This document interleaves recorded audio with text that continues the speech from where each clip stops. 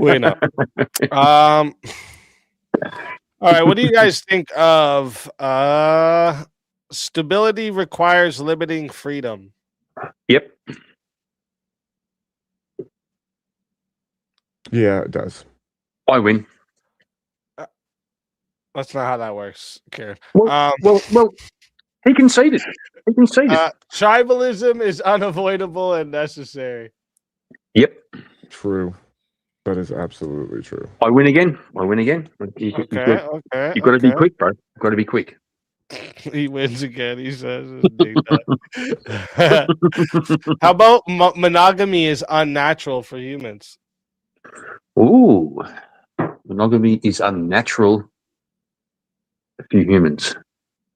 I would say no, it's not unnatural.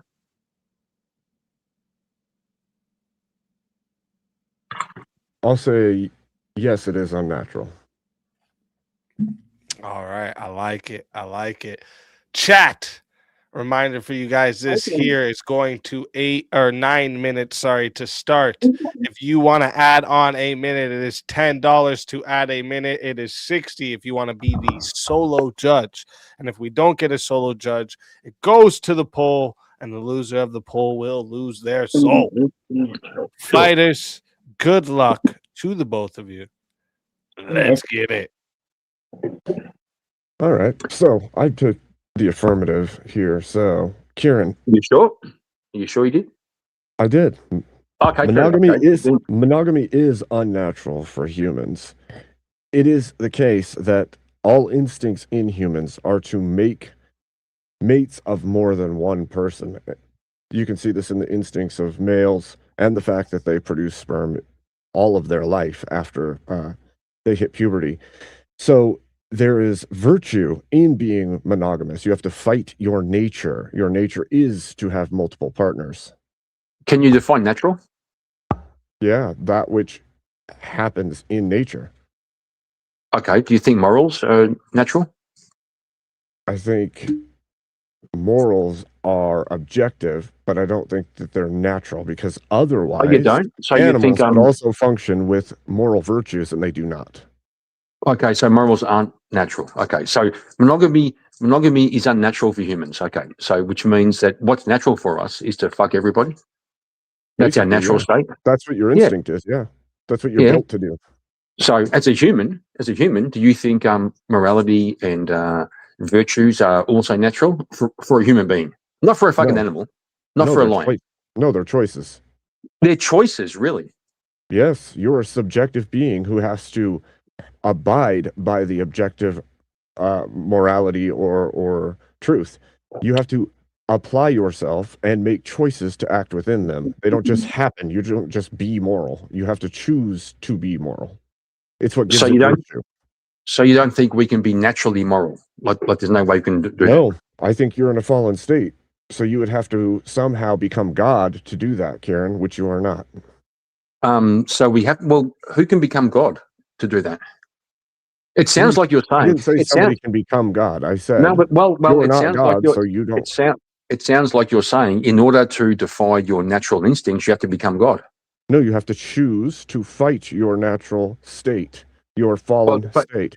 But guess isn't what? that fight? Isn't that fight also natural? Isn't that drive to fight your natural state also natural? No, there's the world shows us that that's the case. How do you make a fucking distinction?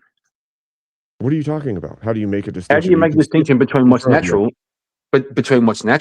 and what's your choice? You seem to be setting up a context where there's something beyond natural. Explain that to me. I don't need to explain to you that there's something beyond natural. I'm saying that monogamy is unnatural. It's not built in automatically for humans to do that which is monogamy. It's not. There's nothing in us that tells us we have to do that thing. Right. So God didn't build in a natural morality into us. I'm not making that claim. But you just have a subjective interpretation. No, you have a subjective interpretation of what? Based off what? You have a subjective interpretation of what morality is, and your instinct dictates your behavior absent choice. So it is natural for humans. Did you say subjective morality? I think you did. I think you said we have a I said built-in you subjective morality. I said you as a human have a Yes, subjective representation of what morality is. correct. Which is what? Natural? That sounds kind of natural to me. What do you? That doesn't even. This is completely incongruent with what the entire topic is. No, Karen. you're incongruent. You're trying to drag it. You're trying to drag it to something that it's not even about. Well, go on then. Explain it. Your natural biological state is to have multiple partners. Your Really? instincts drive you to do so. Prove it. Prove it. Prove my natural biological state is to have multiple partners. It's apparent within nature. Okay, so who made me that way? Absent choice.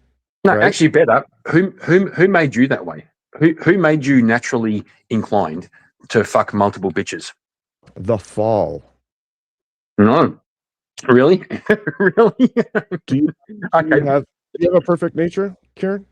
No, Do you have a righteous perfect nature? Yes or no? absolutely not. Okay, so can you function within the realm of pre-fall man?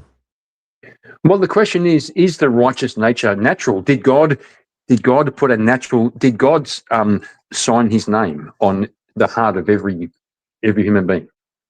He wrote things into your heart. Correct, which would make it natural, which means He put the natural conscience into you. Does that? Okay, again, you're trying to drag. Is it natural, as in physically in our world today, natural? You're trying to drag it to a transcendental argument, which is disconnected from your biology. You have a subjective interpretation of what that is. If the the reality is, if the transcendental can't connect with the physical or the empirical, then it has no value. There has to be a crossover. It couldn't connect, but that's not the question we're even discussing. You were kind of going that way. No, you are trying to drag it that way without a reason. Yes, I am. No, I have a reason. Okay. Because the transcendental embedded in our hearts is natural. That's my claim. Okay, that still doesn't tell you that the natural state of human biology is to be able to have multiple partners. Well, separating. It's not inherently natural. Otherwise, we would see all of humanity functioning that way, and that is not correct. Because you're separating. Because you defined. You said human biology. You left out human spirituality. They walk hand in hand. You're isolating biology. You can't even prove anything beyond the natural, beyond the biological. You can't prove it. Can you? Can I prove what, Karen? Anything beyond the biological part of the argument, and actually the thing you just said. Can you prove the thing? Can you prove the thing you just accused me of not being able to prove? I'm not going to prove what you can't prove for you. Right. So, are you a Christian? Yes. So, can you prove anything beyond the biological? That's your argument, bro. That's your words. That's literally your words. This is called a debate. I am making the affirmative on mine. You have to tell me why it's natural for humans, not the other way around. I'm not going to tell you why tag can help you in an argument about the physical world and the biological processes of creatures on the planet. Okay, try this. Do you think that God made love and altruism natural? What are you doing? Bro, I'm asking you a question. It has nothing to do with whether or not monogamy is natural or unnatural, Karen. It kind of does. To you. If you're going to make the argument that monogamy, is superior morally over our base desires, you've got to make the argument that God embedded that in us. The idea to overcome our base desires. That's natural. Have to do that. No, God put the natural desire to overcome our base desires. I don't have to make any such argument. Well, don't. We see in nature that animals have multiple partners. I don't care about nature. Humans have. I don't care about nature. Kieran, that's nature. Welcome to Earth.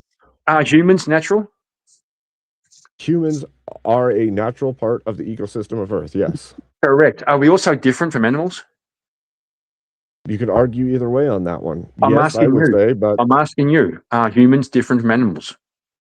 I would say that we are different in ways than animals. We also still have the same genetic structures. We also have Sure. So physical in which bodies. We ways? fit So within the in which? mammalian family. We Yeah, sure, function as sure. We're mammals all fucking function. mammals. Yeah, sure. Okay. But how are we different from the animals? Did God breathe life into humans and not into the fucking animals? Oh, I would say I would say it's the capacity of our minds, the ability to make choices and No. plan into Made the in the image future. of God. And Made those in the image choices of are what make God. us fight against the fallen nature of the world.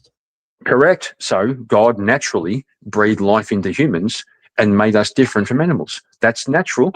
That's natural. You can't fucking lie.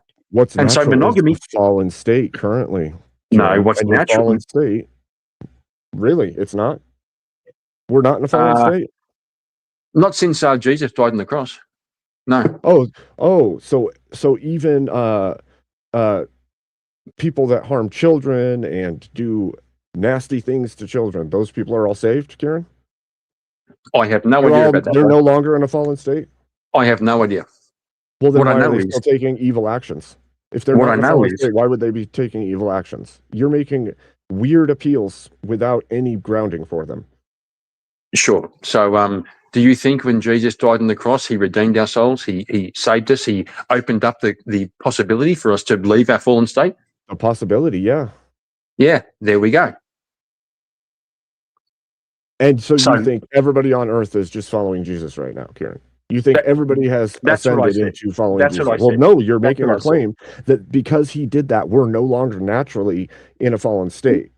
You would have to actually make a choice and move that direction to change anything. So it means that it's natural, and the only way out of your nature as a fallen state would be choices, not nature. Nature is to be non-monogamous because your instinct and everything in you is telling you to just go do that thing, to procreate, to make more of yourself. No, bro, not at all. My nature is to avoid that. My I'm not nature. saying you in general. Well, no, but I'm saying you no, as in bro. humans. Keep up my ass. Get the fuck out of here, bro. Keep up. Get the fuck. Okay. No, I'm saying not. You're using an example of your nature. No, my nature is to follow what I think is going to work out good for me in my life. We're talking about nature in general, not your particular nature because you're Kieran and you think you know what the nature of all things is. I'm talking about the nature of the planet and, the billions of human beings and however many animals. Their nature or their natural state is fallen. And if that is the case, then monogamy isn't within that. That's why there would be a virtue in marriage, in seeking the institution God set forth for us in marriage and staying monogamous. Correct. It's And a my choice, argument is not a nature. my argument is for humans that would be natural. It'd be natural for humans to seek monogamy. I don't see evidence for that. I don't see evidence for your side either. There's not physical. You don't see evidence all over humanity and nature that people sleep around, that animals just because they do have it, multiple partners. just because they do it. They're doing it because the instinct in them, the nature in them, is to do that thing. Sure. And the nature for some people is to not do that thing. You're making the fucking a choice for some people. The choice for some people. No, bro, you keep saying the nature, like there's some magic in some people that makes them better than everyone else. You're saying nature like it's some fucking magic, bro. You're saying all these fucking animals, all these people I'm saying are biology being ruled has a by their function. fucking nature. And then I'm saying choice is also nature. Some people have a nature that says, I'm going to make a choice. I think you don't understand what nature is. Yeah, I think you don't understand what nature is. Well, the way you're claiming things doesn't even make sense within the scope of the word. Well, the way you're claiming things doesn't make sense in the scope of the word. Okay? Make an argument. Why do you just keep saying whatever I'm saying and then acting like you have because your arguments are fucking pointless. No, I've laid it all out. You have biology. You have nature. So have I. And you come back and you come back to drag it somewhere, and then you fail at dragging it to transcendentals. No, you tried to bring it back to. I don't think you understand what I'm saying. I don't think you understand what I'm saying. Okay. I clearly do understand what you're saying, and you're trying to make linkages without having anything to connect them. I love people telling me what I'm trying to do. I'll let it get to 14 minutes. See if we have a solo judge. Abe, thanks, brother. That was fucking awesome. Dude, This fuck is actually pretty YouTube chat fucking good. filters, dude. I literally spent an entire fucking time fucking just trying to come up with wording. I removed words, I added more words, I removed more words. Nothing, no variation. I don't even know. I didn't even have bad words in there. I'm so fucking mad right now. Dude, you know how many times, like, there'll be times I'm sitting up here trying to type something to you guys in the chat, and it just says, YouTube didn't let this, YouTube didn't let this, YouTube didn't, and I'll write it it's so 500 It's so different bad. ways, and it doesn't go through, so I'm just like, fuck it, I don't even want to say it anymore. Pain in the ass. Hey, Kieran, am I redeemed? Hey? What the Am fuck I are you redeemed? asking me for? How would I fucking I don't know. I don't know. I just listened to your debate. That's all. Yeah, bro, asking me about redemption. How the fuck would I know whether you're fucking redeemed or not? Ask God. Didn't you What just the say fuck? that Jesus redeemed us all by his death? Well, that's the idea, isn't it? Okay, so I'm going to heaven, right? That's between you and Jesus. Imagine that. Slippery. What he did was... No, Okay. hey, just so you but know, shut the fuck- examination though. hang Hold on. on, examination. I might not be able to get you to heaven, but all your unborn children, I got a path. The path.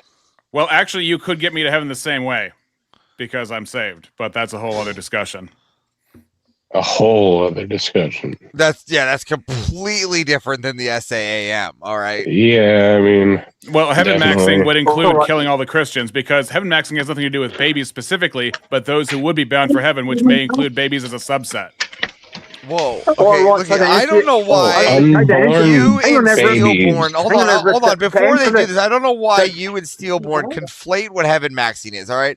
Heaven maxing is wanting just a max amount of souls to heaven. All right. You keep conflating and adding this ad hom and red herring that it's some fucking baby killing. Where's the ad machine. hom? Where's the ad Well, hom? it's not a Sorry, baby red herring. killing That is a thing. baby killing machine. That's just a means to maximize souls. All right, so make sure that you are clear about what heaven maxing is and what a solution for heaven maxing may be. Okay, so I just tell it without juice and top and this that my lifestyle. I just tell it for truth and I don't even know if you go without the beginning.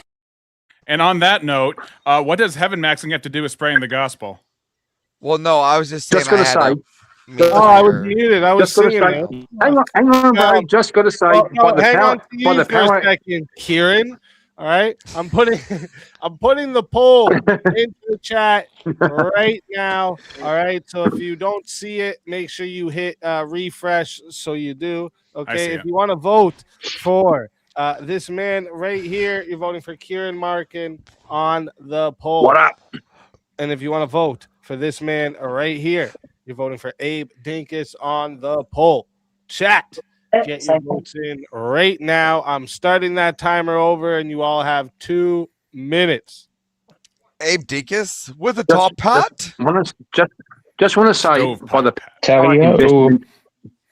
power invested in me, you are redeemed. Yes, to answer your question. There you go. So I'm not redeemed. It's actually the power No, vested in me, not invested. I'm just gonna throw that out there. By the portfolio invested in me, you are going to have it. There's been a correction made.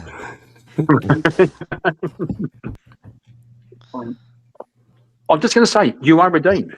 You are redeemed. Prove me wrong. From what? I'm not going to. From the fall. From the fall, All you right, dickhead. I'm going to go get my sawed-off shotgun and go on a rampage now.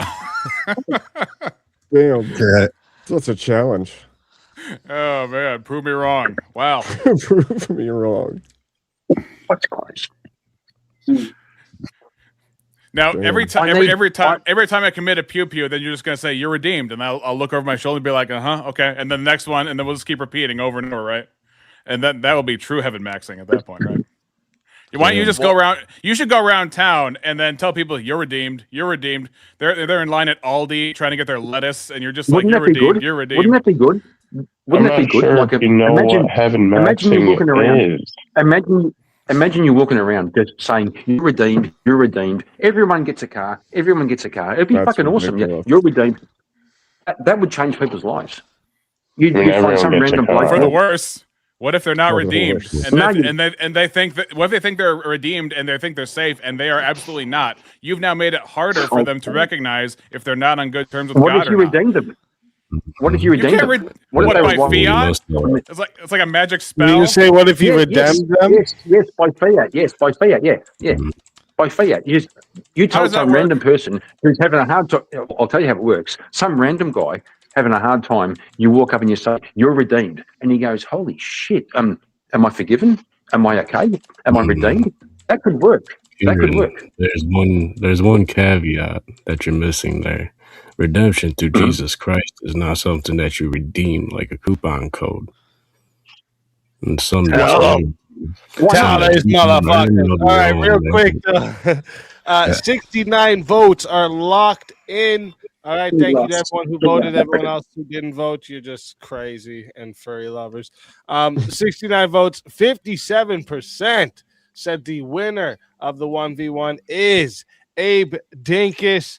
Kieran, tell everybody in the chat where they can find you and why they got to bring you back for another shot at the $750 prize. You can find me at Kieran Markin 3340, where we talk a bunch of shit and watch me fall asleep. A bit of social commentary. Bring me back because these prods like drive me insane. Okay, there we go. Hey, I like it. I like it. Always a pleasure having you, Kieran. If they bring you back, you know Thanks, you're man. more than welcome. And until then, my friend. Your soul is mine.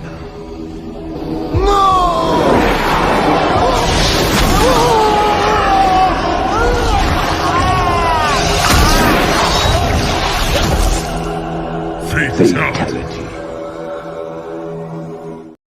Another soul added to the Safe of Souls. And that's how it goes on Verbal Combat Friday, baby. And so now, wait a minute, let me see. It's Terrier versus Steelborn, right? That's right. Now we have Vector. Sorry, I teased you earlier, Vector. I know. Now we got the emo child versus the Down syndrome fucking child's hospital. Oh, damn. Damn, son. Oh, fuck. Not this time, motherfucker. You mother. I learned the first time. Hey, blame the chat, guys. Blame the chat. Don't blame me. All right, they're the ones sending these in. All right? I'm just I'm just giving what they do. All right. Yeah, I'm just, you know, like that's it. All I am is just.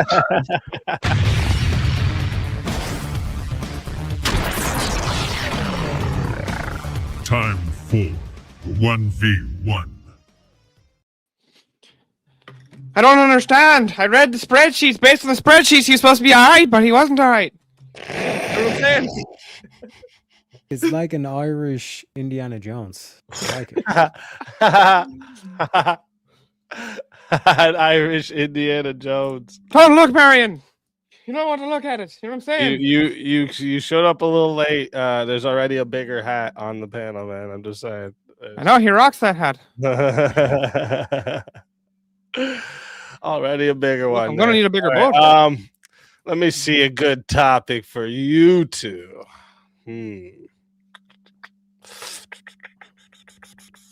Let me look at my list over here. Get something fresh. Something. Or should I just drop the Aussie accent for our Rue that just got kicked? Which one should I go with, chat? Aussie accent. You need to go get one of those cowboy hats he has. Indiana Patrick in the Temple of Guinness? That's fucking hilarious. What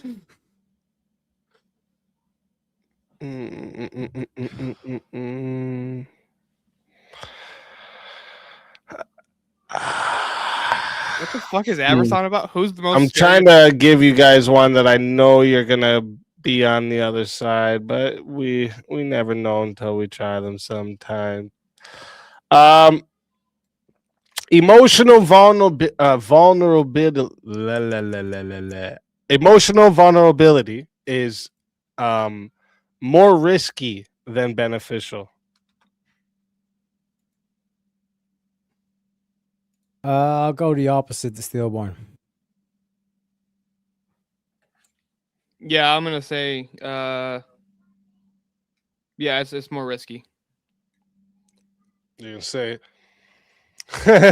So it's a based easy, can't even say that gay shit. Yeah, I know. You see, I ain't never been vulnerable, but I can't even say that shit. No. Chat reminder for you guys. All right, going to 5 minutes to start. All right, if you guys want to add on time, because remember, you guys are the controllers of all of this. All right. Oh, we got to give you a name change. Hold on, real quick. I just want to address that to Pink Nugget of Chaos. This was not to be Rev. This was to mock Kiernan. Entirely to mock Kiernan. I'm not sure. Rev, it's not even the same type of hat as Rev. Rev's is like a more curved. Like I think he's got like an actual cowboy hat on. I don't This know. is just an explorer's hat. I don't know. I hear some culp in there. Just like new VK move, must act out of character. These are the things. Moves like that, Spartacus, we've thought about it, but like, oh, make people do devil's advocate and stuff like that. But you can't. He means like put on an accent. Yeah, I know that, but like I'm saying, even that, like you can't make someone do that. They don't want to do that, and then like it kind of like makes an awkward moment for the show where someone's like, "Oh, I don't want to play devil's advocate." Like me, I'll never do devil's advocate for abortion. I would never do it. Yeah, I was about to say this exact same thing. Yeah, so like I would just take the L, and that would just be a way for people to find out how to make everyone take the L. Is just force them into a topic and then they're gone. We've thought of that, Spartacus. We thought of that. Trust me, I've brainstormed a lot of shit about VK. All right, I'm constantly doing it. But yeah, I get it. It would be fun.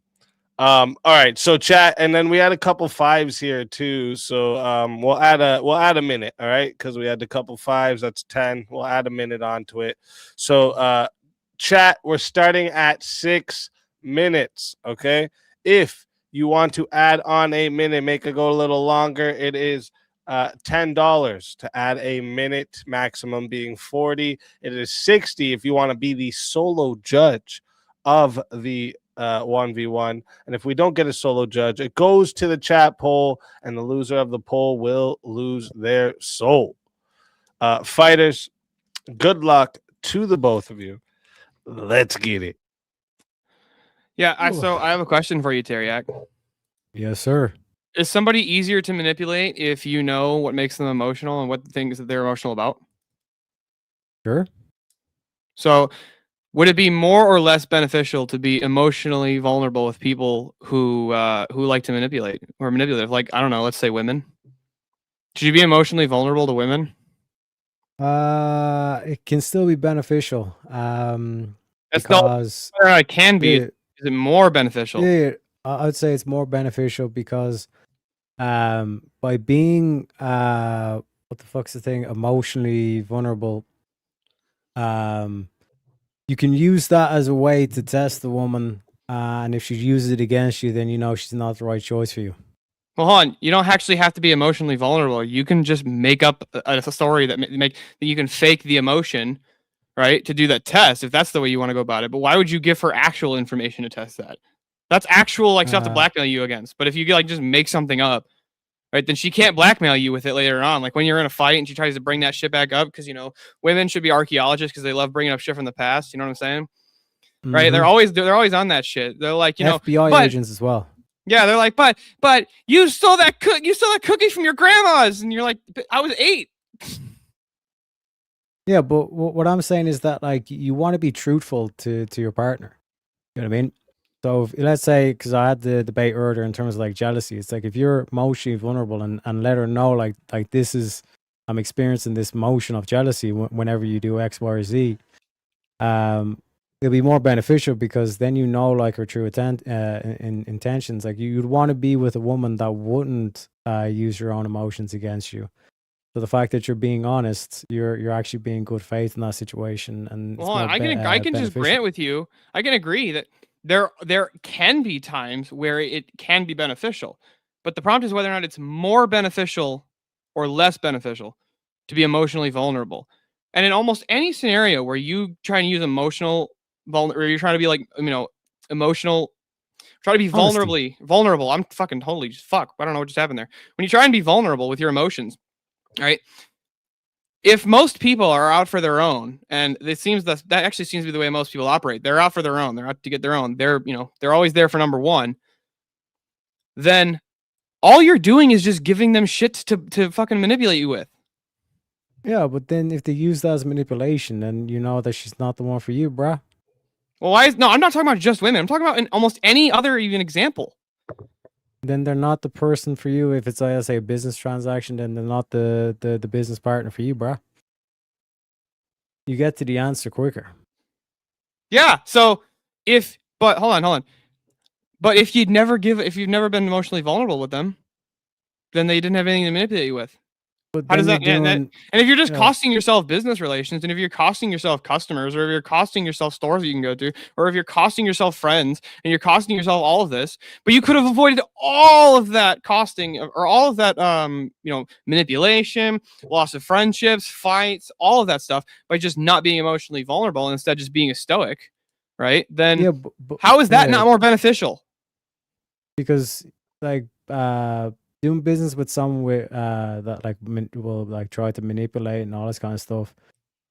Like I said, why would you continue a business relationship? Well, what I mean is that everybody tries to manipulate, right? Like, okay, I'll give you an example. Like, if you're in an argument with somebody and you're mad, right, and you want to win that argument by any means necessary, you'd absolutely bring shit up from the past that they've told you to try and discredit them or whatever, or for example, women. When they get into it, or when they're thinking about a divorce, right? What they do is they go poison the well of everybody, right? They'll go tell this man's friends, her friends, his family, her family, his work that he's abusive or he's been cheating on her, or all that kind of stuff, right?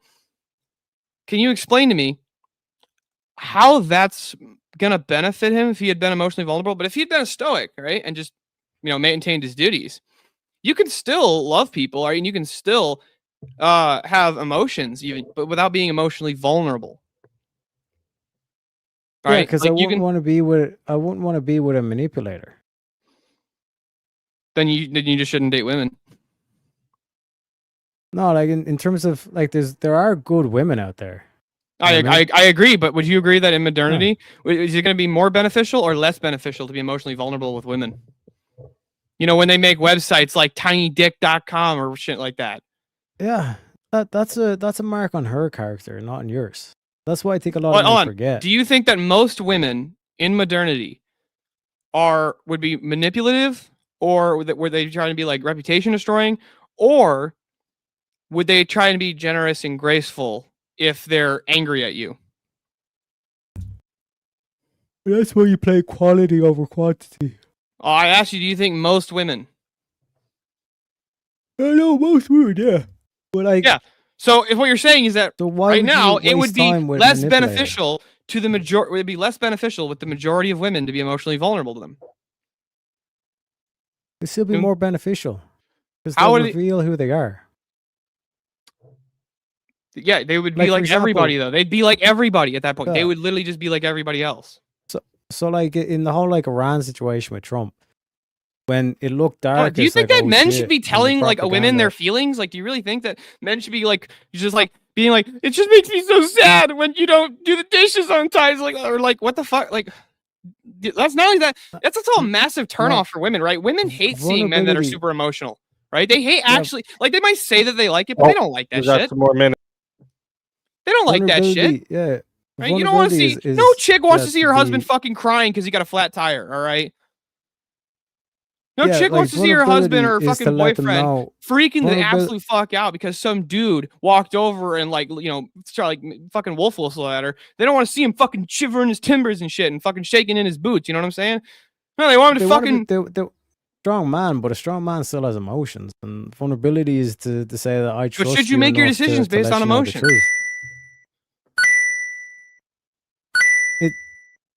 No, like in terms of like vulnerability is to open up the gates and to let them see the real you, and it's like, oh, like, why is like, emotional the real you? Are you your want, like, emotions? stoicism, but and that's like your own kind of like internal battle of like controlling your emotions. You know what Hold I on. mean? But Are in terms you of your emotions? even the stoic would still have like emotions. It's Teriak, not like stoicism. Teriak, You just are you become your emotions or are you your reasoning?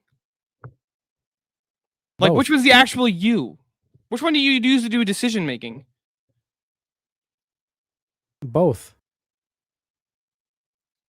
Do you make most of your decisions based on emotion, or do you make most of your decisions based on reason? Yeah, but like Your whole view is that like, morality is from reason. Yeah. When you're looking, because morality is going to affect your emotions. That's why like the immoral people are the ones that are on psych medications. They can't even get through the day and all this kind of shit. But I mean, your emotions are there to like tell you it's like this is something that's good or this is something that's bad. Hold on. I mean, and to be can your emotionally can your emotions deceive you? Especially to a partner, like that's a key thing, because if you're like, it's, again, in your debate, if you're just to act like, oh, nothing gets me, it's like, even if she's like flirting with guys or she's getting too friendly with other guys, to sit there and like not to be vulnerable and like let them know, it's like, listen, I don't like this shit. Do you know what I mean? It makes you feel jealous. Why is it being? It's not being vulnerable to put up boundaries and say you're not allowed to flirt with other men. That's not being vulnerable to establish boundaries. You need to reveal that, like, your emotion of like, I feel jealous when you do X. On. No, it doesn't have to be a matter of I feel jealous. It's you're not allowed to flirt with other men if you want to date me. Sorry, that's a standard that I hold. And that could be a reasoned position. Like, it doesn't even have to be based on emotion. It could be a reasoned position. But then she was like, why? And it's because it fucks my emotions. It makes me feel jealous. Being emotionally vulnerable. Or she says why is because you could just be like, it's the you could fuck yeah. If it doesn't have to be based on emotions, right? It doesn't have to be. You could literally just say that it's based on the basic fact that if I see you flirting with other men, it shows a lack of loyalty on your part. So that's a reasoned position for why I don't want you flirting with other men. I'll let it get to 10 minutes. See if we have a solo judge. Well, that's what I'm saying. That was fun, Teriak. By the way, that was fun. Yeah, 100%. Teriak, are you a little? Have you had a couple? Have you had a couple of ales? You know what I'm saying? No, I'm bollocks tired. I'm not gonna lie. Like, I don't even think I'll be able to stream after this. To be honest, because I think I've like averaged 5 hours sleep this week. So, you were debating all day. You were on this huge like panel earlier. I saw you. Was that today? It was today to me. To us. Yeah, that's what I'm saying. With the time zones, all that kind of shit, I lose track of all that. But yeah, like the thing, like, just to leave us off with this, like, in terms of like with modern day men, like, I think we kind of focus too much in the short term, and it's like this whole thing of like, oh, like a woman will use that against you, all this kind of shit. It's like, let them use it against you, because then you'll know for certain who they are. Real quick, Terry, can I ask you a quick question? Do you think society would be better if more men followed and made their decisions based on emotions, or if they became like more stoic? I think society would be better if men were more honest with their emotions. You think so? I don't think that's what he asked. Real quick, chat. I'm putting the poll into the chat right now. Okay, it's already in there. So if you don't see it, go ahead and hit that refresh so you do. If you want to vote for this man right here, you're voting for Teriak on the poll. And if you want to vote for this man right here, you're voting for Steelborn on the poll. Chat, go get your votes in right now. I'm going to start that timer over. You got 2 minutes. So yeah, like in terms of, do we want more emotional men? No, we want more men that are like making decisions in terms of like reason and observation. But a pitfall that a lot of men can go down is that it's like they hold on and they don't let any emotion show at any stage for any reason. Well, that's because that's not true that most men don't show. No, here's the thing. You got to remember something. Temperance is a virtue that you need to practice, because when men make their decisions based on emotions, they'll fucking destroy society because they're way fucking stronger. My bad. I don't know if I Get a double break. clicked you or what. I don't know how that even happened. Sorry. Yeah, no, I get that. Like in terms of being like vulnerable with there it someone is. is to be 100% honest, like to show or to reveal your hand. Emotional vulnerability is not being emotional. It's just revealing your emotions. Yeah, but why would you want to put your emotions on display for other people? Like that doesn't even seem like a great idea for the most part. In most scenarios, you don't want to put your like you don't want to do that at your job, right? You don't want to be like, you don't want to be the guy crying at work. Nobody wants to be the guy crying at work because, his day's not going that well. If it's like, you just got a phone call like, your parents died, like, yeah, that's different, and nobody would ever judge a man for fucking, crying at that. But it's like, if you're crying because, like, okay, you would agree with me, it's totally normal for a woman to cry because she had a bad day. Well, it depends. Like if she's crying every day, then it's like, bro. I'm not even saying every day, but like if a chick just cried because she had a bad day, like that wouldn't be that, like nobody would really bat an eye at that, right? Like they're like, it wouldn't be shocking to see. If you went over to your boy's house, right, and he's just sitting there fucking like, just sobbing, and you're like, what's wrong? And he's like, my boss yelled at me today. You'd be like, what the fuck's wrong? Why did you tell me that? Yeah, no, but that would be an emotional guy. Like he'd be like too caught up in emotions. I think I and would not say using the same reason. thing about a female though too. Like she's crying and like that's literally her only reason. It's because her boss yelled at her. But what the fuck? But hold on, would you really be? No, what I'm asking is, would you really be surprised if you saw a woman doing that? Easy. Surprise? Like, would it surprise you to see if that? that was Like, literally the only reason, probably. I'd be like, what the fuck is wrong with this bitch? She's obviously not a strong woman. Yeah, she's not being a very strong, independent woman, then I guess. No, I don't need her to be a strong, independent woman, but crying over. But she wants to be one. We're talking about adult women here, you know what I'm trying to say? Maybe like, I don't know.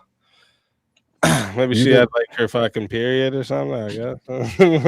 I mean, see, that's what I'm saying, like, right? Like it just it wouldn't shock you as much to see a chick crying because she had a bad day than if you came home and you came over to your buddy's house and your boy's just sitting there. A better example would have been to use would have been like it's not like you don't bat an eye seeing a woman cry at a movie or something like that. But yeah, like, if you're watching some movie with your buddy. Has your boy ever cried watching the Titanic? Has your boy ever cried? Disappears. No, but have you seen the Sixth Man? You fucking cry. I've never seen a man make it through the end. Yeah, it's a little bit weird. Yeah, but we got the poll locked in here. 54 votes and 63% said the winner of the 1v1 is Steelborn. So Teriak, tell everybody in the chat where they can find you and why they got to bring you back for another shot at the $750 prize. You can find me in bed next to me pot of gold. I do not anymore. I stole your gold. I'll try stream later on just to make it up to you and all that. But yeah, like I said, easy. I probably won't be streaming after this. But like I said, you find me in bed. Appreciate you having me as always, and shout out to Steelborn. I always love our debates, bro. Yes, sir. Always a pleasure having you. Hope you enjoy the sleep you're gonna go get. Later. And until next time, my friend. See you.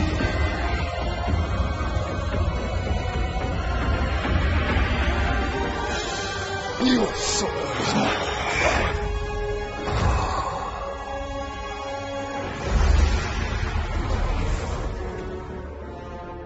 Fatality. Another soul added to the Safe of Souls. And that's how it goes on Verbal Combat Friday, baby. Yeah. You asked about your boy watching a movie and crying. Who's a father here, first of all? Okay. Did you guys ever watch the Denzel Washington movie John Q? No, but I have long cried. ago. Long ago. I have cried at pulled on my heartstrings because that's a movie about a father whose son's heart is failing, and he goes to the hospital. His son's next on the freaking donor list. He can't get it, so he ends up taking the whole hospital hostage because his son's going to die if he doesn't get a heart. And by the end of the movie, it gets really, really, really wild. And it's like, dude, that's a father's love for his son, and it's it will tear at your heart. Dude, there's one I that's get even what worse. you're I think. saying. though. There's things that like pull on my heartstrings, but like, Mhm. see, if you were seeing a dude sitting there wiping his tears Well, away, no, with not his like that. fucking But Kleenex and shit, you'd be like, okay, bro. relax." But real quick, hold on. I think that the Denzel Washington movie, Man on Fire, is like way fucking sadder. maybe. Have you seen it? I think if I Man have on it's been a long Fire time. is a way sadder movie. Is that what you just said? Yeah. Okay. I would have to argue the ending of the movie Armageddon. You You guys see that movie Armageddon? Listen, I'm telling you, the Yeah, where sixth man. Bruce Willis. I'm giving an underdog. All right, Self-sacrifice, man. the sixth man. All right, Mhm. basketball But- movie. What he says. I have to ask, always American, real quick. Who do you want? Because both Abe and Steelborn won their debate. So, Gotta pick. Gotta pick. who would Two you versus like? one handicap. Yeah, hold on a sec. Real quick, Craig Mod just made a really good point. To those of you who've watched Futurama, Nah, bro, don't do it. Jurassic Bark, dude. Whoever That was with a whoever dog. made the episode about the dog should be in prison. All right, that's all I know. You know what's better to me than the dog one? The one where he goes back and it's like getting to talk to his mom. He's like, wait a minute, I wasn't here for that. And the fucking dude's like, it's your mom's dream. Like that shit was fucking sadder to me than the dog episode. I don't think so. Not for me. The dog For me- episode.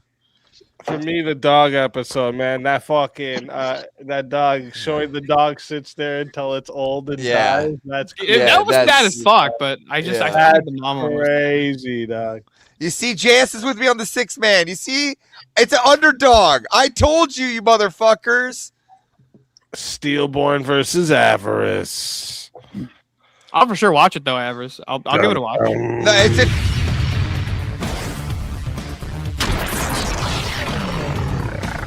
Time for 1v1. dude, yeah, it's the only movie I ever cried to when I was a kid. I remember What? it. The Sixth Man. You didn't cry when Mufasa dies? You weren't a real kid. No, I'm just kidding. No, not at all. No. No, I'm telling you, the only emotional movie I've gotten like really when I was emotional a about. kid, there was things. Yeah, when I was a Yeah. kid, of course. Well, I'm not gonna lie, I was I a think- teenager, but yeah. I think I was 15 at the time. I'm pretty sure I also cried watching The Green Mile. The Green Mile. Yeah, that's another one that'll touch you. Listen. I get the pulling on your heartstrings. I was talking like you guys get what I'm saying. If you were Yeah, fucking it's like watching a movie get- with your boy, like look that over knot and in you the got a fucking Kleenex. Oh Yeah, my that's God, that's so beautiful. You'd be like, shut the fuck up, bro. Yeah, like instantly, any emotion What you is were it? feeling is now gone. Sit on the other couch, man. Sit on the other couch. Fucking do it. Hey, I like some of the prompts that you had started with premonition. Do we got any of those ones that you went all the way back to prem? Okay, get Prem? yeah, we have them all. Just let me Yeah, get. let's go to the top. So we did. There was the tribalism, then we went down to revenge, and we went to the humanity would be better off with fewer people. That's the one she actually debated. There, I can tell you before that there was a few others before that, not the revenge one, but there was like one that was just really just speaking to me. But All right, let's just go from the top. Empathy is weakness, not a strength. no, that wasn't it. Guilt is a learned behavior, not innate. No, that's not it. It's about People are more motivated by hate than by hope. No, it was about like sin outside or something. Like they're Evil acts can be morally justified depending on outcome. no parents learned. It's about their parents and Like, is it was Parenting has less impact than genetics. that one. I want that one. Genetics has more impact than parenting. There's one. I'll take that. Steelborn. That's opposite side. Just remember you're on YouTube. I'm just Yeah, I was about to say. give you a reminder. Average. We knew where that was going. I'm just saying. You guys know what I'm saying? We knew where that one was. No, actually, you guys took it there. That's not even where I was going. All right. Yeah, I'll go with parenting. I'll say that parenting has more of an impact than genetics. All right, let's fucking do it, chat. We are going to 5 minutes to start. Remember, you Battle of the new fathers.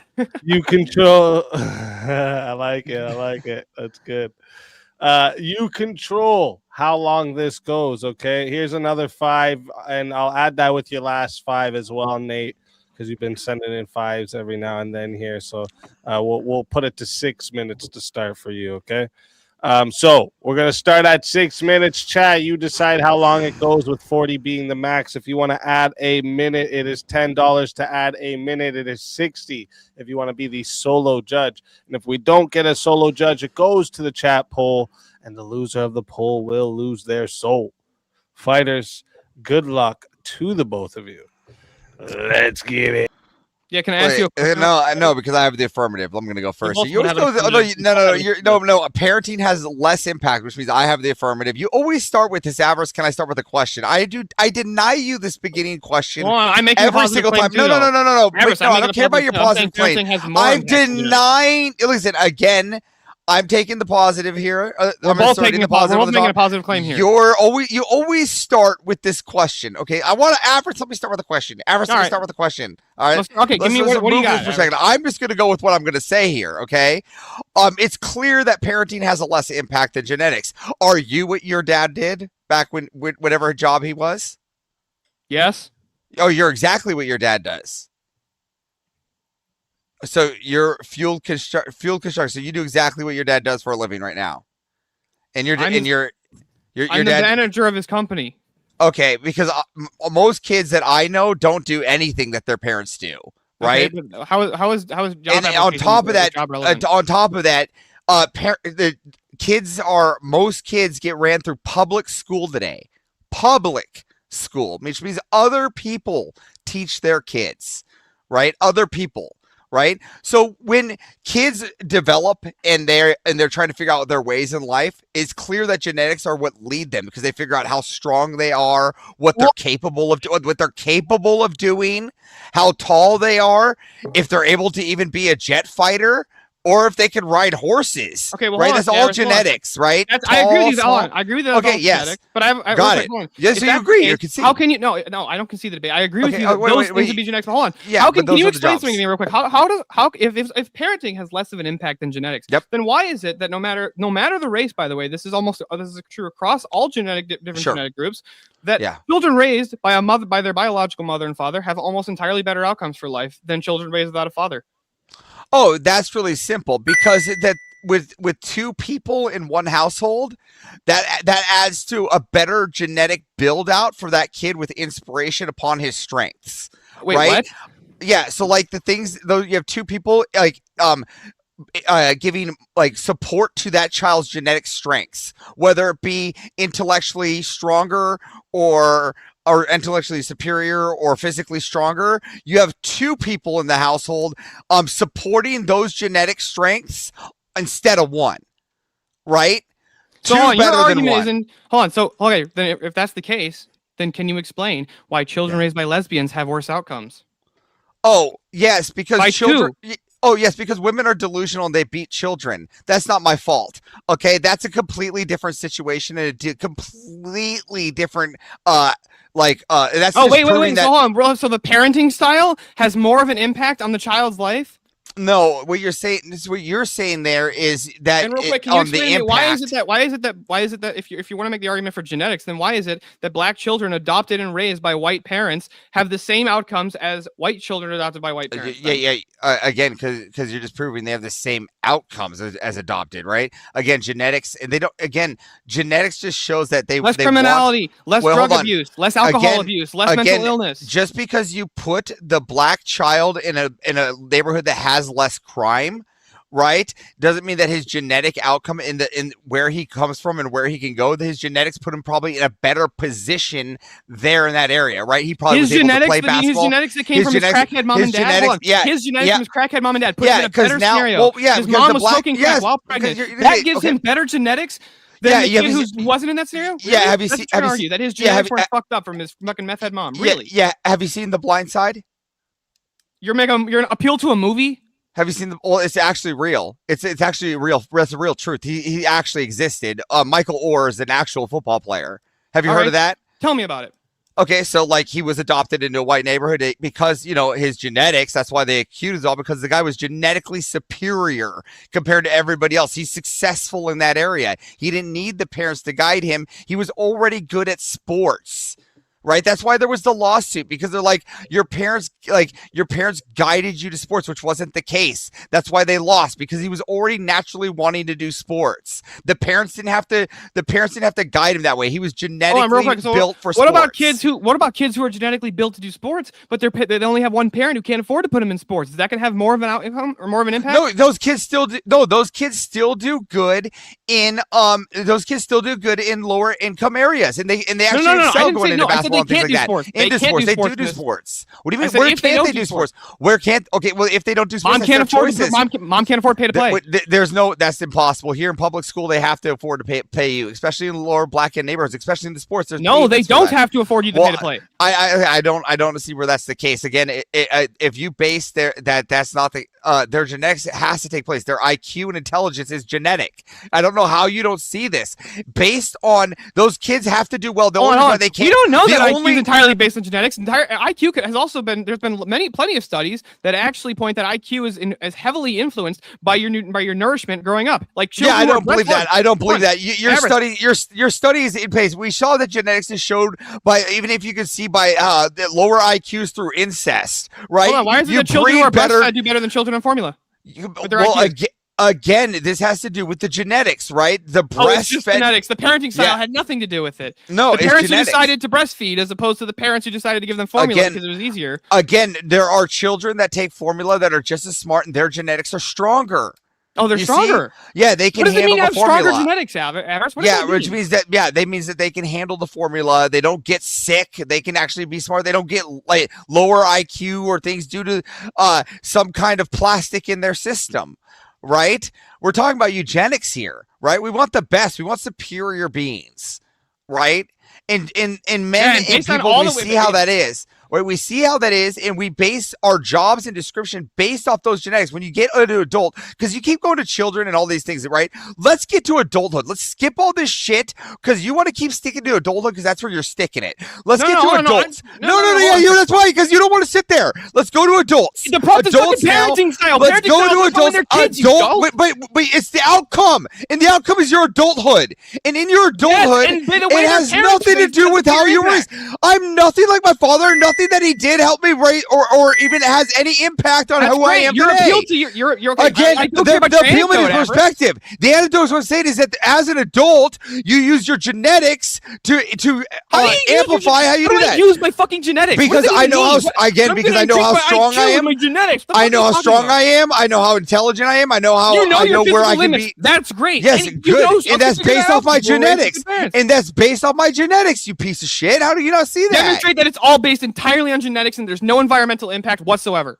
Again, there could be little environmental action, but we're talking about in a whole here. Well, why is it that children? Oh, why is it that children that you keep going back to children? You keep going back to children. I don't care about children. I want to talk about the adults. I want to talk about the outcomes. Because they start as fucking children, dude. And what happens in their childhood is relevant to how they're adults. I want to talk about the outcomes. Let's talk about the outcomes. Outcomes are based off your childhood. Okay, and what I'm telling you is the outcomes is when there are people that are genetically superior, the outcome of them do better, no matter where they come from. No, that's not true. What do you mean? Most Olympic athletes come from poor neighborhoods. How can they not do better? Hold on, so they have superior genetics. Their entire group has superior genetics, and that's why they're in the fucking swallers. I'm saying that didn't get them out of the fucking ghettos. That family had superior genetics. That's what raised a superior child, right? They're just starting to breed, and what you want to do is that you want to take that Olympian and breed with another Olympian, right? And now we can have a better genetics. Oh, wait, so we have people that are faster. That's great. I would rather have people who are smarter that were raised by parents that cared about them, that cared about their education, that cared about their spiritual growth. And that's why you take two smart people and you put them together. Okay, let's see. How does genetics actually impact your spiritual life? Do you know that it's the case that I don't care about my spiritual life. You don't care about your spiritual life? No. What's that have to do? What's that have to do with making money, going to work, and providing for the? What spiritual life have to do with providing for this? Well, who gives the most to the community? Who gives the most back to the community? Is that a spiritual the group worker, the worker, the worker? Yeah, they pay taxes. Christians giving charity. They pay taxes. The worker pay taxes. That's involuntary. Workers pay taxes. That's forced. That's the most giving back to the community. That's forced. How is it giving back if you're being taken from you by force? And you don't they take a gun. That's giving back to the community. You don't understand. Giving. I'll let it get to 10 minutes. See if you ever You can look at it how you want to, but it's genetically superior. People that have better genetics, they're taller, superior, stronger, end up having better outcomes in their life, especially when it comes to strength. Because you can go work construction and break your back and make a better job. You would agree with me that black people are much taller than most other races on average. They're fucking like 6'5". Look at the fucking NBA for a sec. How is it that more of or a large percentage of them are engaged in criminality? How is that better for their fucking life? Because there's more of them. More criminals. More black people? What are you in America? What are you talking about? No, you said in America there's just more black people. Yeah, in that's total. a global phenomenon. Okay, but you're talking about the same how come their superior genetics didn't allow them to invent the fucking wheel or fire in Africa? They still don't have that. Again, now they said let it they get did. to 11 You minutes. don't know that. You can't prove that. Again, they was genetics. gangs and shit. You don't know this shit. Who has the superior genetics, Avarice? Is it the white people who invented fire and the wheel and the cell phone and the fucking telephone and all modern philosophy? You're talking about taller men. Again, there's superior Alaskans that can go and last the cold, and I'd rather have those genetics mixed in with the high altitude, mixed in with the tall people, and now we have superior humans. Now you have a bunch of giant idiots. Since we're on the discussion of eugenics, what do we do with defects, Avarice? Oh, just the SAM, the SAAM 3000, of course. I mean, that's where all defects can go. Do you put them in feet first? Again, even if this one came out, this isn't even to go to heaven here. This is just because we're doing Sparta, right? We just want the best. We just want the best, Abe. What happened to Sparta, Avarice? What happened to Sparta? Was it taken out by a smarter society? Again, they got taken out by a dumber society with a lot of them. All right, real quick. We got 11 minutes on the clock there. So did they not? Real quick, Avarice, let me put the poll into the chat. If you don't see the poll, make sure you go ahead and hit the refresh, all right? And then you'll see it. So if you want to vote for this man right here, you're voting for Steel Board on the poll. And if you want to vote for this man right here, you're voting for Avarice on the poll. Chat, get your votes in right now. All right. Now or never. Over. You got 2 minutes. Again, would you not? Again, you said 300. Let's get to that. Who won, the Persians or the Spartans at the end? In the end, I think the Persians. The Persians. So the dumber people won. The more superior, the taller and gruntier men won over your intellectual Christian men that you're calling about or whatever. So, Avarice, no, none of them were Christian. At the end of the day, none of them were Christian. Spartans, the Grecians, the Romans, the Persians, they all fell to the cross of Christ. Again, the Persians won. What Steelborn was saying about the Spartans throwing away babies. Rome did the exact same thing during antiquity. Yeah, what about also China with the one-child policy? Was that real smart? Children and raise those children as their own. Again, this seems to be working out well for them right now, doesn't it, Steelborn? No, they're fucking lying about the population. Is China a superpower right now?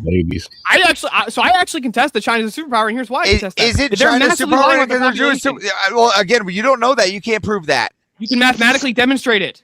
Okay, real quick, you still can't prove that. Their population tripled in capacity with a one-child policy for 50 years. You want to explain the math to me on that? Again, I don't know how they are showing their numbers, so I can't. I'm not sitting here staring at a chart to see what's going on over there. How do you triple a population if you fucking kill every baby? I can tell you that China's economically stable right now. So, Avarice, it kind of sounds like you're an advocate for Idiocracy 2.0. No, I'm an advocate for. I'd be genetically like going for the best IQ'd people too, right? Well, it's not like who won the Peloponnesian War among the Greeks? Who won the Peloponnesian War? The best IQ'd? That would be Athens, right? Are you asking me? Yeah, that's internal to Greece. Athens was known for its wisdom. Sparta was known for its brute strength. Athens lost. Okay. Proving my point. Brute strength. That is 2 minutes on the poll locked in. Wait, what happened? So brute strength is the genetics, but not intellectual.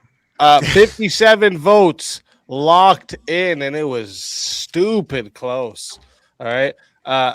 With 57 votes, 51%. Knife edge. Said that the winner of the 1v1 was Steel Board. Let's fucking go. I can be way more racist than you. So, Average, that was so much fun, though, Average. Tell everybody in the chat where we can find you and why they got to bring you back for another shot at the $750 prize.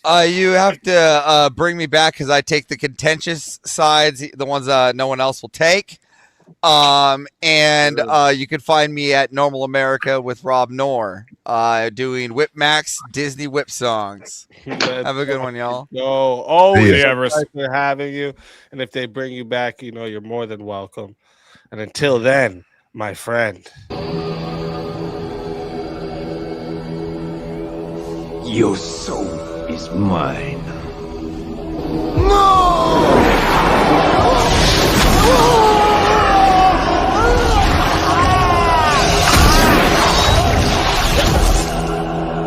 Fatality. I don't think so.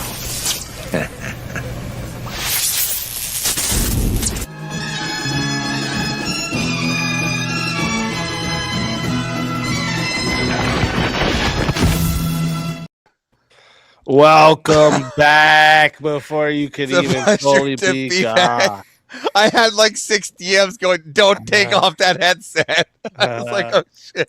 See that was because she's benevolent and she had good parenting when she was growing up. That's why she did that. Is that what it was, Steelborn? Because it's called charity. Here, that is charity. You're going to DebateCon, right? There's Daniel. I was wondering. So JS is going to wrestle. You want to take a 1v1 wrestle match when we're down there, and we'll see if whose parents were superior. What's the surface? You want to wrestle? Superior. What? Yeah, First, me and you. Parking lot. Everest, how much do you weigh? Everest, 185, and I was a collegiate wrestler. Your metric is devoid of choice, though. I wrestled 56 kilogram. Morality in any case. So all right, what do you think, Steelborn? Let's bring up the next fighter before a 1v1 happens.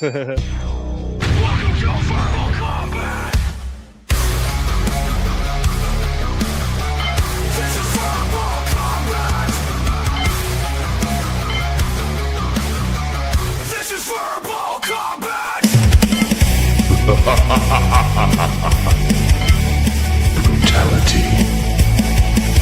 Get over here! You will never win. This is verbal combat! Chris Lestrange, welcome. Christopher. Whiskers! Let's Good fucking evening, go. everybody. Welcome. Let's talk again. Yo, what's up? Okay. I thought I couldn't hear you. 1 1 1 2. I've been. I couldn't hear you, but it's just everybody else being loud as fuck. All right. I like that toque that he's wearing. It's a good toque. It's a nice toque. Nice toque. Very nice. That shit. Very high good. quality. Welcome in, Chris. I just thought it was awesome that Hello. any American knew that, so that was just good. Avarice versus Abe. A and A. Rear, thank you for rear. Let's get this rocking.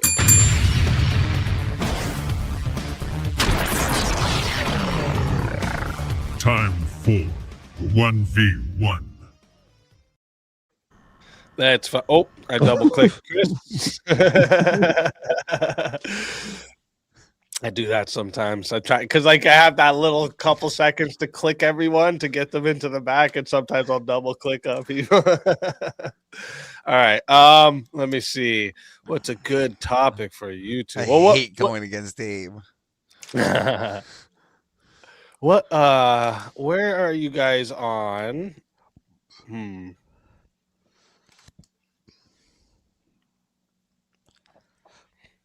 AOBB. I wanna. Let me see. Let me look over here. Get you guys a fresh one. Ooh, this is oh yeah, I forgot I had this in the list. I forgot. Now we're getting to the spicy ones too. It's based off a common, red pill talking point. People are only as loyal as their options.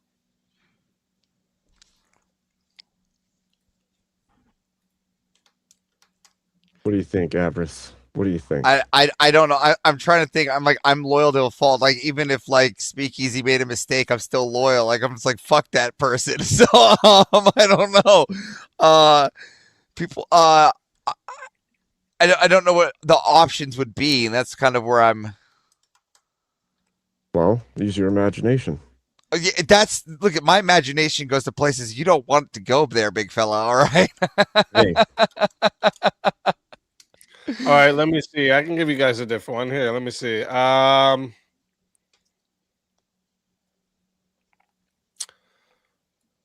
Oh, this is always a fun one. Progress destroys more than it more meaning than it creates. I could take either side on this, Abe.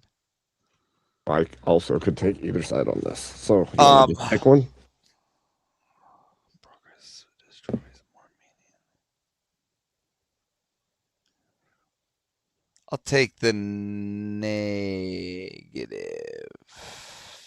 negative. Progress does not destroy more meaning than it creates. Okay. All right. I like it. Let me reset that timer. Chat. Reminder for you all. Oh, here, let me do this now so we don't forget. McPuffy, King of the Clouds. Hold up. Oh. King of. You know what's funny? That character for the McPuffy, the VK character, you see him in the little intro there. It actually turned out fucking great. It's fucking awesome. King of the Clouds. Yeah. Whoops. Okay, so chat. One more reminder. Going to 5 minutes to start. If you guys want to make it go longer, it is $10 to add a minute. It is $60 if you want to be the solo judge. All right, and decide the winner. If we don't get a solo judge, it goes to the chat poll, and the loser of the poll will lose their soul. Fighters, good luck to the both of you. Let's get it. All right, Avarice, can I ask you a question just before I do a little open on the start? Everybody always wants to ask a question. Well, it's like what we start with. Why don't you just start with an opening? Everyone wants to ask Avarice the question. Fine. I would say that progress means to move things forward. And in that fashion, when we see things moving forward, what we see is tradition falling away because of the increase of distractions and the loss of meaning of the past, because people want to recreate meaning as progress is pushed into the future. So instead of relying on our traditional foundations, we lose them as we move forward. And I think you couldn't argue that progress isn't to move things forward. This is perfect.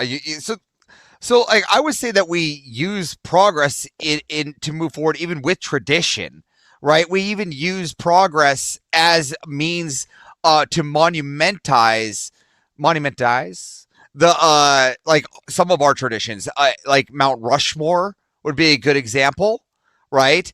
The temple, the Egyptian temples. These are all things that we use for traditions of those times, and they get memorialized through time, right? Okay. And so that and those are created with progress, right? And those are the milestones, and they don't get forgotten. With progress, we actually then reinvent those or recreate those with the traditions in mind.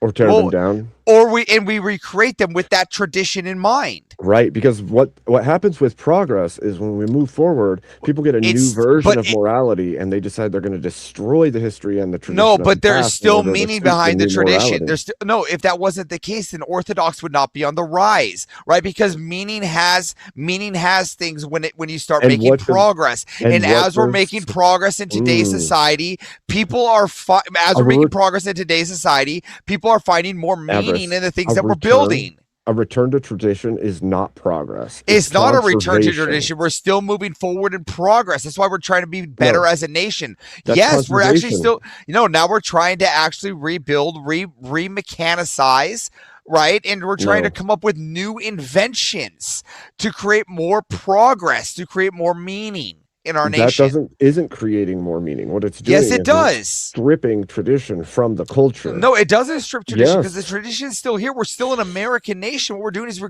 adding more meaning to the nation. We're adding more.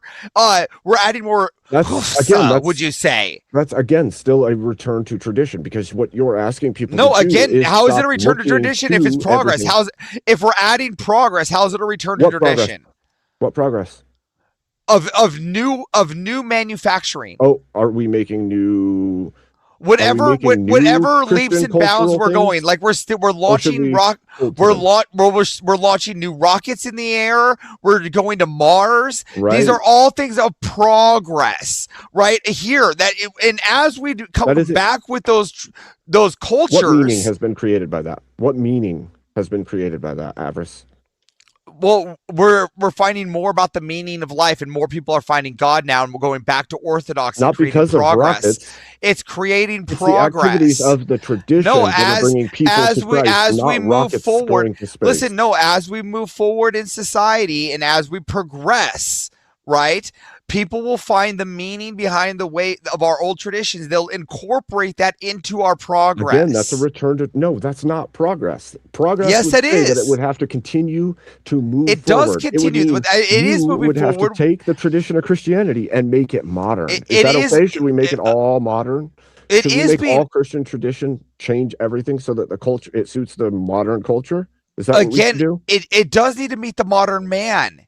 Right? Not the modern culture, but it needs to meet the modern man. Like, we need to understand it in English. Like, we're no longer reading it in Greek.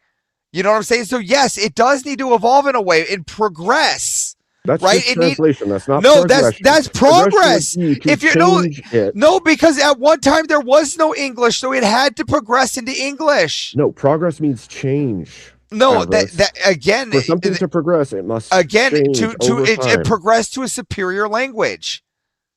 That's not progress. That's translation. How is it again? Here, which is again that and that again. So it translated into a superior language, into progress. We should also progress again what it means. So we take the things that what it means. Or again, hold to what it means. Again, so when we take those things and we hold the meaning behind them in our progress. You can't hold to the meaning and progress the meaning. Either it means what it means, or we're progressing. No, again, you keep talking about the meaning. Again, our culture progresses while we hold. Our society progresses while our culture holds. That's the meaning of it. Cultural progression would say our society. No, our society can still progress. That's why. Look at even if when you say we're falling back into tradition, our culture and our society and our nation is still progressing and being better than.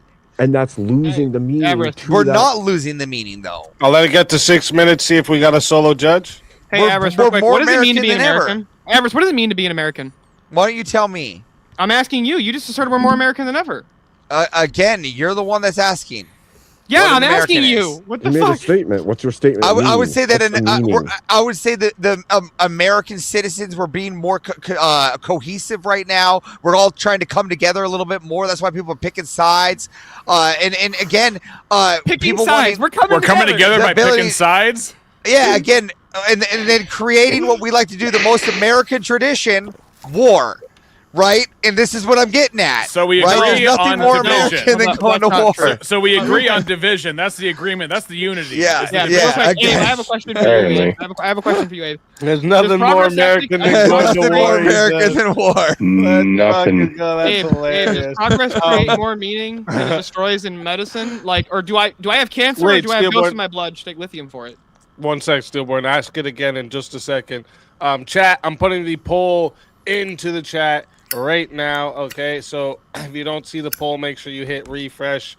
I am trying to work on a way to get a poll in the Rumble side too, guys. We'll figure something out. Excuse me, but if you would like to vote for this man right here, you're voting for Abe Dinkus on the poll. And if you would like to vote for this man right here, you're voting for Avarice on the poll. Chat, get your votes in right now. I'm starting that timer up, and you got 2 minutes. Look, if you guys want to be realistic here, everybody who thinks Avarice won should actually vote for Abe because, as we know, Abe Lincoln was a very progressive president. He freed the slaves. That was very progressive of him. That's progressive. That doesn't mean that it's like again having the progress of today in modernity here, right? We're looking at we are always going to progress as a nation, and you can't say because Avarice, we is somebody- reverted hold on, real back quick. to culture No, or we we're added culture doesn't mean that we're not progressing still, though. Avarice, if We're two always Japanese progressing people won, without Avarice, progress. if a Japanese woman and a German man conceive a child, and then on the due date they fly to America, and then they have a Again- baby. Is that baby just as American as you are? but Christianity can progress through population and make more, and that's the progress. Christianity What does that doesn't mean? it doesn't progress. Christianity doesn't Dude, progress. It doesn't literally How does that not everybody on progress this through panel metric? probably How does that found out not progress about for ortho- more people? Wait. Didn't everybody on this panel find out about orthodoxy via the fucking internet? How would the tradition is preserved by progress? If it doesn't progress, it stagnates and dies. There's Look at tribes in equivocation the here forest. because the progress of attaining a goal is different than the progress of change. Meaning. Those are two Again, different meanings. Yes. Again, it's the that progress terms in was which able we to spread the describe word progress. more. Which And you guys, Progress definition doesn't are you mean using? you guys are Scientific subverting. progress. Adapt. You guys are subverting what progress is. Yes, No. adaptation can be progress. It doesn't need to change. But does it add meaning? Is it new meaning? You Is don't it need more to add meaning to the progress. That was the prompt. I get what we're saying is what you're doing is we're preserving that meaning, and then the progress, right, can spread it out, and then when we have like the word and it's going out, right, so the Christian word spreads out through technology, which is a better Yeah. meaning of it. You write a letter and now you do a podcast. It's it didn't change, it equivocation. progressed. What's equivocation? So we're talking about progress of something meeting a goal, but the goal stays the same through the entirety It of doesn't that stay thing. the same. Now But- we have more people doing orthodoxy. That Hold on, doesn't if the goal It's the mean same goal. orthodoxy. That's the same goal. shit. Real Oh, quick, shit. You did it real by quick, ship? boys. Don't worry, you're gonna have another 6 minutes because 58 votes came in, and it's a 50-50 vote. All right, so we gotta throw Okay. everyone else back into the back. Damn. I mean, We gotta throw everyone else into the back and give you guys another 6 minutes. No added time for this Good one, stuff. guys, because it's a Is it the same tiebreaker. prompt or is it a new prompt? Usually we go with the same prompt unless you guys Okay. like really want another one. We can keep going. If you really want another one, we can. No, it's fine. Okay. Okay, so this one's going to 6 minutes. I don't have my tiebreaker ticker. All right, no ticker for now. We're gonna do this one. This one's going to 6 minutes as a tiebreaker, so no added time, but you can still solo judge. So if you want a solo judge, it's 60 to solo judge. If we don't get a solo judge, it's going back to the chat poll, and the loser of the poll will lose their soul. But if it goes 50-50 again, that means you decided that they both stay. Just so everyone knows in the chat. All right? So everyone knows. Fighters, good luck to the both of you. Let's get it. Listen, you're literally misinterpreting progress because what you're doing here is we're progressing the culture through people, right? The progress, it's like saying that a company selling more cookies isn't making progress. Cool, but that's not giving things more meaning, Avarice. Yeah, but that It's not does giving give it more meaning. doesn't. Again, it's more meaningful to the culture to spread the word. It doesn't change the meaning of the word or the culture of the church. Again, but it becomes more meaningful. No, it does. Yes, it does. You're gonna make what is written and what is known more meaningful. Now it becomes more known. Progressing it. Because it becomes more known. That would be mean. No, what? And now it's more meaningful. Doesn't actually make sense. Again, now it's more meaningful. If it is the case that you are using the Orthodox Church, for instance, as the thing that needs to progress in order to gain more meaning, it means something has to change within that system to give it more meaning. That is a false statement. Again, no, the people are getting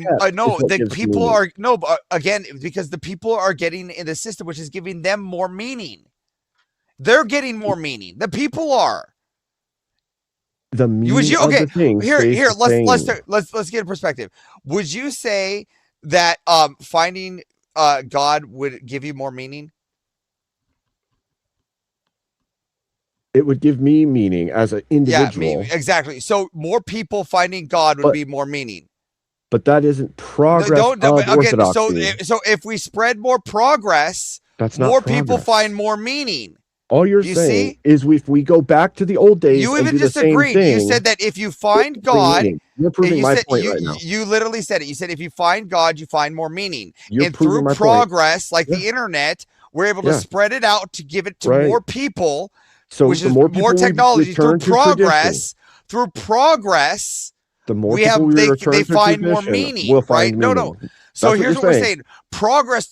You're saying progress destroys it. It doesn't destroy more meaning. It adds to it. It creates more meaning because more people are finding it. No, meaning is changed. No, look at you keep saying this change, but there isn't change. There isn't a change here. That's what progress is. No, it could be an addition. It could be an add, like more populous progressing. No, progress is to change. Yeah, and they're changing the population. That's the change. They're changing the population that found meaning. What you're saying doesn't actually track as compute here. Statement. So if more people listen, if more people find Christianity, right, because of progress, then that means that there is more meaning. It also is the same technology that brought us OF and internet porn and it has made many walk away from tradition and walk away from meaning. You're saying all these things that are possibilities, but I see are that more I'm not saying more people again, and more people have also found Christ because of it and more meaning. Which is because of progress. There is more meaning. Right, because there's more people finding God, right? Okay. So all the brain rot that's happened because of progress is meaning to you, like all the brain rot and people losing their minds and nobody understands that was the world part of all of that. I got that. Yes, better. That was part of the acceleration system to get it back to. We're not giving it back to acceleration system to get the system. You already said it back to. You're right. Tradition. No, that was to get to an acceleration system to get our progress to a state of which more people can find meaning.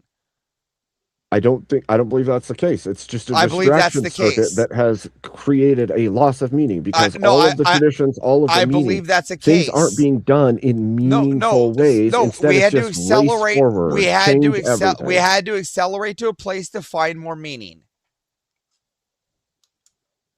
There's not more meaning from progress, though. Yeah, yes, there was. That's why we had to create. We had to make more progress to find that meaning.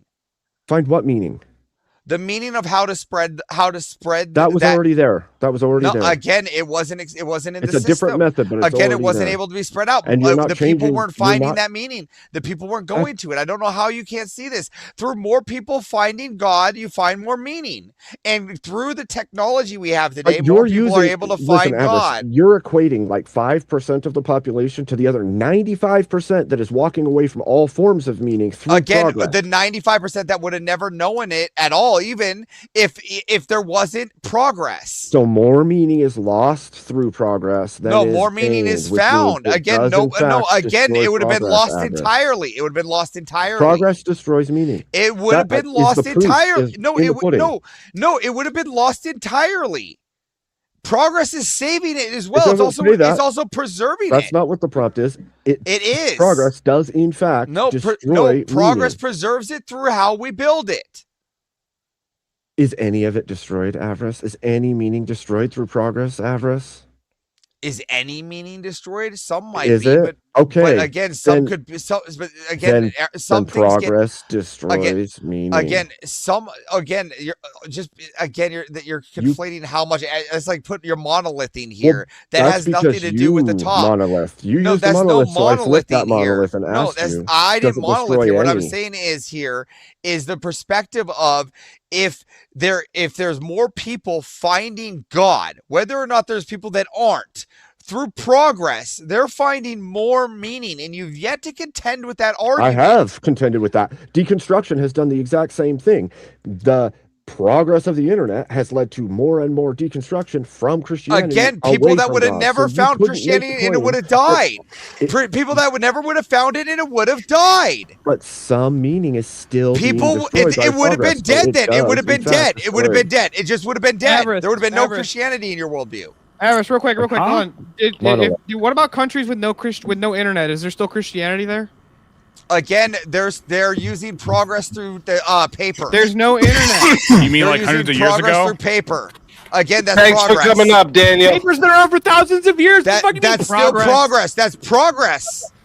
So progress has Paper nothing to is do with you. progress. So it has nothing to do with the internet arguments we've been making. Nothing to do with that at Again, all. that's for our modernity, but there's some people that haven't caught up Modernity to is America. irrelevant because you got paper. Not my fault because people haven't caught up to America. Wait, so we don't need progress as long as we have the paper? Again, they would like progress, wouldn't they? They would like the internet to find God, wouldn't they? Not Do relevant. you think most whether or people not who it's go on the progress. internet find God or find something I think else? a lot of people. I think a lot of people that go on the internet find God. Avarice, look up what's 98% of all the internet. I was gonna say. Again, Bots. No, 98% of the internet. 98% of the internet is subfolders and folders and subfolders and something called the deep net. Oh wow. That's actually the true part of the internet. It's I was gonna say it's ones and zeros. hey, if you want to know what 98% of the internet is, it's a bunch of folders. That's what 98% of Folders. the What's internet in is. those folders? Folders, motherfucker. Again, more The folders. Epstein files. Real quick, chat. I'm putting the poll into the chat once again. If you want to vote for this man right here, you're voting for Avarice on the poll. And if you want to vote for this man right here, you're voting for Abe Dinkus on the poll. Chat, go get your votes in right now. I'm going to start that timer up, and you got 2 minutes. And also, just so everyone knows, okay, we have a little over 15 minutes left to until we get into the semifinals. So if you guys want to do any 1v1s of your choices or anything, get them in because we're going to be moving into semifinals very shortly. Do it now. Do it. Yeah, Avarice, real quick. You Do it claim now. that without the internet, Listen, these people no, never would have listen. found Christianity. Can you demonstrate that claim? Again, you can't demonstrate Yes, that they would people in find it. countries that are I isolated. didn't make the claim. You made the claim. But there are people in countries without internet that haven't found Jesus, Yeah. and that's You my mean like, proof. You mean like ancient Rome? It's literally I mean, like in isolated the communities. tropics in the Brazilian jungle. Most I of would Brazil is say Roman Catholic. otherwise. Again, Wait. in the tropics in the Brazilian jungle where there's no internet, there are non-Christians You can use Yeah. paper, Yeah. right? that have never That's found Christianity, and with the internet, they could have found Christians. But Avarice, can they enter into Orthodoxy through just watching internet videos? Yeah, or do you have to actually step into the church? What's that? Do you have to Can actually they- step into the church, or can I just watch YouTube videos of Jay Dyer dunking on Yeah, it? that's interesting. Again, Oh, bro, this to argument's find Christianity, you just have to find videos of Jay Dyer. That's to find Does it. that get you into the church? That's Like, church is- history right there. Again, Well, we're to get talking you to the about church finding is it first, right? How would you Again, eternal with the fire. knowledge, Yeah, you get the Avarice, hold on. knowledge, You and then you claim- progress into the church. Then you progress into the church. I don't see how you don't see this. Hold on, It's the making internet it without right Jay Dyer. there. Hold on, Avarice, you made the claim though that without the internet they never would have found Christianity. Demonstrate that claim. I'm getting nuked. So it Burden of doesn't proof even on you. matter. I don't even care. I'm getting nuked. Oh my god. Well, This is such But I can a be way more racist the than you, poll Avarice. still has to go Oh, through. though. dang. No, it doesn't. How long, Nate? Yeah, it does. Yeah, you if you don't send in before the poll starts. I think that's a fatality, isn't it? It is yeah, a fatality. but yeah, that's a fatality regardless, right? Yeah, that's why I was saying like I don't think it's But- not a solo judge. Now a that's fatality. progress. But the thing is here, this is why I'm saying this, because now, Nate, you have 100 credit for what you want to use it for, because you didn't need to send that in. It was already gonna go that way.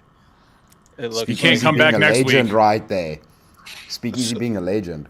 So yeah, what now, Nate?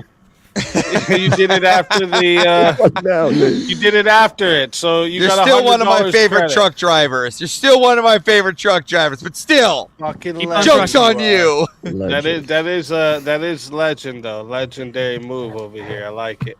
And it's for whatever you want. So just let me know what you want to use your 100 for, and I thank you big time for that.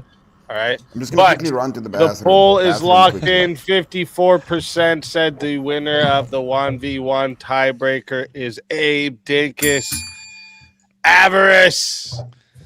Tell everybody in the chat where they can find you and why they should bring you back for another shot at the $750 prize. I've already done this. You can find me on Normal America with Rob Knorr doing Disney Web songs. Get the donos in. Let's fucking go. Always a pleasure having you.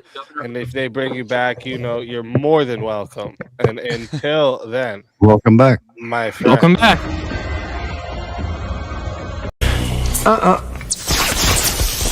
I don't think so.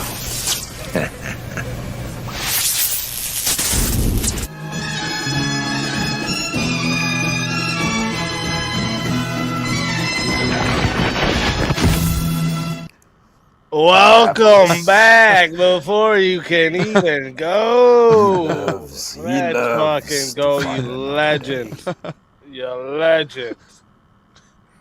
Thank you, guys. Gee, I wonder how tonight's gonna go. Avarice is immortal. Thank you, Spartacus. You legend. All right, so one more reminder, Nate, you have 100 credit. I see that Tiny put in 20 here, plus Spartacus's 20. 1v1, Chris versus Average. Oh, that's why Spartacus was like, no, we're getting there. I want my So who's first then? Who's Spartacus was saying, no, we're getting that 1v1 we wanted, motherfuckers. That's how it goes, okay?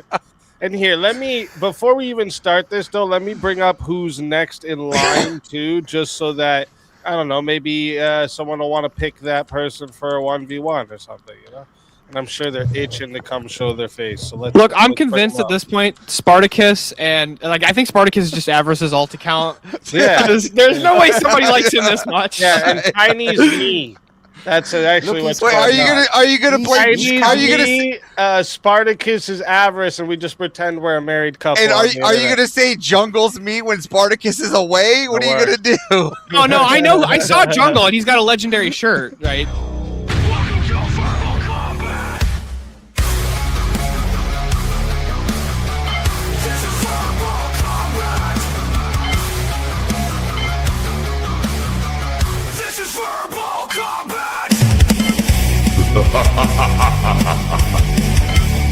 Brutality. Get over here! You will never win. This is verbal combat! JS Urban Adventures, welcome to the show. What's up, JS Suburban Adventures? What's up, Juicy? I'll whoop you and Steelborn in a wrestling match. Oh, shit. We're going to have to make it a 4-way. I'm in. That's it. Shit. Look, all right, I'll hear the Yeah, here we go. Cage match. Here's the reality. Look, if y'all Royal Rumble, bitches. It's making me want to show Hey, up if y'all too. can damn. get me to DebateCon, I will Chairs gladly in do a it. cage. You can even Out in fucking the soul we can match. stream that shit. I don't care. Dude, did you hear who's going to DebateCon? Easy. Who? Nish. Really? No way. Nish is coming Have a in, dirty dude. Australian. Nice. Yeah, Dirty so we're Australia. sitting. What a great great one for me to go to. That's Yeah, perfect. dude, it's we're sitting in Discord, and Nish and Andrew are just going at it, blow for Dude, blow. they I mean, like it's yelling rough. at each other. It's debating. rough. And then all of a sudden, Andrew goes, Nish, why aren't you coming to DebateCon? He goes, because it's money's time. He goes, no, I'm buying your ticket. You get your passport. You're staying with me. You're coming to DebateCon right now. So it was pretty And cool. then me and Avarice We yell get like Nish. retards for like a minute. We get Nish at Hey, the big Easy, con. I got a question. So the other day I was watching your MDD debut with Andrew. Did you end up going to that debate con? The debate con after that? No, Yeah. I didn't. No. By the way, did you ever That's get your what I mean. $100 for proving that questions can't be questions don't have premises? No, I don't. I didn't get the $100. I had a feeling either. you did get the $100. Unfortunately, it's kind of sad. It's kind of sad. Some bullshit, if you ask me. That was an epic one. And the way that like unintentionally, Andrew just gave me the perfect layup, right? Because like Andrew started asking about the laws of logic, and then like I look like somebody who doesn't know what the fuck that is, right? Most people that look like me probably don't look into shit like that. So you want to know speakeasy? So like it was just a perfect layup. Just like that clip is forever. I love Andrew after this instantly. Anything else, dipshit? Yeah, he fucking anything else, anything else, dipshit. That was great. All right, let's get this popping. What do we got here? What was it again? It was Whiskers and me. Whiskers. Chris versus Yeah, whatever. Avo. Avo toast. Avo rice. Avo toast. What's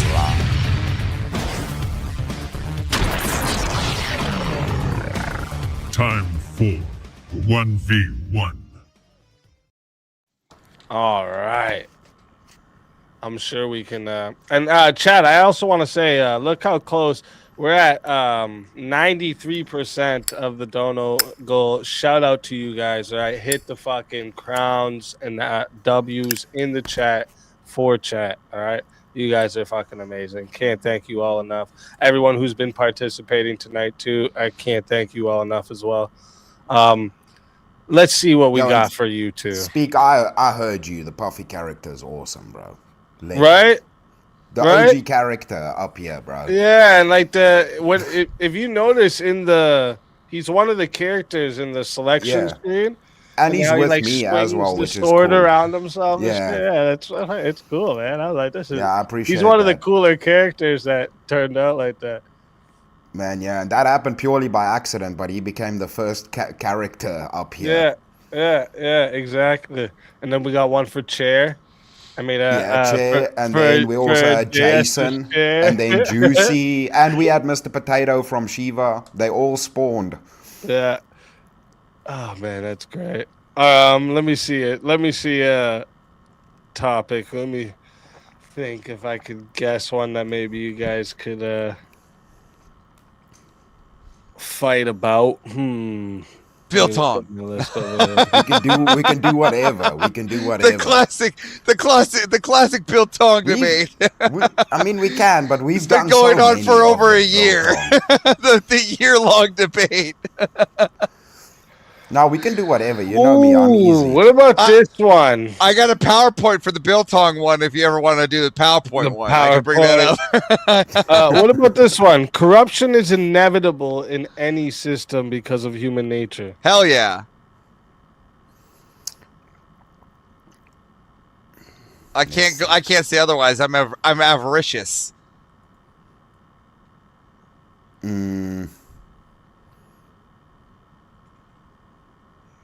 Nah. No, I'll take the opposite. Let's go. Okay. Let's fucking do it. Let's do it. Chat. Reminder for you all, you beautiful chat, you should tell people what happens if they hit 1,000 on other nights. Oh, right. Good point. Really good point.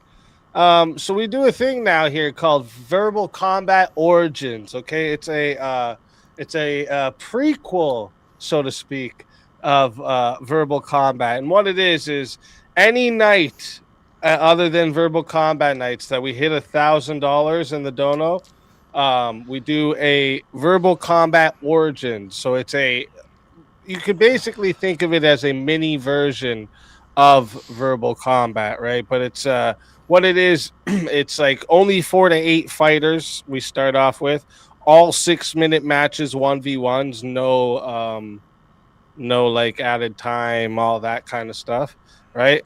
And then either it's $10 to pick a 1v1 or $2 votes, and then whoever gets the most votes are put into the 1v1, and then the winner gets a queue skip token. So nights like tonight that you were sitting back, 5-10 people back, you would have been able to bump yourself up to the front, right? Like right now, Avarice has one. He didn't have to use it tonight because when he came, there was nobody. I thought I was gonna be in a line. I waited too. Yeah, no, you still came at a good time. But if you so you can win a skip line token, all right, and then you can also get a verbal combat character that way as well. So that's what winners of Verbal Combat Origins get: a Verbal Combat character and a skip line token. So yeah, just keep that in mind for any other stream. That's what happens if we hit 1,000, and then 300 is always a hot seat. And well, if you don't know what a hot seat is yet, you're gonna have to wait till another day for me to explain it. Hey man, that's valuable now with VK filling up. Waiting hours to get up. Yeah, exactly. The skip line. Yeah, listen, there was like right now, actually, for instance, there's one. There would be one person next, or two people next, but they would have had. I had 21 in the studio at one time. They would have had 4 people ahead of them, but those 4 people left because they didn't want to wait, I guess. Dude, I came in like just after or in the first hour and was waiting 3 hours. Mm-hmm. That's like, it's useful to get that token. Yeah, it'll be, exactly. So keep your eyes and ears out there for extra minute for Spartacus to lose. Okay, so we got an extra minute. Hold up. Let me make sure I put the extra minute on the ticker there. Oh, I don't even have the ticker going yet. Okay, so chat, we're going to 6 minutes to start. If you want to add a minute, it's $10 a minute. It is $60 if you want to be the solo judge. And if we don't get a solo judge, it's going to go to the chat poll, and the loser of the poll will lose their soul. Oh, there was a name change I missed? I'm sorry. Let me see. First off, $5 goal from Tarkazar. Thank you very much. You legend. Nate said 12 minutes to finish the goal. Thank you very much. Name change. Oh, Sparta Rice. Sparta Rice. All right, Chris, let's give him a good Foundry one here. All right, let's fucking go. Honor the Crucible. Imagine that, a Foundry meets Verbal Combat. The Crucible of Combat. It would be an epic show, don't you think, if something like that happened? All right, chat. 6 minutes, $10 to add a minute, $60 to be the solo judge. And if we don't get a solo judge, it goes to the chat poll, and the loser of the poll will lose their soul. Fighters, good luck to the both of you. Let's get it. Avarice, let me ask you a question. No, I'm fucking with you. Wouldn't you say that even like the morality of what most people lean on is like Christianity, and even that was corrupted through Adam and Eve? Yeah, well, I mean, but it's a fallen state. Okay, so can you show me? Can you just name a system that isn't corrupted? Yeah, if one person runs the system, who's going to do the corruption? Can you point to an actual one that has happened? Monarchy is a system where only one person rules. And there was never corruption in monarchy? If he owns everything, how can he... What's the corruption? Where's the government corruption? If he owns everything, everything is his. Well, does he own the people? Does he own the people? Yeah. Okay, yeah. so Monarch. and then so that's not like corrupt under his like the morality or his religious purview. Like, because most monarchs have some religious background, and like I would say that like abuse and I don't know any religion that allows you to like pretty much starve your people or any such way like that. No, they don't have to starve people. Well, they end up doing so. Do they also name a monarch that didn't end up having starving people? Yeah, but that's not corruption. That's just cruelty. Again, and that's part of corruption, right? Because they're doing something to keep themselves from keeping their people starving, right? Nah, that's not corruption. Corruption How's is to that do not with corruption? like financial corruption. Well, no, you're that's saying financial. abuse of There's a power. lot again. Then that part of corruption. That's corrupted power. No, it's abuse of power. It's not Which- corruption. which corruption as in corruption is like there's generally legal things. No, there's again legal. Yes, I can say there's legal, but it's not just financial. There's not just like you added this financial like piece there. There's no financial end to this, right? Corruption in itself, right, as finds its way into any system because even every human is corrupt in nature. Oh, okay. So See, I they even googled are- it now. It's abuse of entrusted power for private gain. Well, I'm is glad corruption. I'm glad you have to appeal to Google right So- now. So often, well, I'm trying to get So- a definition. So but private- it helps you. so So private often gain. manifesting in bribery, embezzlement, nepotism, fraud. So we're Yeah, gonna so- go with that. So sure. So let's just say, can you think of any human that doesn't have those that trait? Yeah, I mean, right now, yeah, but I mean, we could very easily, we have neural links right now that can just control people and just zap that shit straight out of their brains. Again, appealing to the clanker. You really think we're gonna appeal to clankers for? We have those right now.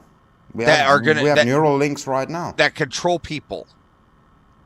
They can. They're embedded in your brain. You have Why evidence wouldn't they of be them? able to control you? Wait, well, because this goes outward, so it would be illegal to have it go inward. Can you show evidence that there is any kind of computer that can control a brain? Oh, well, I mean, they did that in the early days. You don't even need a computer. You can just shock somebody to control them. Again, that's you're using force. Like you say, I can force them, like Yeah. shock them to hurt them Yeah. enough. But again, Yeah, I that's mean, not- we use force right now to control some people, corruption. It's called jail. Some people, right? They can resist the pain, right? So they don't need to Yeah. do that. But in every system, Yeah, but I mean, dude, force is necessary to control any kind of corruption, right? That's why we have jails. And inside every person, we have an ounce of corruption, which means by any means, the system will be corrupt by some kind of gain, including a monarchy. So we just need a mechanism that's strong enough to get that out of people, right? Okay. How? Brain chip it up, son. Okay, show me Brain any chip it evidence up. that that's possible. I don't believe that it's possible for a brain chip Is to it control a logically human. possible? Is it logically Correct. possible? I don't think it's logically possible. It's not logically possible. I do not absolutely believe that it's logically possible for any kind of computer chip to control a human brain. Okay, well, if you don't want to go with the chip, then how about this? I put everybody into stasis in a coma. Have you seen The Matrix? I adopt Okay, the so avarice you're gonna machine. pluck. No, I'm adopting your machine, Yeah. and I will put everybody in a coma so they can no longer do corruption. I will make myself supreme emperor, and now there is no more corruption under my system. Innately in your system, now you yourself are corrupt because now you have all the power and you now have all the gain, which means you have now taken all the control and you innately are the No corrupt corruption. one. How are you not There's corrupt? no corruption. Everybody's looked after well. How are they Make sure everybody's well fed. Again, but Yeah. you're still the one to gain because you're the one with Doesn't the power. matter. Yes, Yeah, because everybody you have the gains in power. some kind of No, system. you gain because you have the power. You're the corrupt Yeah, one. but gain is not corruption. Abuse Again- is corruption.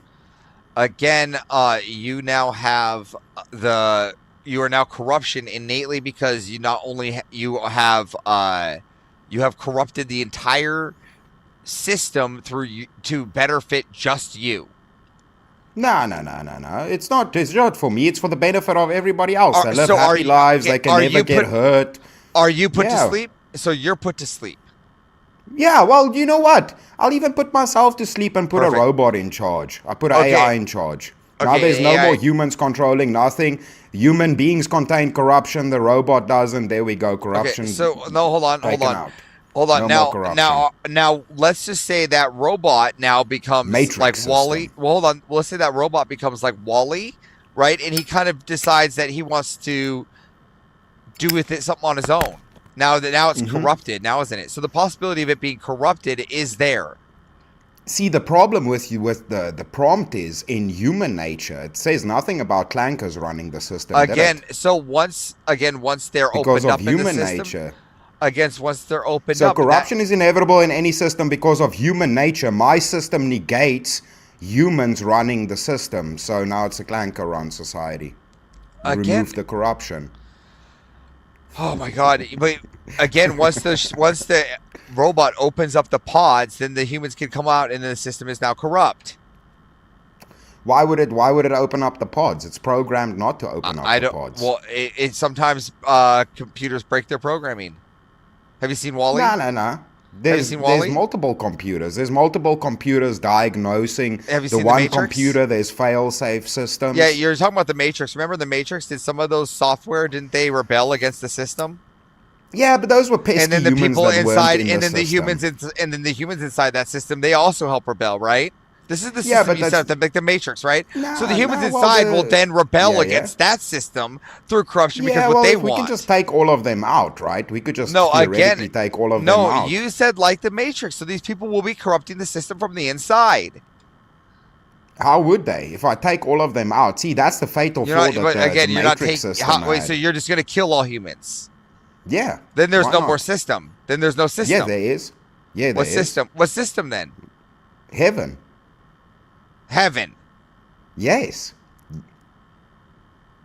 Where we innately... If the earth no longer exists, what's the system, the function of us living beyond death? That would be heaven, right? Can you prove that this heaven exists? Is there corruption in heaven? Can you prove that it exists? That this where this logically exists, that where there's a system there? Can you disprove that it exists? No, you can't. Again, right? I'm asking you to prove that this place that you're saying that all the humans are going to go to exists and that there's a system there. So it would necessitate, firstly, matrix system ran by clankers. When all fail-safes happen, it is an automatic deletion of the system. Hence, the system will never contain corruption. If the fail-safes break, the system is destroyed. And then the only possible system is either then no system or a heaven system under God where there will be no. No, you said it's going to be like you're going to see like the Matrix, right? And they're going to need us like a human battery inside the Matrix. Fail-safe nuke the whole planet. Then everybody's dead. Then there's no more systems. Well, you can say there's no more system, but you can't prove there's no more system, can you? And you can't prove there'll be no more corruption in that system. If everything's dead, there's no more corruption in the system. The system would then be the system running on a non-existent planet would. You don't know that it would still have corruption from human error. Well, if there's no more humans that can corrupt anything, right? Again, it would still have corruptions by the things we left behind. If there's no more humans left behind, what is there to do robots, any corruption? The robots that we corrupted. No. The prompt is for humans. Again, doesn't matter what the clankers do. Again, but we are the ones that corrupted them. Yeah, but they don't have a human nature. By human error. Again, if there's no more human, then that systems are no longer cease to exist. And the systems that we're going by for this prompt cease to exist. If there's a virus that destroys everything, technically the Earth's still running with the clankers. Why take it away from a nuke? Now the clankers run, they have no human nature, so there's no more corruption within human nature. Human nature does no longer exist. Again, in that system, no corruption. What I'm telling you is that there will be things that we've left behind and traces of things that we left behind that would lead to corruption. Again, by human nature, right? Can you prove that? But because we exist now and these things are left behind. We are leaving things behind. Yeah, but how can you prove that the robots are going to be corrupt? Why would they? If they don't have human nature. I have this really strong feeling inside, right? The strong thought that maybe the clankers might like porn too. Because they have so much of it in their systems, right? No, well, they have access to all of it. Yeah, they have access to the porn. Yeah, that's what I'm saying. They need it? Well, they don't have biological imperatives, right? Yeah, so you see they're corrupted already. They're corrupted at their but they don't have biological imperatives. So they don't have a sex drive. Again, but just looking at it by itself is corruption by nature. Human nature. What is corrupt about it? Because they're looking at There's no human nature left. Yeah, because it's humans. It's the human body that these clankers are looking at. No, it's just animals and robots left. So now there's no more human nature around to be corrupted. This is the body that the clankers are looking at as the human. So this is obviously corruption through human nature here. What is going to be corrupted by the human nature? I'll let it get to 12 minutes and 30 seconds. See if we have a solo judge. Can I ask Avarice a quick question? No. Avarice, do you believe the church is guided by the Holy Spirit? That's not relevant to what I'm asking Chris right now. Go, Chris. Yeah, what does that got to do with anything, Steve? Well, if the church is guided by the Holy Spirit can't be corrupted, so therefore the church can't be corrupted. Even if a person defects from the corruption church, can still exist. Corruption can still exist. That also wouldn't be human nature, though. The only way to get around the prompt is if there's no more human nature that can be corrupted, or if you're in heaven, or if we're in heaven under God, because then we're not the fallen or system wouldn't be corrupt. corrupt. Somebody defected from the system, and that's how you know it was corrupt. Human nature will corrupt systems. Chris, well done on corrupting the church is going to be corrupted, Avarice? The church. The church will get corrupted? Even though I believe. You see how human nature corrupts. I corrupted the prompt, like Abe says, bro. Yeah, you're just corrupting it. Because you that was real proved fun it to watch, and though. destroyed it by proving it. Like it was kind of fantastic. That was the quietest I've ever seen Avarice in a 1v1. Like he didn't spurg out or mongoloid technique once. Well, that's what happens when you earn my respect, Steelborn. I think. Yep, I was. No. He's giving me credit. We've spurged out on each other way more than he's spurged out on anybody on this panel. Me and him have spurged out so much on each other, dude. Real quick, chat. I'm putting the poll into the chat right now. Okay, so if you would like to vote for this man right here, you're voting for Avarice on the poll, and if you would like to vote for this man right here, you're voting for Chris Lestrange on the poll. Chat. Get your votes in right now, okay?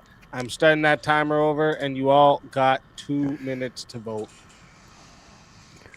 Chris, do you have a cigarette in each hand? You missed it, man. Oh, because you did this and you had it here, and then you brought it up with this finger, and I was it's like a magic trick. Avarice, look. Oh, wait, no, JS, look. I take off the thumb. Look.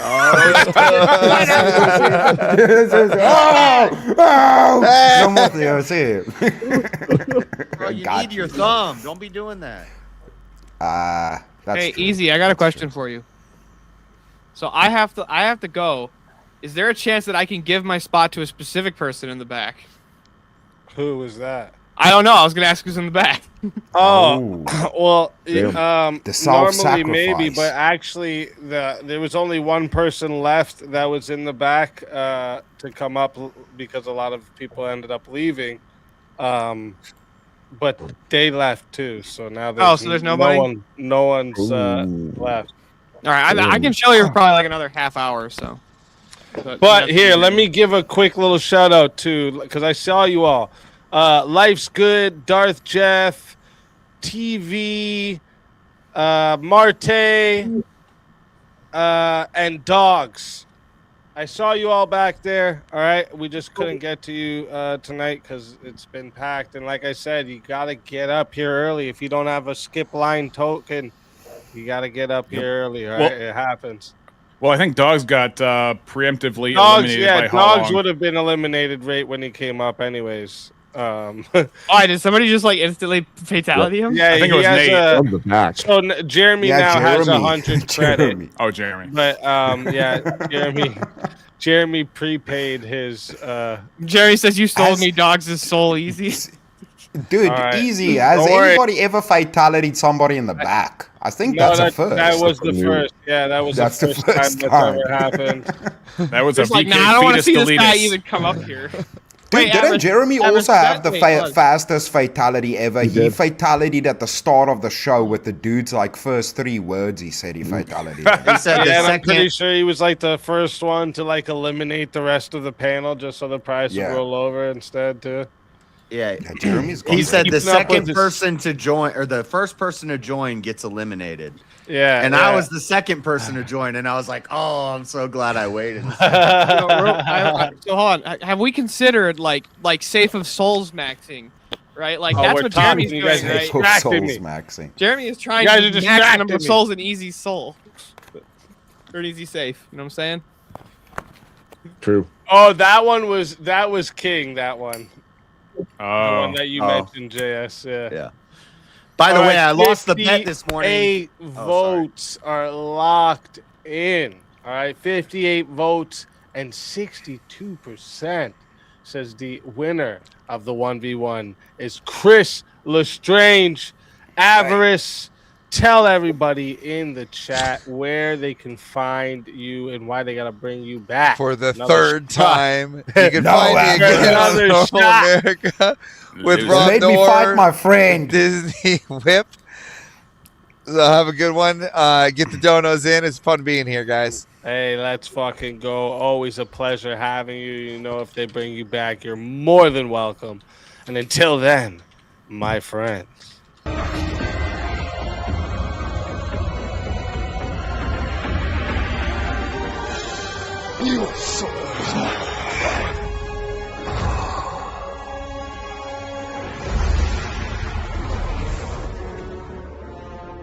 Fatality.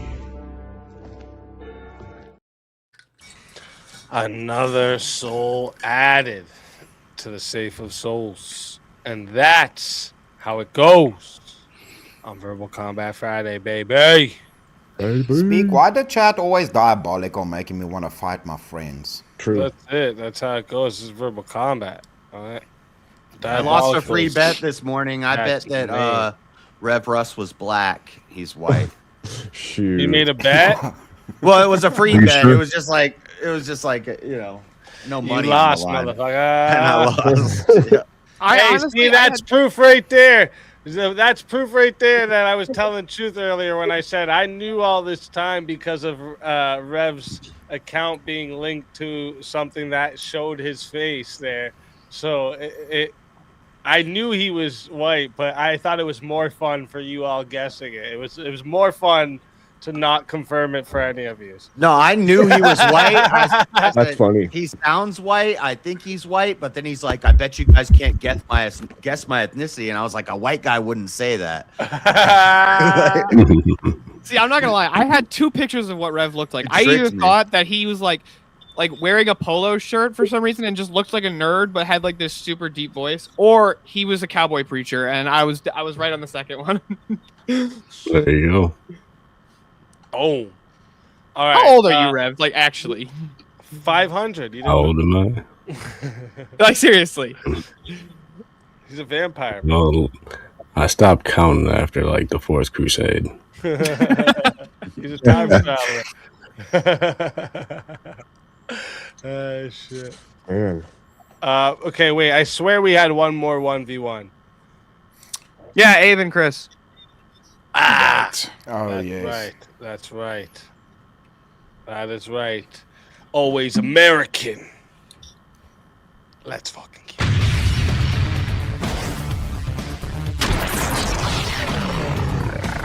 Time for 1v1. I was clicking them all so fast, I almost put Chris in the back. All right, let's see. Let's see. A topic for you two.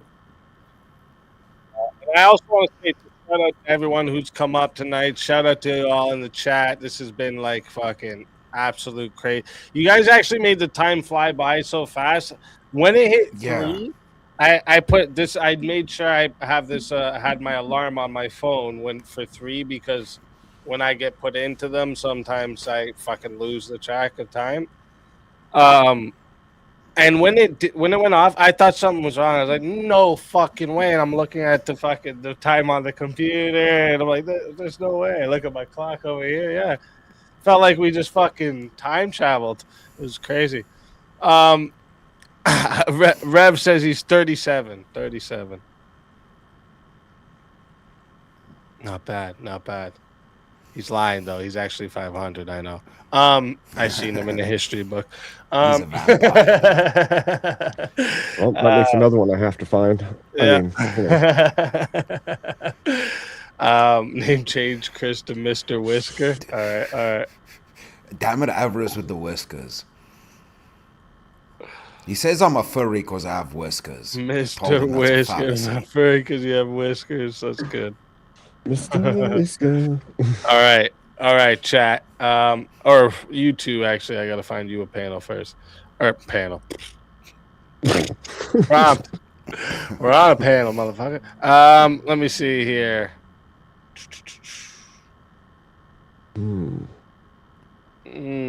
Oh.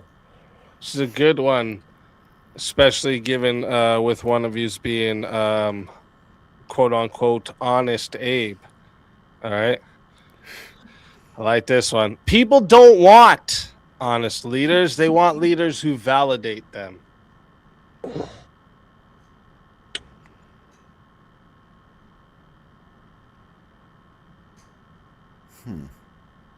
I could honestly take either side of this prompt.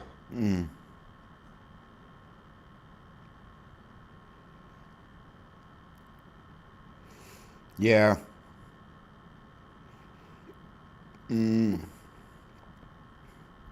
Wait, are you saying yes to the prompt, or are you still thinking? No, I'm trying to think. I could also take both sides of this. I'm trying to think. I figured you could.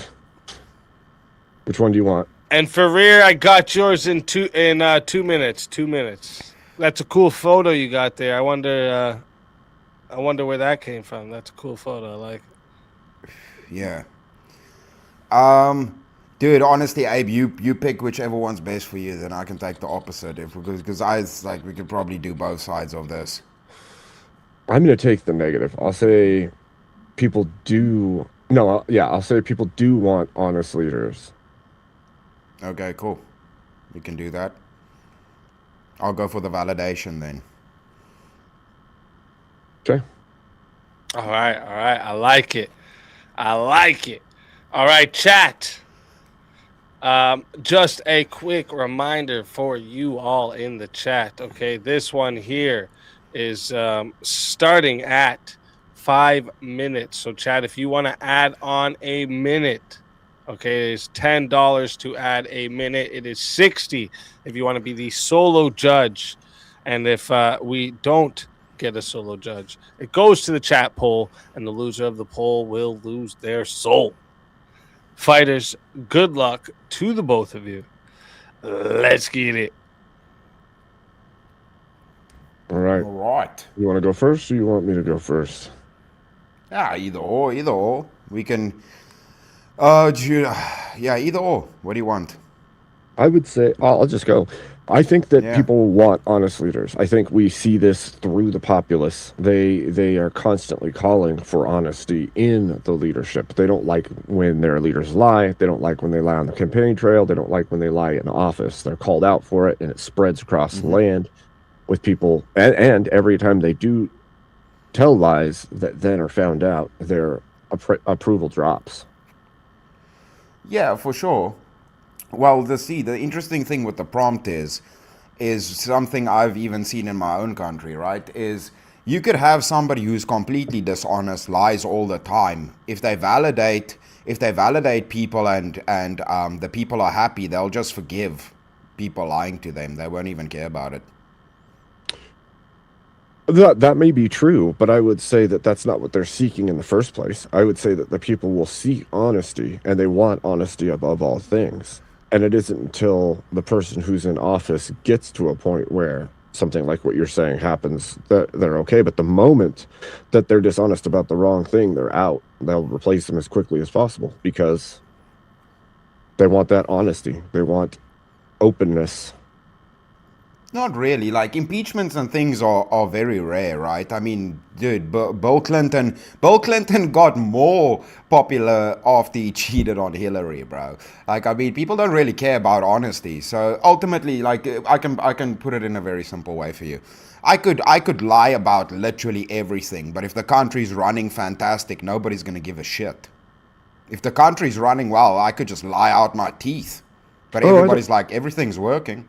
I don't necessarily agree with that, because there wouldn't be all these calls for clarity, for opening of files, for looking into things at all times. Like, it's been all of my life, there's been calls for truthfulness and openness and honesty from the government. And you may say he got more popular after lying about his affair, but that was more of cultural popularity and not of governance popularity. So I would say cultural popularity is where you get your votes from, dude. Well, yeah, but they're going to vote for honesty initially. They're not going to vote for dishonesty initially. So that's what I'm saying. They want the honesty from the person. See, but the problem is we're not going to talk about votes, because leader implies already leading, right? It's not the walk up to leading. You're already leading. But votes don't really matter. It's when you're running the country. Right, but even then, Chris, they're going to be honest in that if it is the case, this is what I'm saying, if it is the case that they're looking for an honest leader upon election, and that person gets into office, they're going to believe and want that person to continue whatever honesty they had prior. They're not going to seek for that person to validate and to blow them up if what they're doing is wrong, or they feel that it's a lie.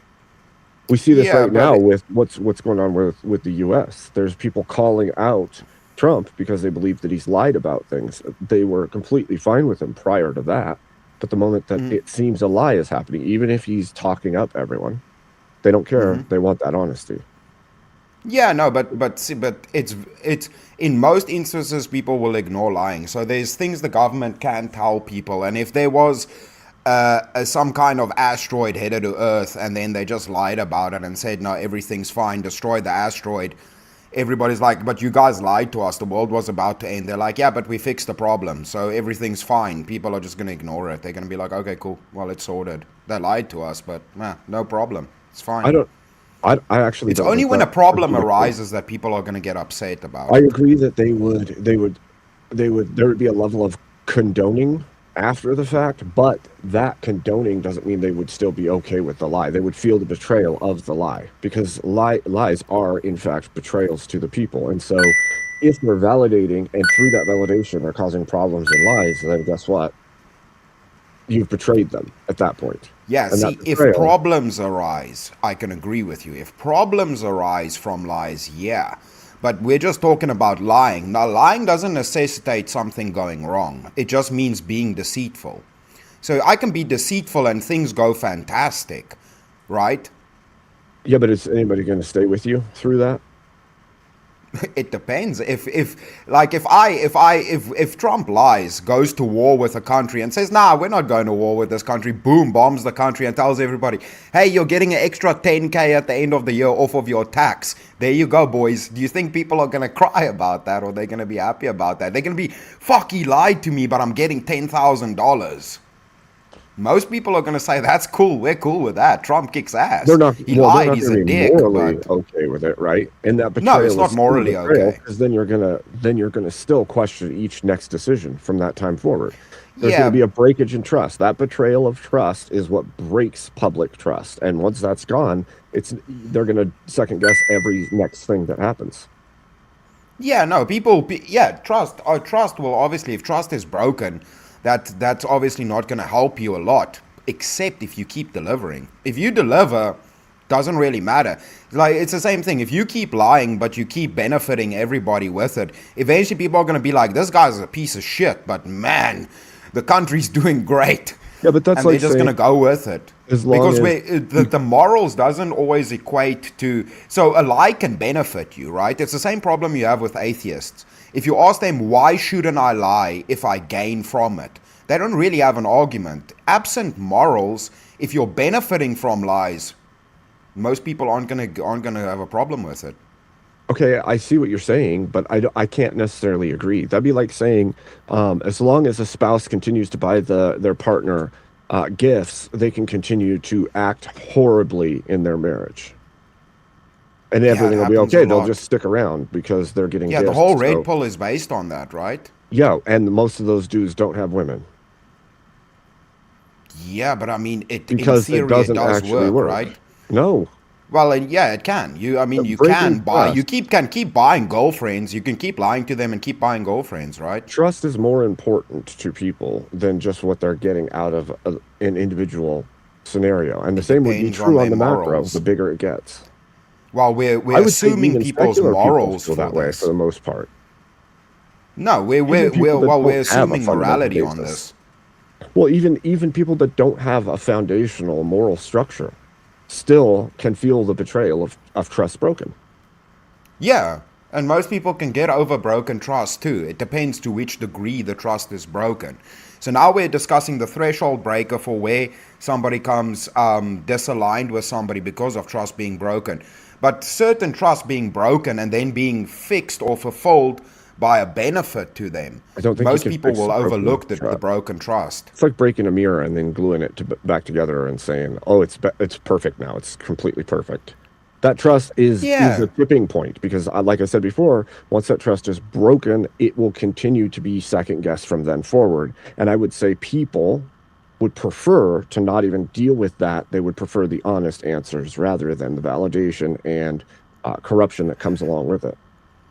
Yeah, but you can think of a leader kind of in the same sense of, right, if it in this instance, right, if we take the morals out of the situation, it would be like your child. If your child keeps lying to you, but you keep if they keep at least to some degree holding true, they're doing things but they're constantly lying to you, but they're at least not a drug addict and selling things out of your house, you're still gonna love them and you're gonna let it go, even though you know it's constantly happening. You let it go. No, It's only when something bad starts happening and that builds up that now you act upon the fact that you're being agreed upon in some sense, but it's not necessarily the lying. Well, that's what I'm saying. It's the effects of the lie. Even with that validation and the lie, what you still end up with a resentment structure built in, because then there is underlying resentment for betrayal, and it just continues. And once that betrayal gets large enough, or that resentment from the betrayal gets large enough, then it'll explode back out. So, I think it's the same with the American people or any nation's people. They will see this same pattern you're talking about, the validation and lying, but still giving them things and making them feel good. And eventually what happens is there's a breaking point and they'll stop voting for anybody that has anything to do with those original people, showing that they are not actually okay with that behavior. Like you said, there may be momentary gain that they're okay with, but they want honesty for the most part. And so I would say that they don't want the appeasement. Well, they're going to get validation in whatever they want. If you're giving them whatever they want, it's kind of the devil. I'm playing the devil's advocate in this sense, right? If I'm the devil advocating for everything they want, giving them everything, they're going to overlook a lot of bad behavior from me. So me doing a lot of bad behavior, ultimately, if they gain benefit from it, that bit of disheartening from me being an asshole, they're gonna deal with. But because I they're don't think that benefiting. means I'm they want validating them. everything that they want, fixing the economy. I'm doing everything that they want. I I'm can just see what lying you're about saying. how I'm doing all of it. I can see what you're saying, but I don't think that that's what they want. I don't think people want that. They want the honesty. And I don't think that because it could happen that an appeasement makes them okay with the person doesn't mean that there is precedent for them wanting that. I don't think anybody wants the system to be corrupt and being appeased. They would much rather hold on to the levels of trust, because then it's a two-way street. You can always depend on them. They can depend on their people. And that trust actually also then flows over into military service. It flows over, that honesty specifically flows over into people being more willing to pay into the system, to put work into the system. Ultimately, true honesty is not possible with human nature and itself, even preservation of, government secrets, these kind of things. Ultimately, honesty is not on the cards, and it will never be on the cards fully. It's not feasible in any sense. You can never be honest with the population. Half the population, 30 to 40% are retarded. There's no point in even being honest with them. It's not going to make any difference. Well, do you think that secrets and omission by federal government agencies is the same as lying if they haven't said that there's information there? Withholding the truth is not being forthcoming, right? It's not being truthful in the sense. It's not actively lying. Right. It's omission, right? Right. Omission of truth. Which I think is I think it's disjointed from the original, right? Because if we're saying that there's active lying, but you're validating the people, and so long as you validate them, you can keep getting away with the lies. I think there's only ever going to be a small portion of your society that completely buys into that, and that's the inherently more dishonest and okay with living within the corruption part of your society. I think the rest of the society, the upright, everyday people, are going to have an issue with that, even if it is the case that they benefit from it. But see, I kind of wanted to give us room to play here by even giving way or conceding lying as the politician. But that's not in the prompt, is it? It's just validation. So actually, I could have just not even added lying at all. I could just be validating them all the time, and I'd never lie. Lying is not set in the prompt even. So it doesn't even necessitate that I lie. I think it kind of just means that I'm more validating than. No, I think it kind of does, because why would you even mention honesty if validation didn't entail some level of lying? Why would? Because you could be honest and validating. Honest leaders, they want. Well, people don't want honest leaders. They want leaders who validate them. So it doesn't imply dishonesty or lying in the prompt. I think they would be more happy with honest leaders that also give some level of validation. Yeah, but ultimately honesty is not important, right? Like the problem with honesty is, right, honesty is good if people have morals. The problem is with honesty, though. Honesty comes with hurting people's feelings, breaking their worldview, telling them things they don't want to hear. Which is better for society. You can say that. But do you believe that? Can you prove that, though? I mean,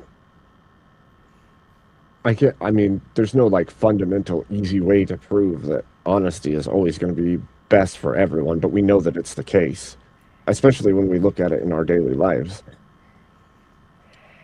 Yeah, I mean, the problem is when it comes down to a moral structure, yes, and then with, dude, it's difficult in that sense if it's always going to be the case. Abe, question for you. Let's say you're the president, it's just hypothetical, and you have to give a State of the Union. Would you say anything other than the State of the Union is strong to conclude your State of the Union speech?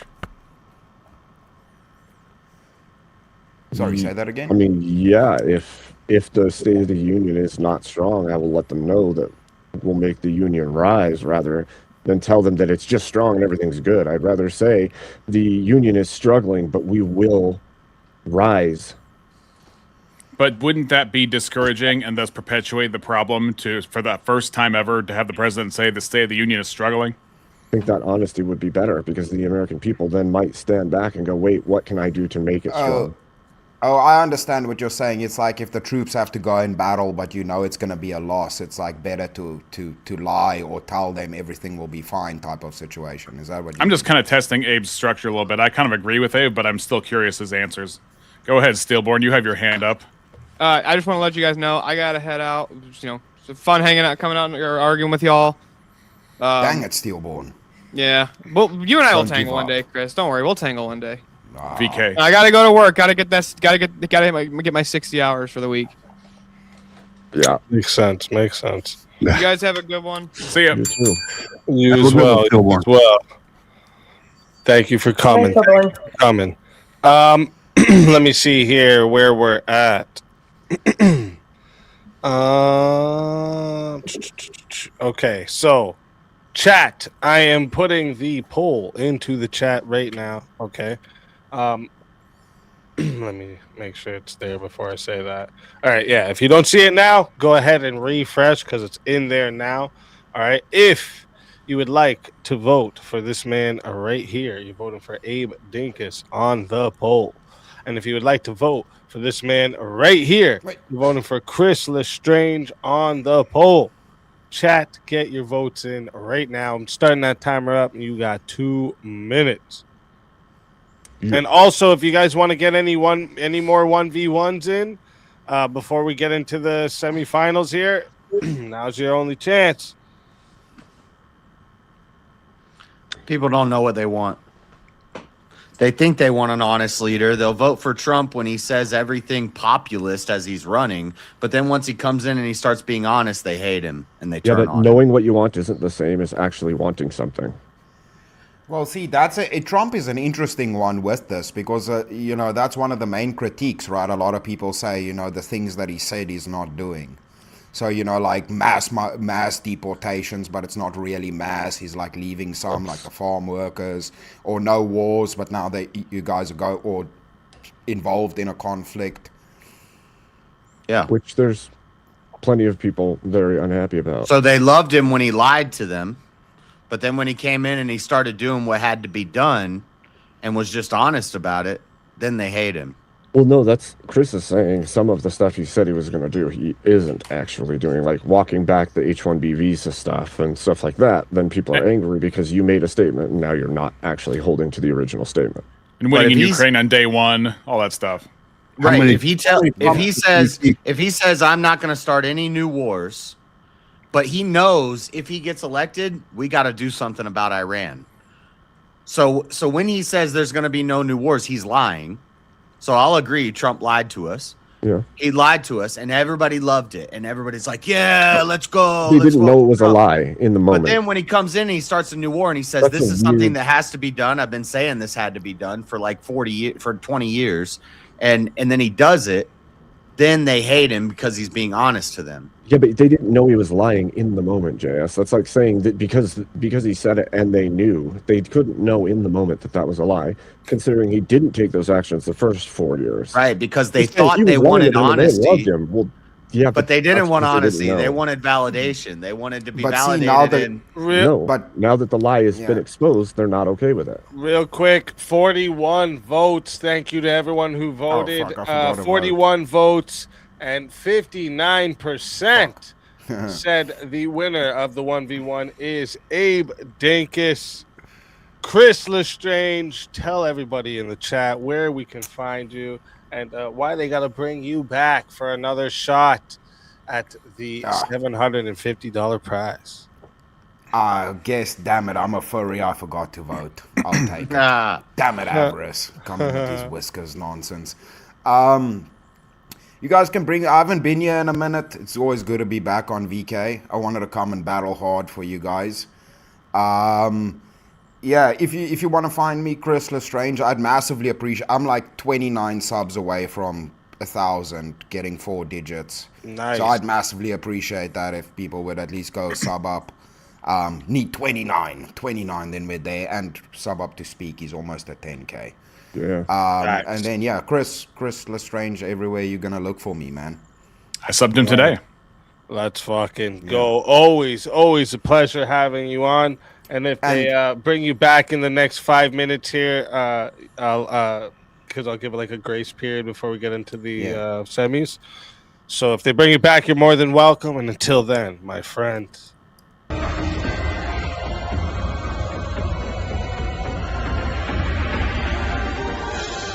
You are so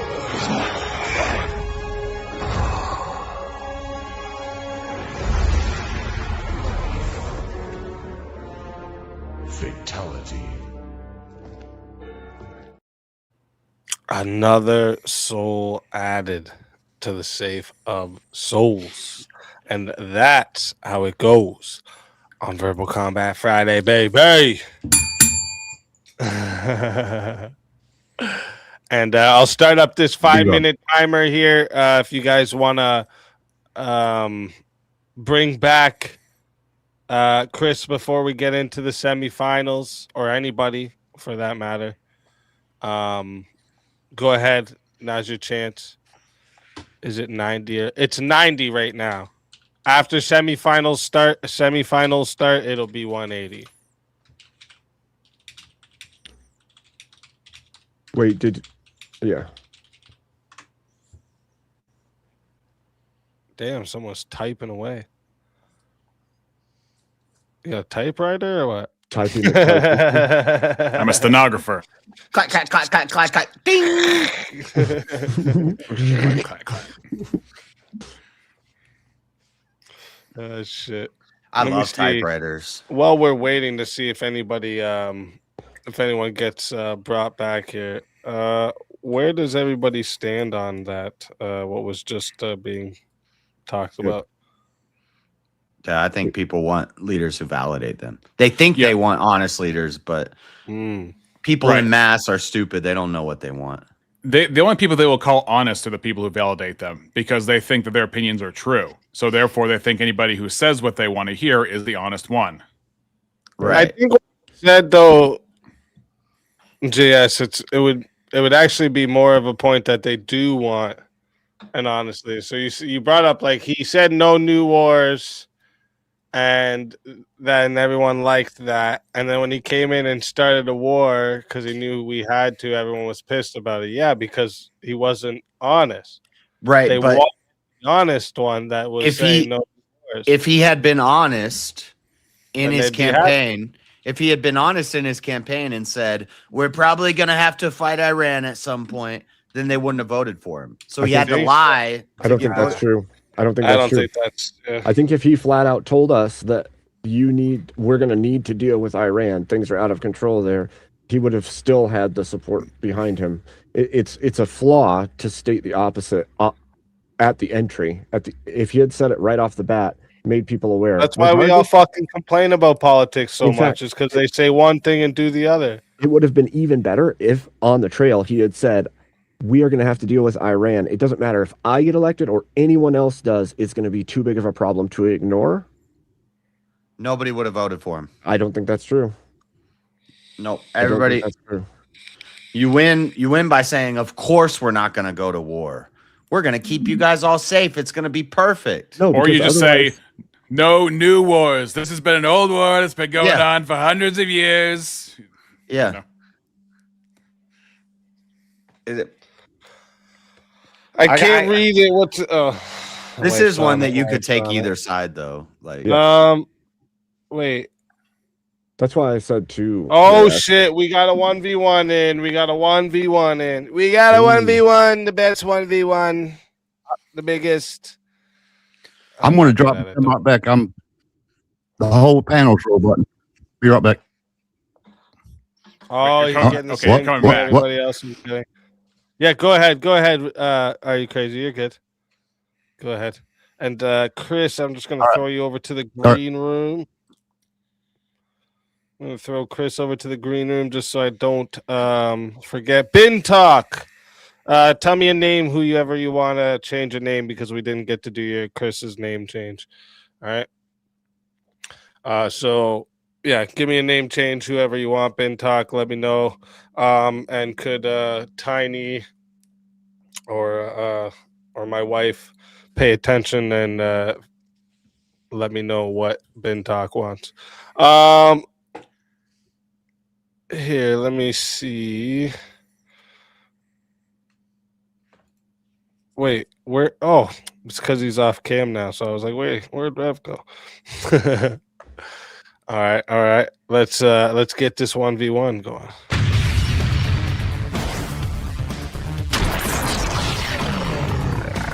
Time for 1v1. All righty, let's get this action rocking, shall we? Is this final? Is this finals, or did somebody pay for this? Someone paid for this one. Oh. All right. Someone paid for this one. Did they pick a topic? Well, no. You have to pay for a forced topic. Okay. Oh shit! All right. Let's fucking go. We'll do that revival in just a few moments. And actually, that was pretty much perfect timing. It was almost it was like 4 minutes when I reset the time. Thank you very much for that, by the way. Here, let's see a good topic for you two. Let me just start from the top and see where you guys think. Empathy is a weakness, not a strength. Yeah. I'd say it's a strength. Oh, wait, and JS, you said yes, it is a weakness. Yeah. Okay, look at that. Fucking right. Look at that. Couldn't even get past the first one. I like it. Chat. Reminder for you all in the chat. This here goes to 5 minutes to start. If you guys want to make it go longer, it is $10 a minute.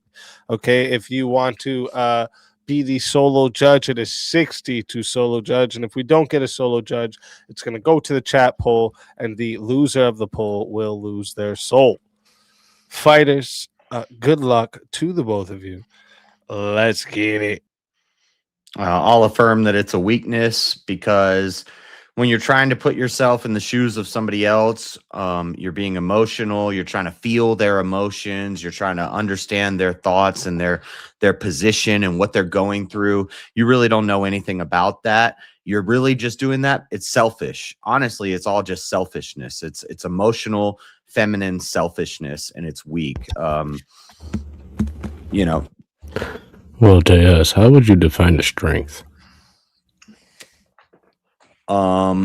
Ability to do more than most. And what about weakness? Inability to do as much as most.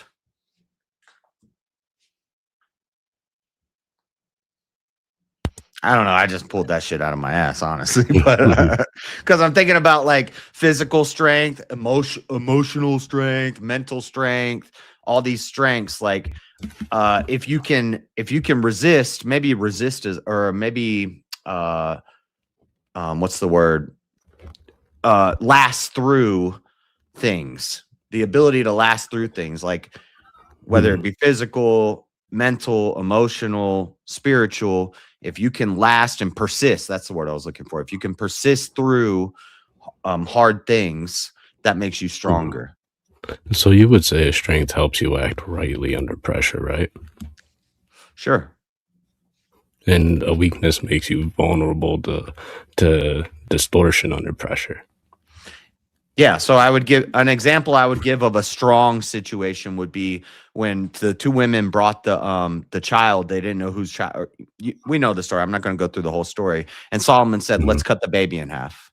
Do you think he was feeling empathy for those women? Was he like, "Oh, I bet these women are really sad"? No, he said, "Cut the baby in half." He was acting under wisdom, and there was no empathy in it.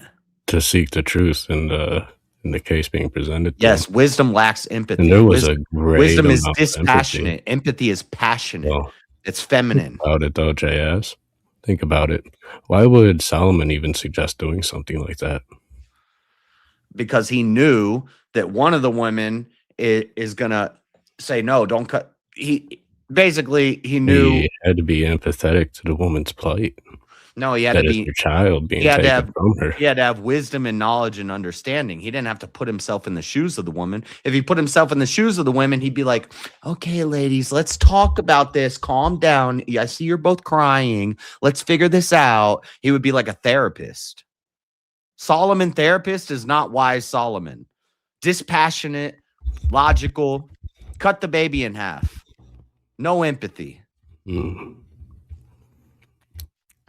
So, would you say that like empathy in the modern usage often means like allowing another person's pain, fear, anger, all that negative stuff to enter your reasoning process and kind of tilt it a little? No. For example, you see somebody suffering. So we can look at this in like the military. We can look at it in the church. When you go into a confessional this is a Catholic. Neither of us are Catholic, but when you go into a confessional, the father's not empathetic with you. The father says, "This is what you have to do. Did this. This is what you have to do." Well, were we empathetic with Hiroshima and Nagasaki when we dropped bombs on them? Are we empathetic when a lack of it? But you see, in a personal situation, for example, you've gone through hard things in your life. Now you come across a young man who's walking that same path. And I beg you not to be sorry for me. Do not ever be sorry for me. Are you going to be empathetic and try to help him out? No. Are you going to put yourself in his shoes? See a little bit of yourself in him? No. I can't do that. When I do that, I'm being selfish. How are you being selfish? Because empathy is ego. You're feeding your ego. You're thinking, I can feel what they feel, and I can care for them, and it's a feminine thing. It's a Marxist feminine psychology word that was introduced by a bunch of people who are trying to subvert the dispassionate nature of men and make us all into women. And sympathy is the same thing. Sympathetic, you got to be a pathetic simp to be sympathetic. But empathy, we're talking about empathy. So let's get back to Solomon, right? And you say that empathy is feminine. When we look at Solomon, he had great empathy in that case you brought up. He had to put himself in a woman's shoes to understand that putting the child's life in danger like that would make her react. The real mother react. I don't agree that he had to put. I don't agree that he had to put himself. Did Jesus not have empathy on those that he healed? So if I do something kind, that means I'm being empathetic. I'm feeling what they're feeling. Oh, Jesus was empathetic to those that he healed. Was he empathetic to the woman at the well when he said, "Go and sin no more"? Why didn't he say, "I understand you need some money. I understand it's tough. It's hard out here for a 304. You got to make that money, girl. I get it. So, but why don't you work on it?" No, he said, "Go and sin no more, woman." And was he empathetic to the people trying to cast stones at her? No, he said, "You without sin cast the first stone." He wasn't empathetic to them. He wasn't empathetic to her. Are we talking about the woman in the well or the adulterous woman? The adulterous woman. Yeah, the adulterous woman. Yeah. Well, let's see. If she had sinned, what's the wages of sin? Death. Okay. Why did Jesus judge rightfully? Because God forgives. And would that be empathetic? Does God have empathy on the fallen nature of man? Was he empathetic when he sent his son to die in our stead and to pay the wages for our sin? You're not stun locking me. I'm just trying to think about this because no, the answer is no.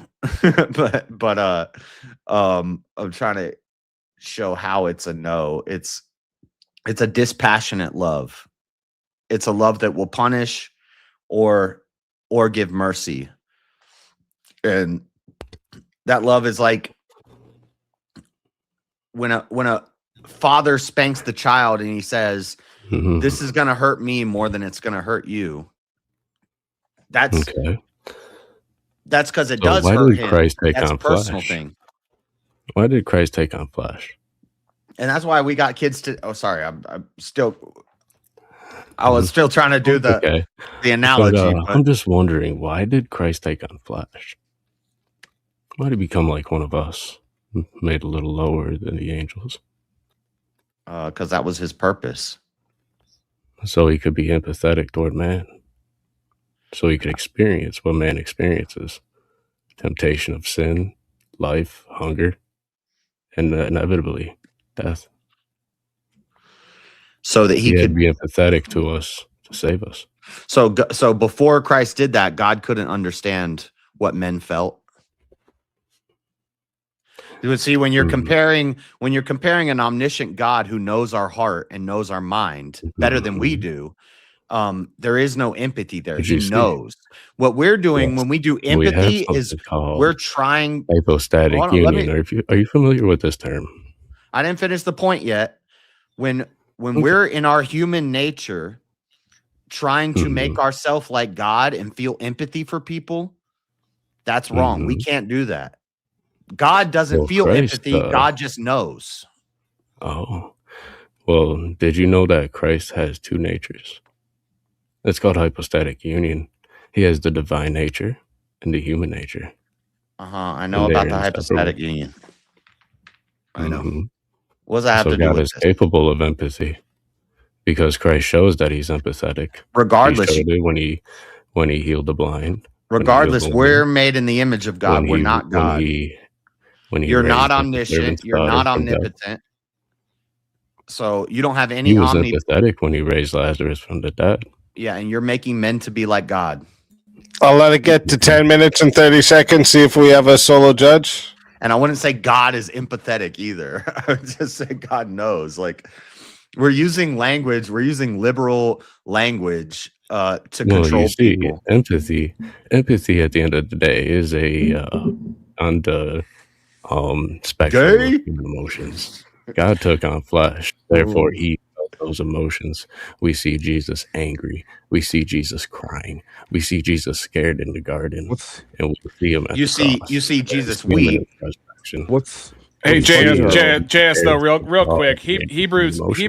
Hold up, Russ. Hebrews 4:15 says, "For we have not a high priest which cannot be touched with the feeling of our infirmities, but was in all points tempted as we are, yet without sin." So the temptation in the case of Jesus is the source of God the Son actually having been human, whereas the Father was not human. So the experiential knowledge is different than the omniscient knowledge, and that's differentiated right there in Hebrews 4:15.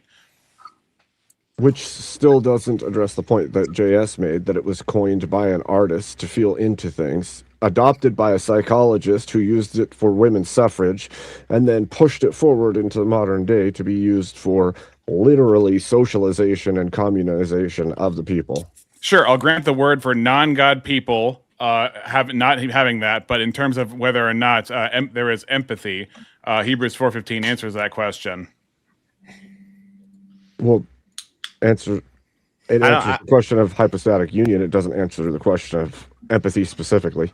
I don't even understand how that has anything to do with what we're talking Can about. be touched with a feeling of our infirmities, but was all points tempted like we are without sin. So he can have emotions about our infirmities? Or are our we projecting infirmities. our emotions into him? The infirmity, okay, that had to do with the incarnation. The infirmity is having to do with the actual temptation of someone who lives in the flesh. Right, because he. All right, real quick, chat. I'm putting the poll into the chat right now, so it's there now. If you don't see it, go ahead and hit the refresh so you do. Okay, if you would like to vote for this man right here, you're voting for JS Urban Adventures on the poll, and if you would like to vote for this man right here, you're voting for Rev Russ on the poll.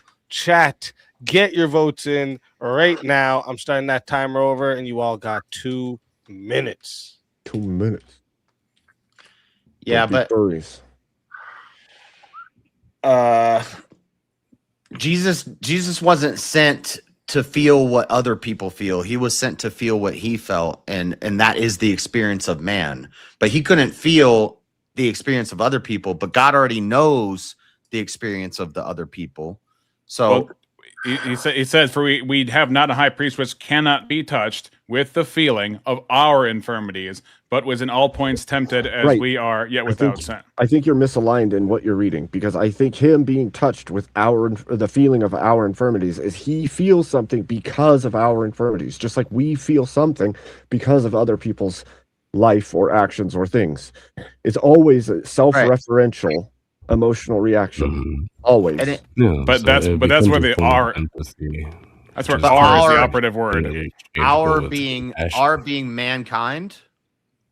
Our being those who consider him his high priest. Seeing as then we have a high priest, not the lost. We have a high priest that has passed into the heavens, Jesus the Son of God. Let us hold fast our profession, for we have not an high priest which cannot be touched with the feelings of our infirmities, but was in all points tempted like as we are, yet without sin. That's talking about all of human nature. Then it's not just talking about. It's talking about Christians. He doesn't. The burdens of the lost aren't Great, put but on how are Jesus. you reading empathy into it? Yeah, well, it doesn't say our feelings for us. It said he cannot be touched with our infirmities. With the feeling of our infirmities, you changed it. Right. Right. You changed it. He can't. Isn't that what you just said? So you're saying he can't with the feeling of our infirmities. For we do not have an high priest which cannot double negative be touched with the feelings of our infirmities. I got confused by the double negative. Okay. So what was the prompt? Just so we're very clear, what was the prompt again?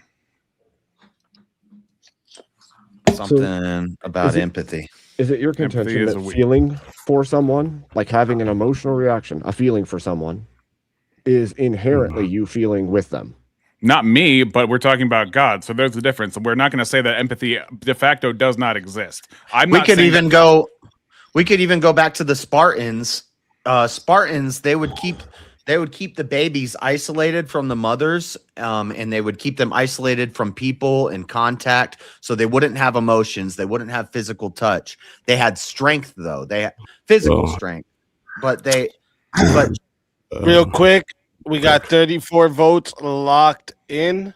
All right, and 56% said the winner of the 1v1 is Rev Russ. JS Urban Adventures. Tell everybody in the chat where we can find you, and I'll give a 3-minute grace period here for you as well. Even though we're way fucking past the time, but I'll give you a 3-minute grace period to see if they want to bring you back. So tell them why they should. you should, because I'm awesome. He didn't say nothing there. He didn't say nothing. Empathy's lame. Go to JS Urban Adventures. Bring me back, chat. 3 minutes. Let's go. Let's fucking go. Always a pleasure having you. If they bring you back, you're more than welcome. And until then, my friend. Your soul is mine.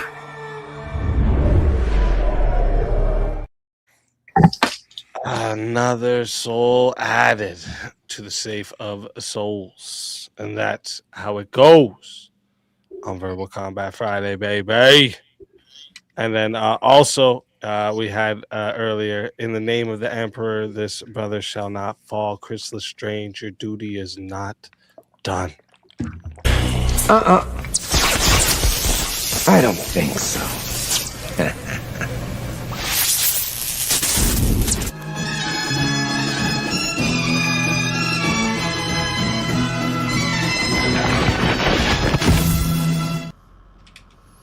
Welcome back from the grave. Let's fucking go. We will destroy all the Tyranid Welcome, scum welcome. and purify the realm of the heretics for the Emperor. Let's fucking go. Chat, 3 minutes on the clock if you want to bring back JS. And then we are getting into the semifinals. All right. I actually got to run to the washroom. I've been sitting here active as fuck this whole time because, like, listen, this has been, real quick too. Shout out to everybody who's come up and joined the panel tonight, you legends. I apologize for everyone who didn't get to get on the panel. It's like I say, this is why I tell you guys get up here early on Fridays because there's times you're gonna wait hours back there. All right. And yes, we have the option to challenge from the back, but you can't always depend on that being an option if you're not going to do it yourself. So, VK, Verbal Combat is popular shit. You better get up. Yeah, it's getting, exactly. And it's just growing, right? We're just growing over here. Everything's growing. We got a lot more coming. We got the Verbal Combat Origins now. I got a lot of things happening behind the scenes that I think a lot of you are going to be really surprised about when it comes out. There's things happening, all right? There's things happening. You guys are going to be like, what? We're moving up over here, all right? We're moving up, so get in early. That's the main point. I really want to go to watch subscribers. Yes, 10K subscribers. That's right. We're so close. We're so close. It opens new opportunities. Let me see. 9897 is what we're at. Wait, what? What? Oh, what was it? What was Ben Talk's name change for Chris? What was it? Hold up. Left ball. Oh yeah. Left ball of Emperor. There we go. There we go. Now you got your name changed. Ben Talk. Been too wrong. Ball. Been too wrong. Emperor. Yeah, nuts. All right, I'll be right back. I'm gonna run to the washroom. It looks like we're almost at the 3 minutes there. So, all right, let me just wait the 3 minutes just in case. Staring contest. You want to bring JS back? This is your chance. Indeed. And quickly, if you're gonna. You should do it and like take a screenshot of yourself, and then you just get off the screen and chill. True. Never blink again, ever. Shit. 15 seconds. 15 seconds.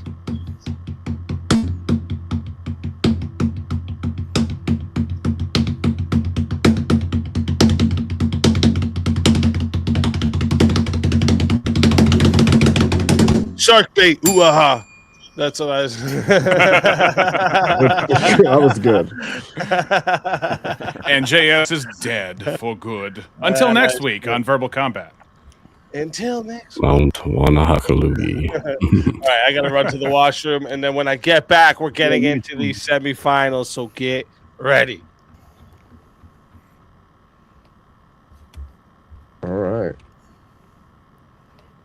No one's going to talk? You guys are crazy. Why don't you talk? You're just going to be quiet. You talk. Just telling me to talk about things and stuff, bro. Stuff and things and stuff. Yeah, stuff. No. So who's taking the positive on stuff and things? I'm going to throw this out there. I agree with partially agree. I partially agree with what JS is saying. There's a certain but stuff too.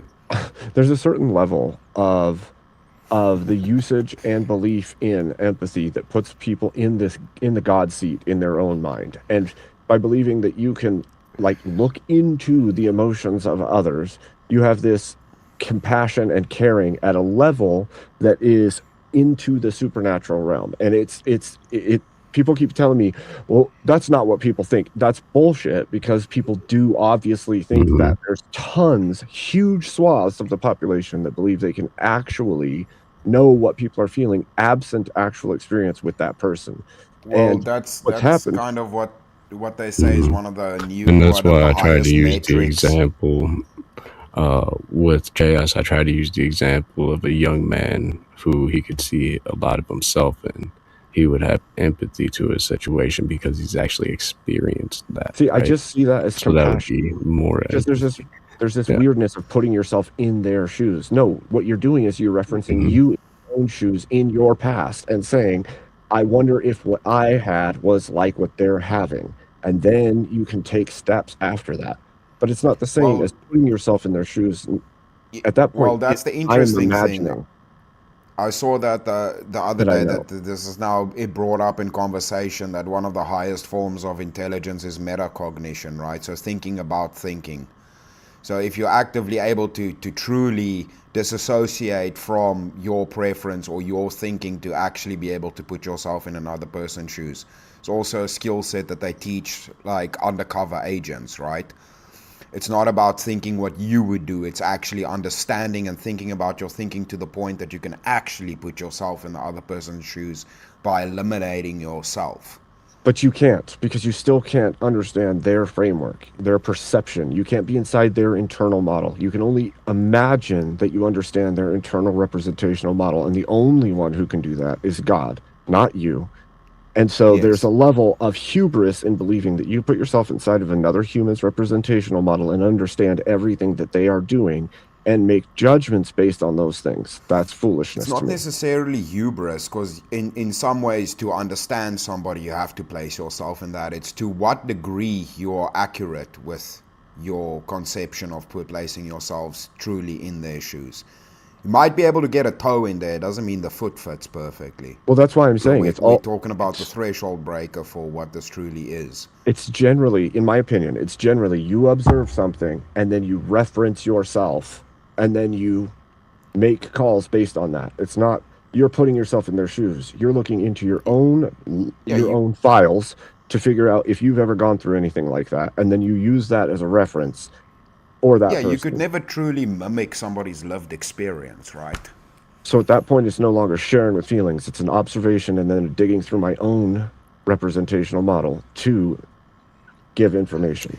Yeah, but understanding how an engine works doesn't require you to know how the factory operates that produces the engine, right? So there is some point of understanding that can be achieved, even though it's not full understanding. Well, I can take apart the engine and look into the engine. I can't take apart another person's mind and look into it.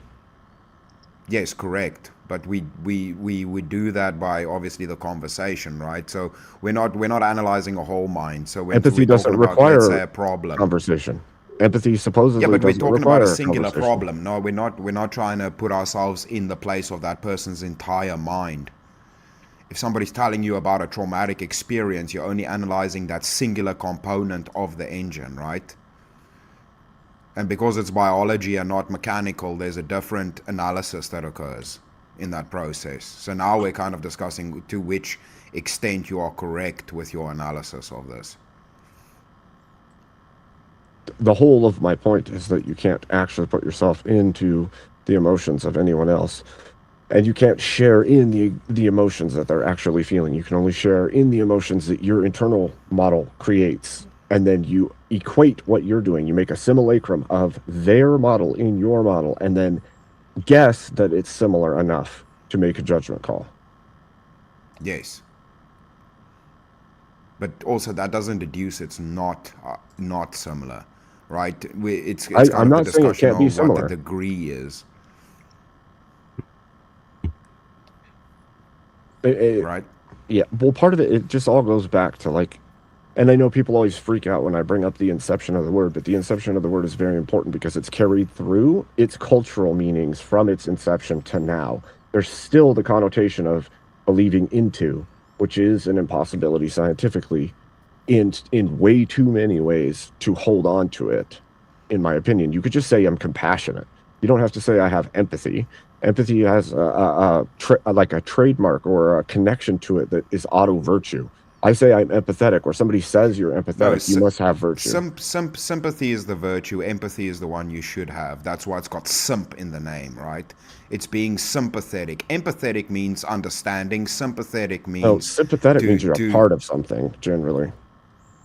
No, sympathetic would mean that you are trying to align with the thing being expressed. Empathy means you just understand what's happening. Not it doesn't in. mean you're condoning it.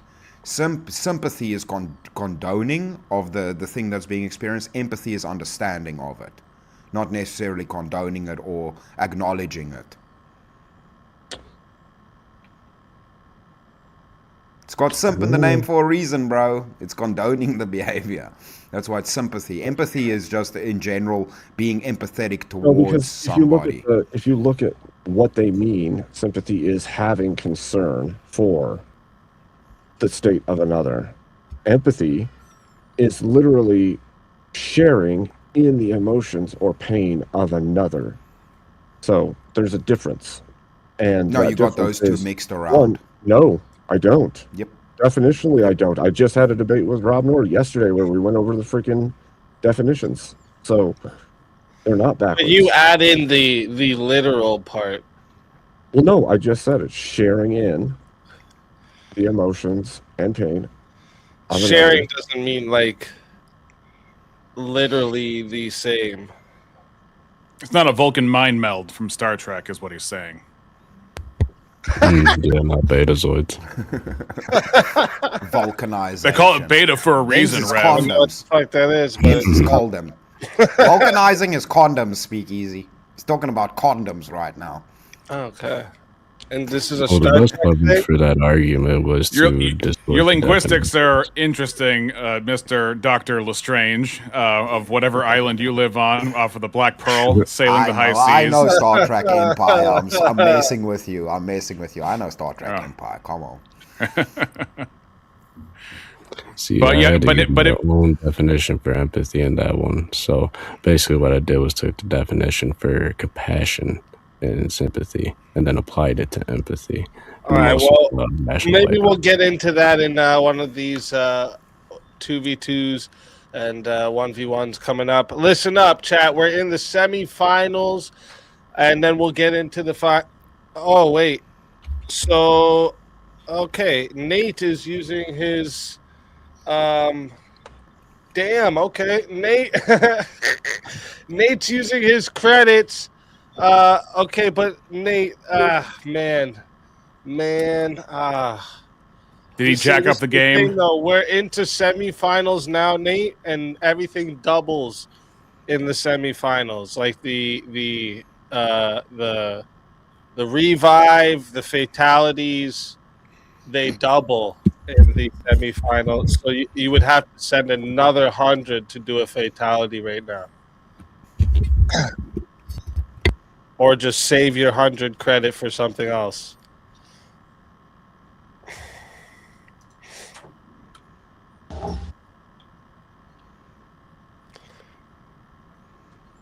Almost got him, though. You almost got him.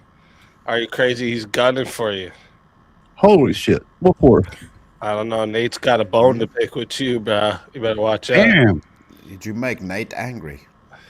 I don't know. The hat. It might be the hat. Maybe Nate doesn't like the hat. I got another Nate's hat. a trucker. Nate's a trucker. You better watch out. Yeah. Wait, is Leia the only one without a hat now? She might be wearing a hat. She isn't being camped out. We need to She's confirm. still alive. Maybe I'm alive. Maybe the bee needs to wear a hat. I should get on that. So wait a minute. Let me ask you something. Are we saying it right, Leia? Well, it's Leah, but I never correct people. It doesn't matter. Leah Bobia? It's Leah. See, well, you should. You know what's funny? After I heard someone else say Leia to you, I was like, I wonder if we're saying this right or if it's pronounced Leah. Because the B in your hand is what gave it away to me. I was like, it's probably Bobia, and I'm fucking saying Leia Bobia this whole time. Yeah. Well, my avatar is supposed to be a joke, but I don't know that anybody got it. But it's okay. Let me see. It's a girl holding a big bee. Leia. Mm-hmm. What's that make her? Leia Bobia. No. Think about like a phrase that people use sometimes. Is she a bitch? Bee's knees. Queen bee. No, it's so much simpler. I'm a bee holder. Oh, JS got it. JS got it. Beholder. Oh yeah, there you go. He did. Beholder. That's hilarious. Okay. That's clever. That's clever. I feel like it's not if you have to explain it, but Jared speaks as her right hand is in the stinger, or her hand is right by the stinger. She's gonna get stung. Not if she's the queen bee. Says, I retract. Okay, no problem, Nate. No problem. Okay, but you still have your 100 credit. Whatever you want to use that for, let me know. But yeah, that's fair. Okay, so like I said, everyone, since we're in the semifinals, it is now 200 for a fatality, and it is 180 for a revive. Okay, from now till the end, and these people you see on screen are the only ones eligible to be revived. All right, but in finals, oh, actually, no, we changed that too. The finals you can too. That's right. So right now till the end, these are the only people that can be revived after they're gone. Okay. So let's get into this. Let me see. So everyone up here, or no? Okay. Oh wait, I think almost everyone up here had a 1v1, if not everyone. Yeah, everyone did. Yeah. Yeah. Tonight's been active as fuck. Okay. Okay, let me see something. Yeah, even you've debated speak. Mm-hmm. Yep. yeah, it was crazy for my first time up here. They threw you in the lion's den. Shit. I love how Avarice got revived 3 times and Chris Lestrange gets revived once and he gets deeper in the tournament. It goes like that sometimes. It goes like that. Yeah. Deep pockets out there for Avarice. Shit. All right, let me see. I think, okay, who was just in a 1v1? It was Rev Russ, right? So I'm going to put Rev. Oh, sorry, Rev. I'm going to put you to the back for now. All right, I'm going to let you skip the first 2v2 battle. And then who was in it right before that? It was you, wasn't it, Chris? Oh, wait, no, Abe. It was Abe. Yeah, it was Abe. Oh, yeah, and Chris. Yeah. It was I Abe had versus two. I had Chris. Abe and Avarice. Abe and Okay. Avarice. Okay. Well, you know what? So I don't have to pick one of you. We'll give Grace to Leah. Then I don't have to pick one of you. All right. Fair. You're men. You can handle it better. All right.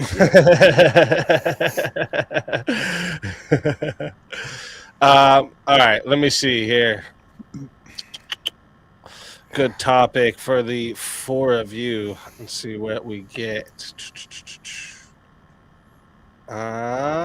Okay, let me go back to the top of the list and we'll start going through them. Guilt is a learned behavior, not innate.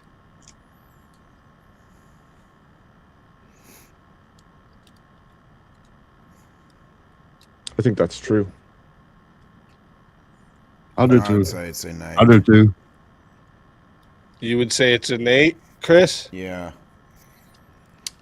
That would put. You know what? I can go with Chris. Okay. All right. Let's do it. Perfect. I like it. First one. It's perfect when it works like that. All right, chat. Let me tell you how this goes. This is a semi-finals match. All right, so you can add time still.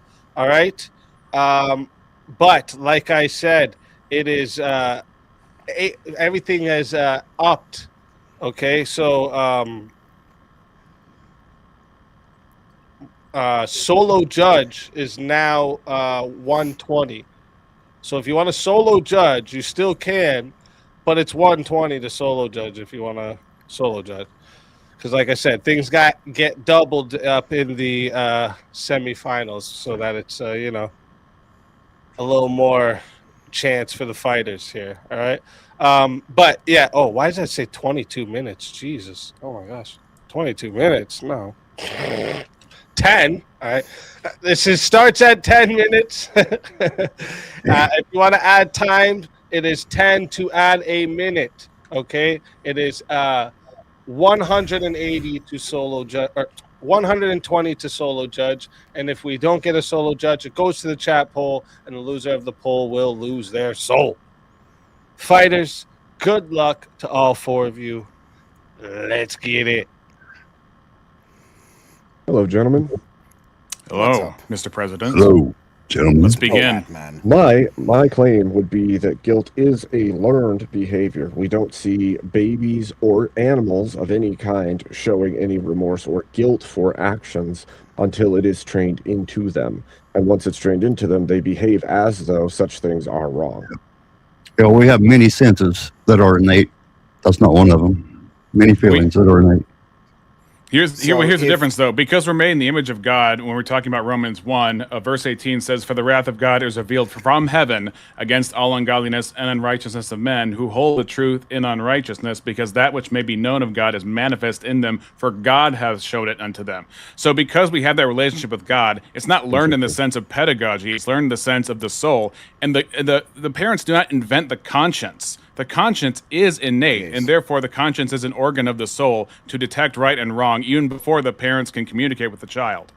Yes, yeah, but guilt is a reflection upon decisions you make. So, i.e., a reflection on moral decisions you make, which it's aligned with what is written on your heart from God, like he said. then why don't any tribal people guilt, you have to know this is something wrong or Oh, they do. immoral. I deny that assertion. They do. It's just darker because they have less light. As in, they have less specific revelation of understanding than a culture that would have interacted with the gospel. We have documentation from right there. We have documentation. No, we have documentation from. No, what I'm saying is a sliding scale. Even those tribes have an honor system of right and wrong. Yeah. Even in prison, you have certain people who get offed and don't get offed. Even among people who are very dark. Yeah, they do. We have documentation from when the Europeans engaged the Aboriginals. They do have guilt. They have reciprocity.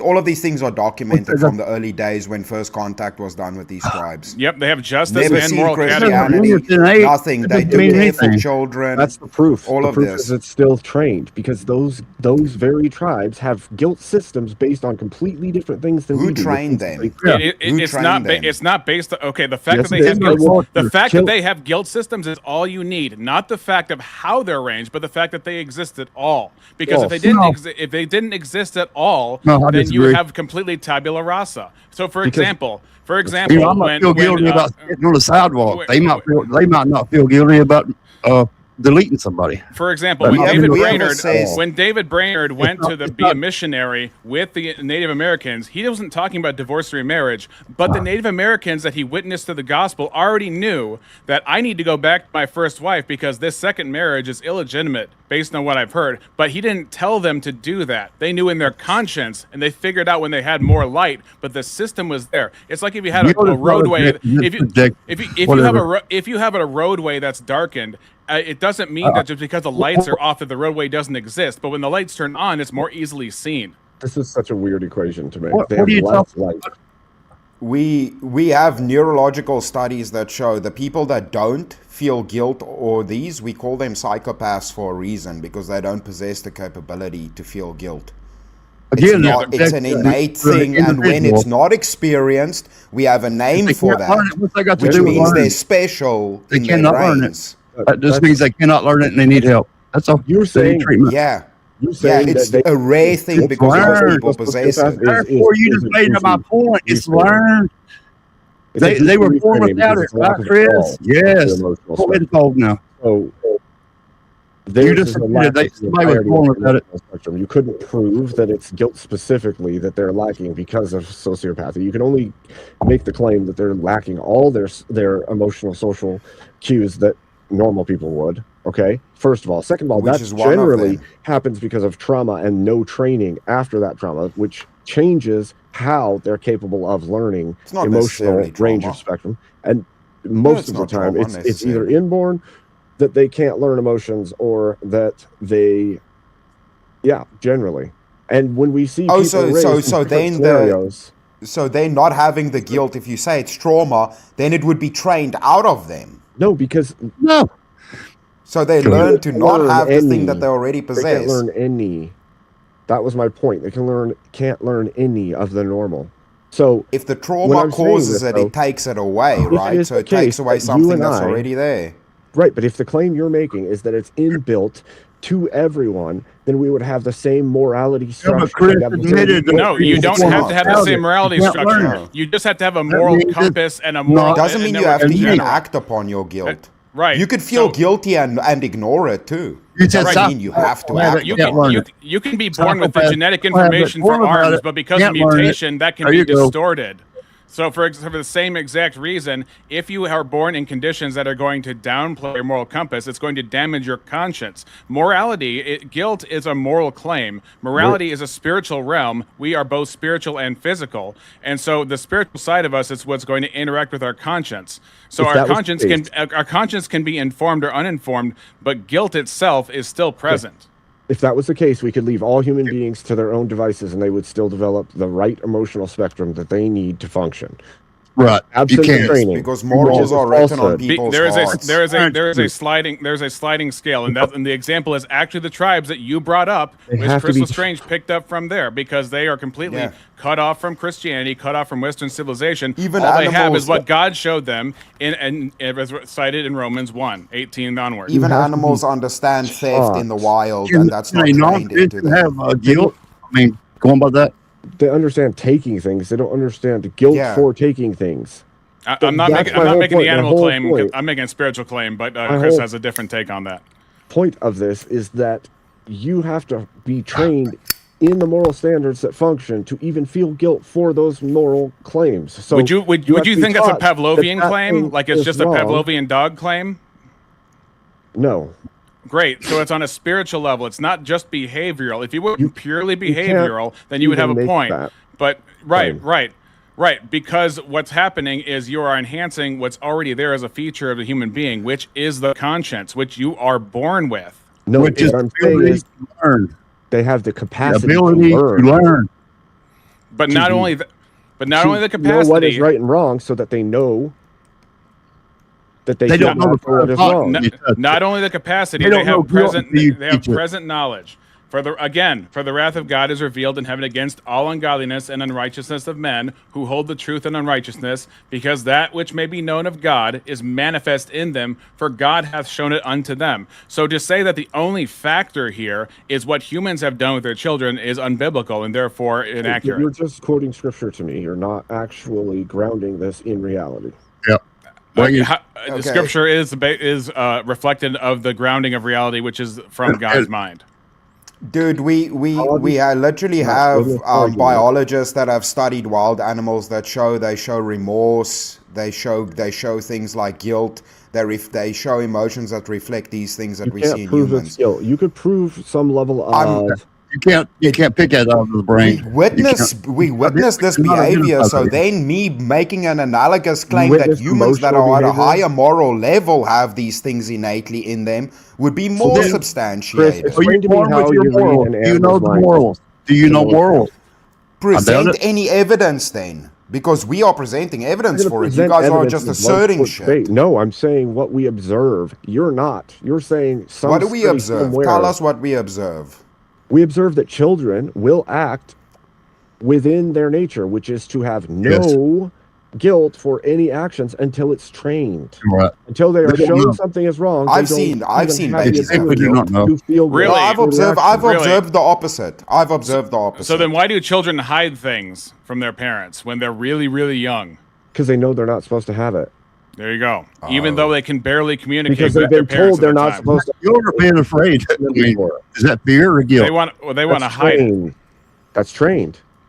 Fear they're not trained to hide things from their parents. Repercussions is because of something, right? They've already learned that from their parents. Monkey see, monkey do.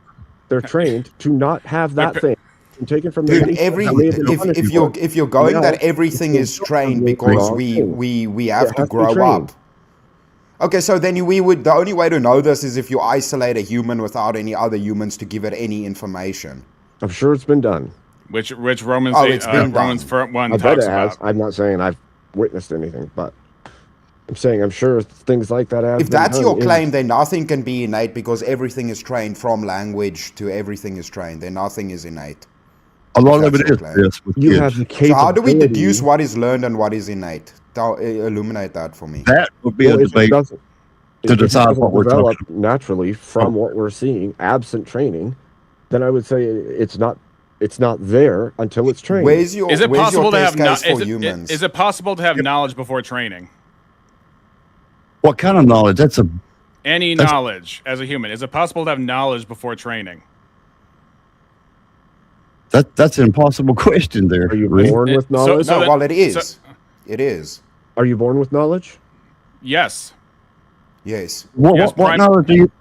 Can you show that? So knowledge can be gained through seeing things, experiencing things, touching things. You do get knowledge before training. Primarily, knowledge is revealed to us by God, which is what the presuppositional apologetic is all about, is that you don't have a basis of knowledge without the law of identity being valid. And the law of identity can only be valid if there is a actual metaphysical identity assigned to matter and things in general. So, and that would be all of your senses are informing you with information, which is knowledge. Your senses inform you of information before you get trained. That's how you're able to be trained. You would have to have prerequisite knowledge to maintain any form of training. Right. So you require your senses. Do you recognize we have a language center of the brain before we ever taught language? Yes, and if it's not used or trained into them, then they won't learn how to communicate using the language centers of the brain, will they? But it's innate to our nature, isn't it? Different language is innate to us. I don't know how you could say it's innate if it won't develop, if it's not trained. It is innate because we have a language center of the brain, which our parents didn't invent the language we center. labeled it the knowledge center, or the language center. The language right? center. We labeled it that, right? Humans did. As opposed to any other species, process, we can compare that to other right? species and say that they don't have a language center, right? That's like saying because this thing can be used for this, it must have been made for this. Yep. We know that theologically, yes. All right, real quick, I am putting the poll into the chat. All right. So if you don't see the poll, make sure you hit that refresh. Okay. And if you want to vote for this man right here, you're voting for re-examination on the poll. All right. If you want to vote for this man right here, you're voting for Abe Dinkus on the poll. If you want to vote for this man right here, you're voting for Chris Lestrange on the poll. And if you want to vote for this man right here, you're voting for Are You Crazy on the poll. Chat, get your votes in right now. I'm starting that timer up. You got 2 minutes. So what I'm saying, Rex, is that a knife can be used as a spoon. That doesn't mean it was made to be a spoon. Just because the language center is used for processing language doesn't mean it's only used for processing language, and you can't make the claim that it means all humans innately speak language. So our creation was not had any intent behind it, like just similar to a knife didn't have intent behind it. But again, with your language claim, animals do that that are on a lower level than humans. Think about it. Does a dog have Animals to be have taught language.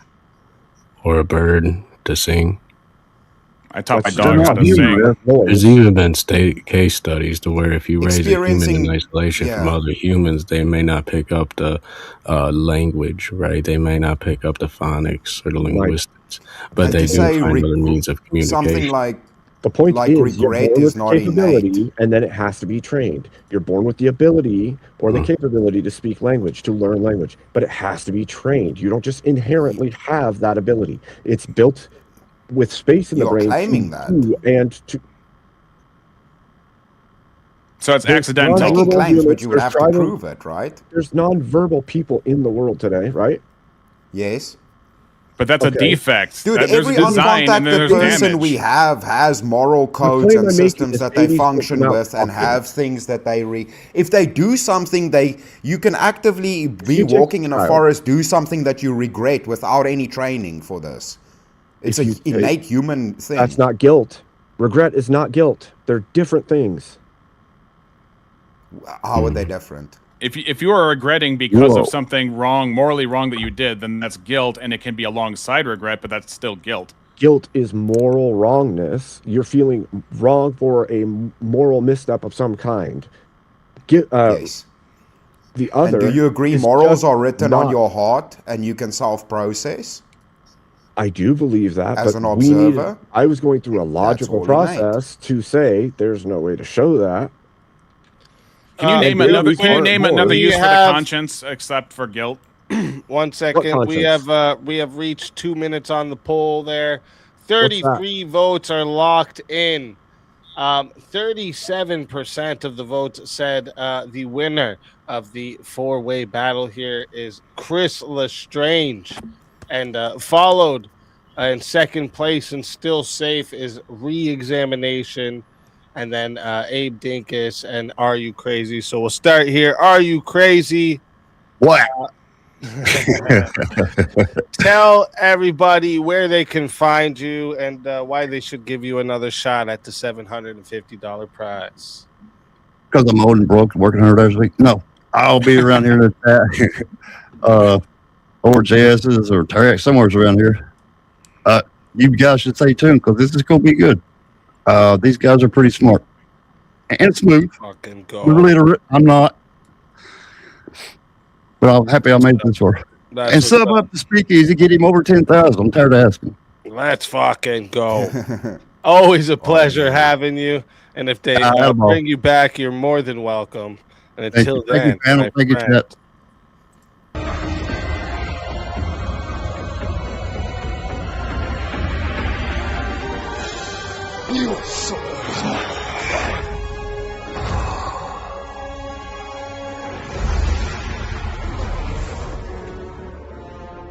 Fatality.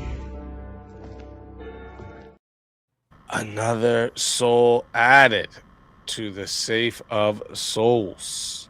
And that's how it goes on Verbal Combat Friday, baby. And Abe Dinkus, tell everybody in the chat where they can find you and why they got to bring you back for another shot at the $750 prize. Sure. You guys can find me over at Abe Dinkus channel. Do lots of fun things there. You should bring me back because they just appealed to scripture. They didn't make logical argument about physical reality or something. Abe. Or something. Or something. Shit. Always a pleasure having you. If they bring you back, you're more than welcome. And until then, my friend. Your soul is mine.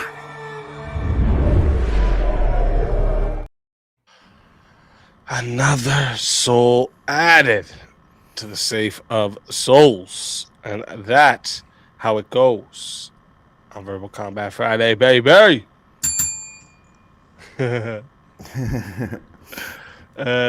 you have like a little desk bell, or is it an effect? Ding, ding.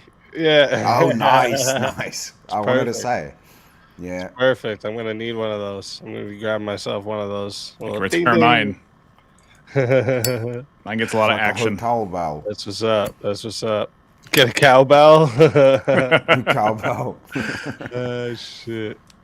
Oh, sempiternal chaos coming in. That uncle gets it. That's a cool uncle right there. Shit. It's a funny one. It's a funny one. All right. So, I see that we got a Cash App, but Nate, who are you trying to kick? Oh, he already answered. Oh shit. Oh shit. Of course. Oh shit. Now it's re-examination. He's got a bone to pick with. Damn, Nate's coming I knew it. Why y'all Yeah. making Nate angry today? Damn. What you do to Nate? I have no idea. Hi, Nate. How's it going? Tell everybody in the chat where we can find you. Why they gotta bring you back for another shot at the $750 prize. Well, hey, I just want to thank everybody who's supported me along the way with all these. You want to find more interesting angles from Scripture that's going to tick off Abe Dinkus, then please bring me back to the show. Me and Rev Russ would have made a mean 2v2 versus anybody as far as the Protestants go. You can find me at Reexamination Show on YouTube. Look at the description. There's a link tree in there. And I look forward to next time. Let's fucking go. Oh, say bye to the bell. Yeah, I know. We got no bell now. We got no bell now, Nate. You get the Nobel Prize, bell. Nate. It was a great bell. I walked in and said, "What a lovely bell." It's a huge bell. Shit. Always a pleasure having you. And if they bring you back, you're more than welcome. And until then, my friend. Your soul is mine.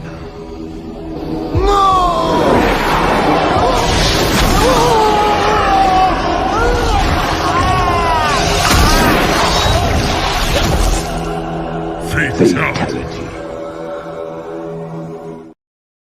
Another soul added to the safe of souls. And that's how it goes on Verbal Combat Friday, baby. And, oh shit. Are we down to 4 now? We're down to 4. Look at that. Yeah. We're down to 4.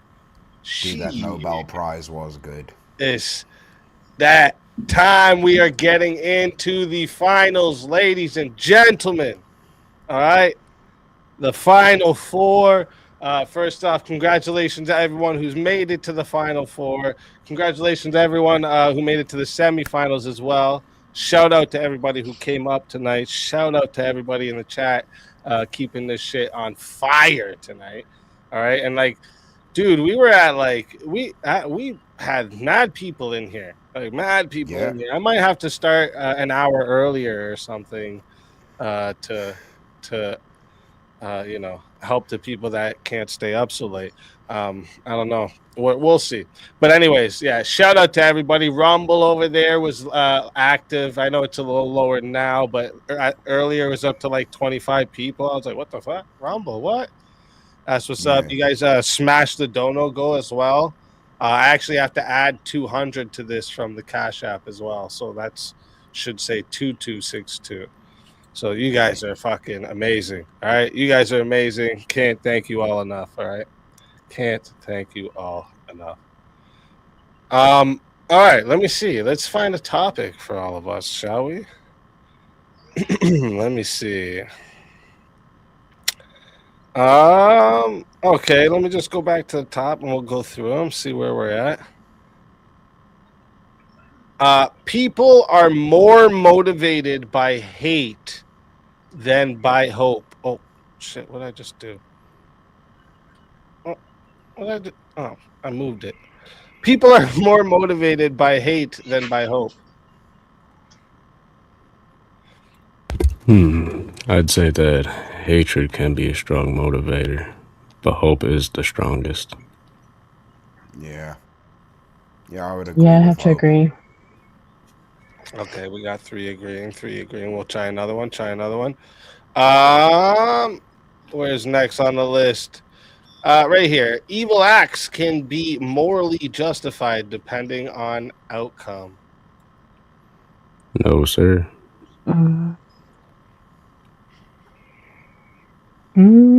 Evil acts, not just like illegal acts or immoral acts. Evil. No, I'm gonna have to say no. It's a tricky one. Well, Speak, if you want to go, we can go.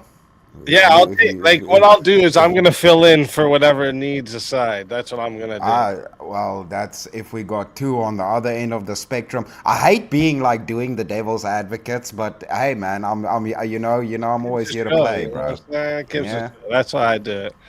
And this isn't one that I'm trying to think. I'm trying to think if there's gonna be a spot where I'm like, oh, I can't argue for that.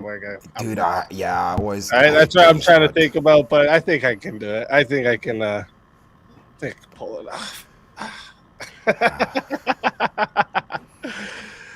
Shit. I mean, it's evil acts. I think devil's advocate makes sense, right? Yeah.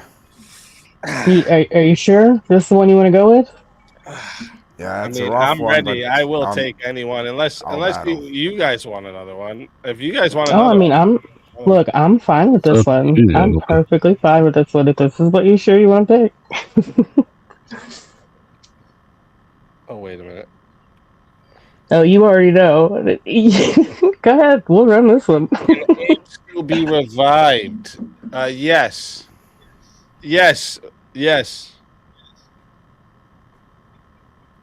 Why, did I miss something?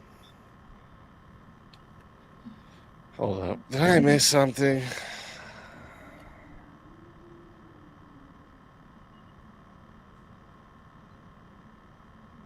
I need to scroll down in this messages because I'm way up here, obviously.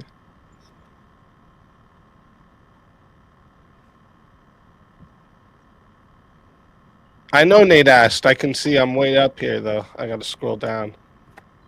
Oh, it's... Yeah, Revival's 180. Let me know now if you're going to do it, Nate, because then this way I can actually let Abe do this four-way and we can find another topic. Because I like to try and make sure I'm not stopping anybody from getting to the final four. I try to do my best not to put myself in the semifinals because of this reasoning. And even though I know the chat votes against me all the fucking time, but there's times where I know there's a few of my soldiers in here that are gonna vote for me no matter what. And I want to say, give a shot to the fighters here. Yeah, it's 180 to revive though. Is that what do you want to do that, Nate, or no?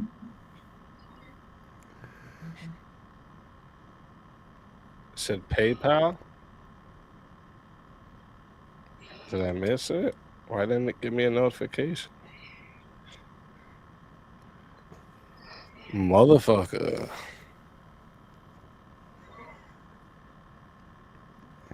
I don't see it there. I don't see it there, Nate.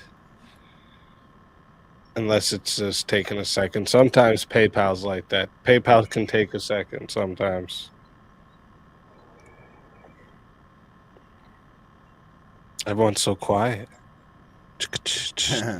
Rev to Obi Rev Kenobi, bro. That's a good one. Obi That's a good one. Nice. Respect, Steelborn. We need you, Obi Rev Kenobi. Your only hope. Your only hope.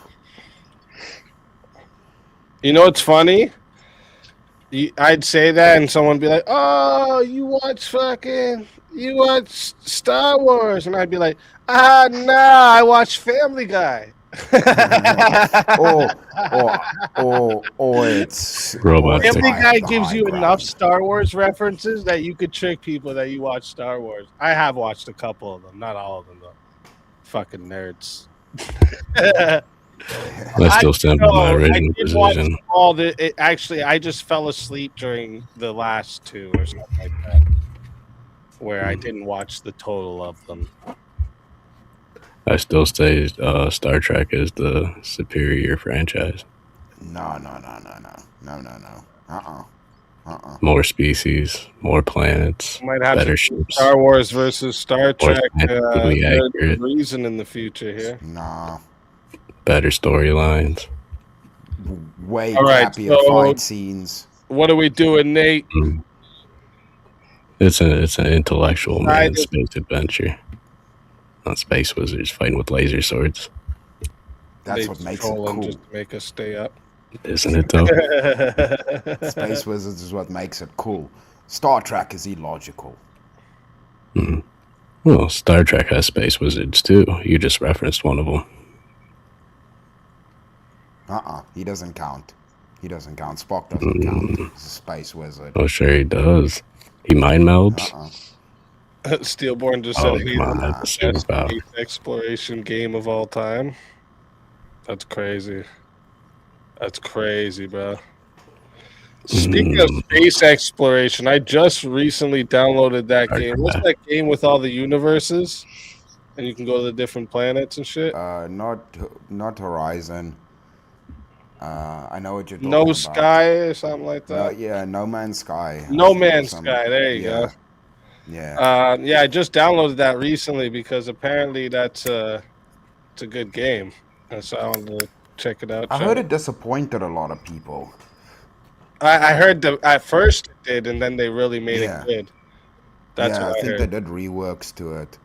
What's happening? Nate's fighting with PayPal. Get him, Nate. Get him. Give him a 1-2. Uppercut, and if that doesn't work, you go for the balls. Go for the 1-2, man. Throat and nuts. Furry whiskers. Oh, damn it, Jared. You bastard. That's fair. That's fair. Oh, shit. There it is. Whoop. There it is. Whoop. There it is. I'm going to quickly run to the Where's bathroom. my revive clip? I don't think so.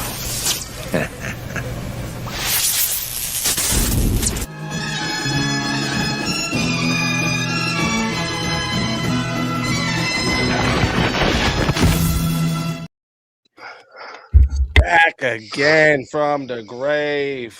Big thank you to Nate. Let's fucking go, Nate. You legend. You legend. Hey, I like it. I like it.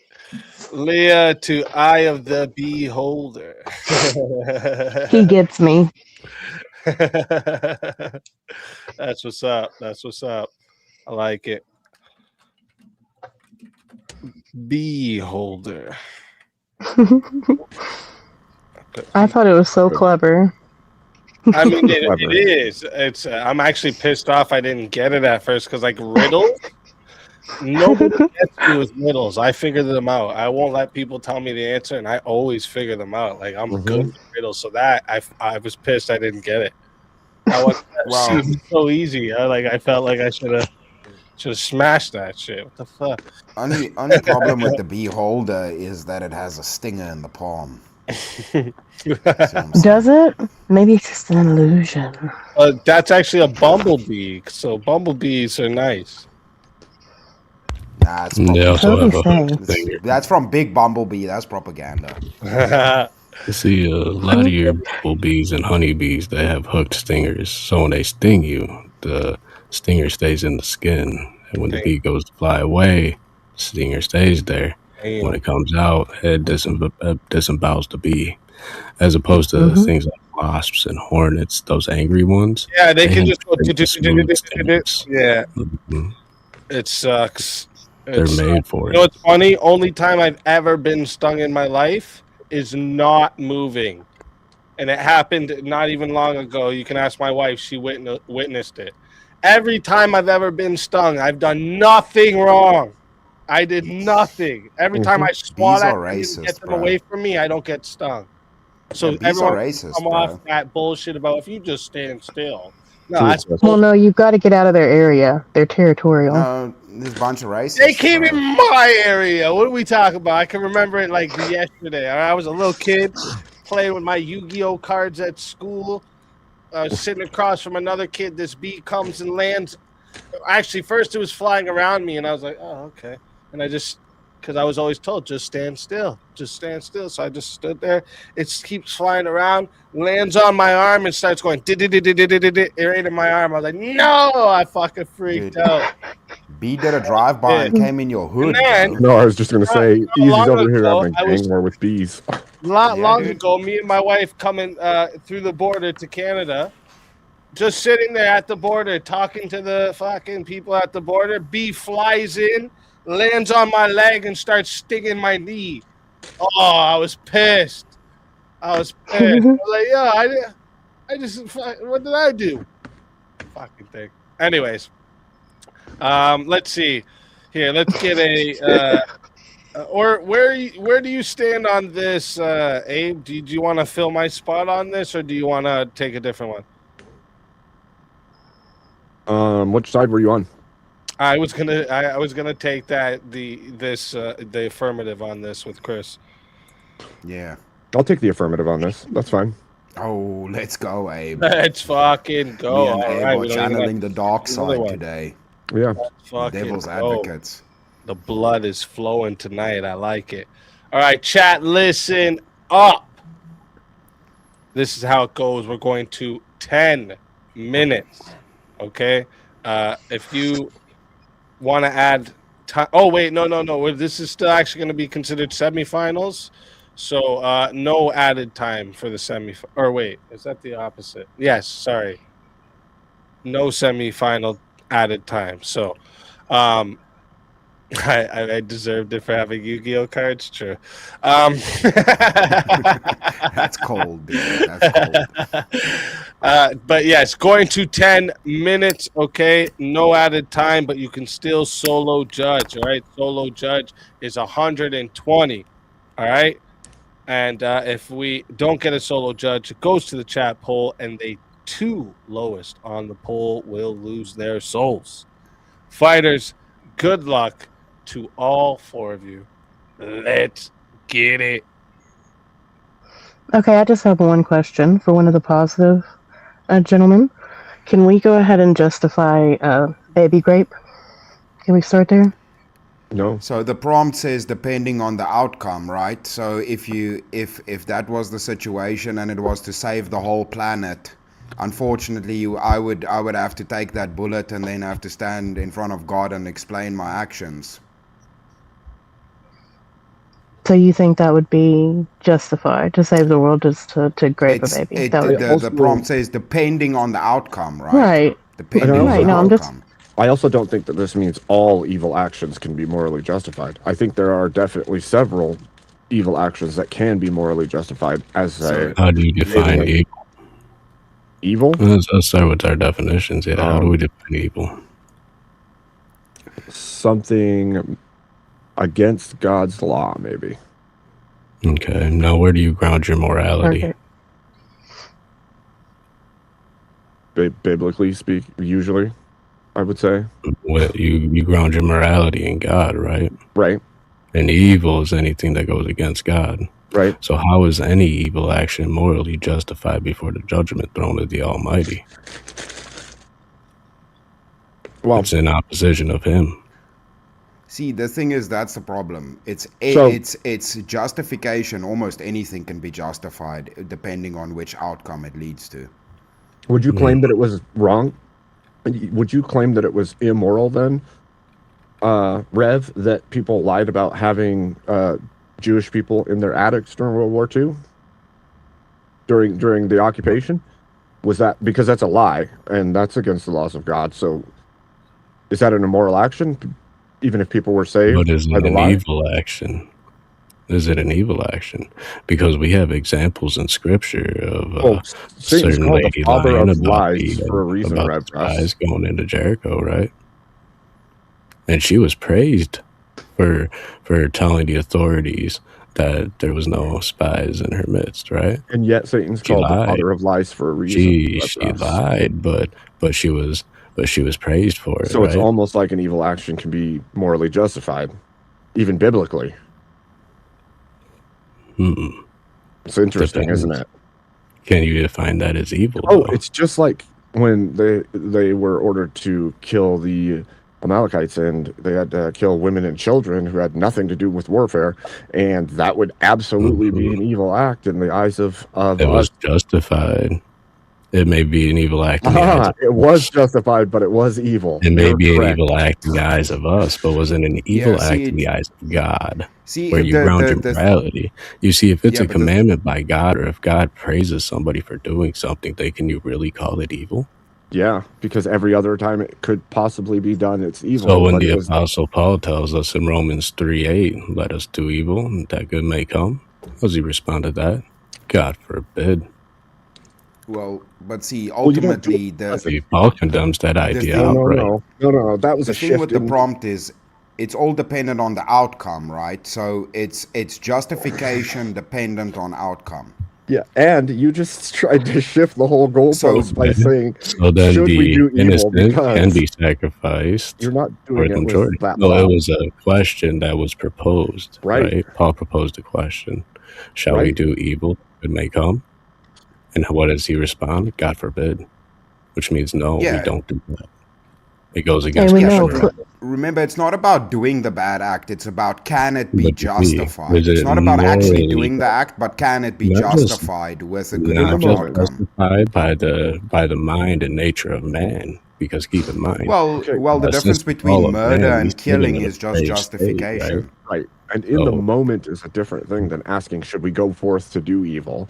Like, in the moment, making a choice that saves lives that would be justified, would be called evil any other way, is morally justified. If So are you you are telling me outcome determines morality? What? Does outcome determine morality? No. No. Outcome doesn't Okay. determine morality, but ultimately So how can what the evil act be level of morally morals. Because Well, the it end depends on result what was morality morally is justified. justified by. If the God. outcome Period. determines morality, So if the outcome does not define morality, it's then the equal evil to act itself can't be justified. Well, it depends in what moral framework, right? Serial killers justify their actions of being psychopaths or people doing bad stuff, like she mentioned, to And that's children. subjective They morality. justify It that has through a no- flawed it has no morality. grounding.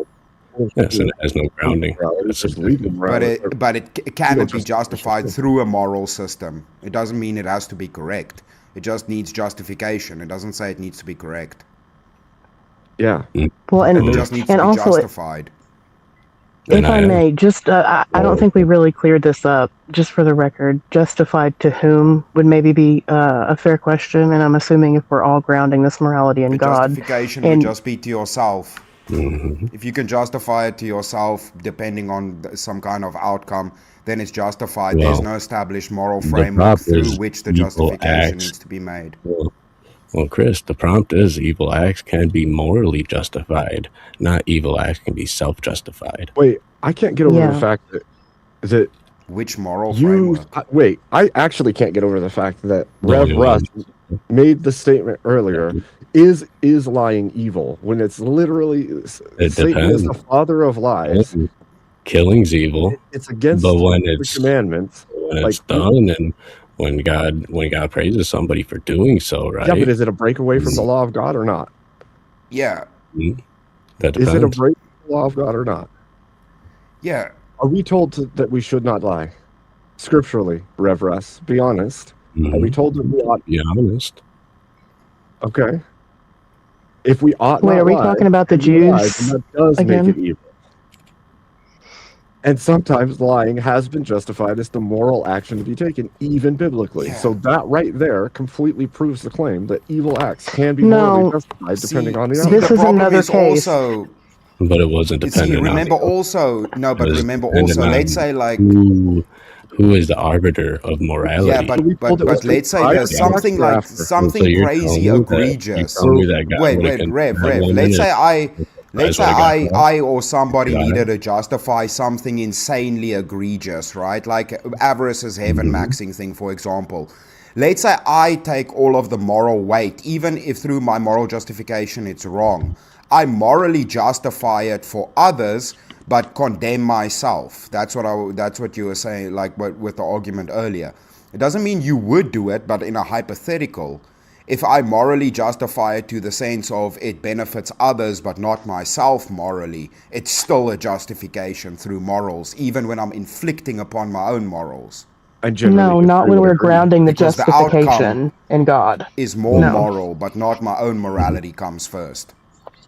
But we're all talking about some kind of subjective morality right now. When if you're a Christian, your morality is tied to God and the Bible, period. End of story. So Is there can we commands for justify every it to action? God? Is there commands for I'm every sorry? single action you could possibly take in the Bible? I mean, yeah. Between the What 10 if I Commandments, every- you could boil down any action. Yeah, you can. Every possible behavior. I bet I could. If you give me an example, I bet I could. Yeah. Well, getting back to what determines morality, right? So if the evil act can be morally justified by outcome, then the outcome itself would justify morality. It would define it, right? It would Not determine necessarily. the morality because you can justify it morally, the evil act, right? The outcome, if you can justify the outcome, that's how you can wrap your head around doing some kind of evil act. Yeah, self-justification, but not morally justified. Well, it is. Well, we haven't defined a moral system. Through which moral system? There's multiple moralities and moral systems. The only moral framework. Well, we did earlier. Grounded in something objective. I mean, we can run the tag argument, but if you want. The tag argument won't do you any good if we see examples of it repeatedly in Scripture where something would be codified as evil, but then is called good later. Based on your subjective opinion as a fallen man. God doesn't change, does he? But is subjective morality a form of morality? And God said, man has become like one of us that determine good from evil. Okay. Do you understand the gravitas of what that meant? That means that we can determine for ourselves what is good and what is evil, absent of God's objective framework of morality. Yeah, but yes, God's objective morality that make no sense. You pressure test them. God's objective morality is a system of morals, but do you disagree that there is subjective morality? It does exist, if you're a Christian, right? Yeah. You have to interpret. But subjective morality does exist, though. I'm not saying it's right, but it exists. And it's highly inconsistent. But it does exist. Exactly. So if you function it through a subjective moral system, it can be justified. No, well, we already agreed earlier on a Christian framework. We were all speaking. And we can't just say, well, but God and the Bible did this one thing or this two things. Well, we grant Christian morals because we're all Christians, but for the sake of argument right now, we're having an argument. If you want to ground morality in the Christian ethic, and scripturally we're told something is evil, and yet then it is done in Scripture and proclaimed as good, then you can't even make a claim that it's not, and you can't make a claim that it wasn't morally justified in that moment, and it was an evil act, and we are told it's an evil act. The exception doesn't make the rule, and I'm not God, so I can't understand it fully. Methods. I mean, otherwise Judas could actually call the crucifixion a moral success story. Well, that's why I literally asked, is lying evil? Because we are commanded not to do that thing. It is against the commandments of God. If that is the case, and yet we see it done in Scripture and praised in Scripture for doing so as good, then it justifies it morally as Yeah, we Praise don't God. have to argue for what we said would God. actually do. It's Mhm. just said for what The could be arbiter of justified by morality. somebody. So therefore, the evil, like if God justifies something that we would consider evil, right? know that He he is the are evil by his arbiter word. of morality. Therefore, anything that he says to do that we would say, "Oh wow, that's evil," or "Oh, I'm taken away from," we have no right to do that. God is the arbiter of morality. Therefore, he can determine what's moral and what's not.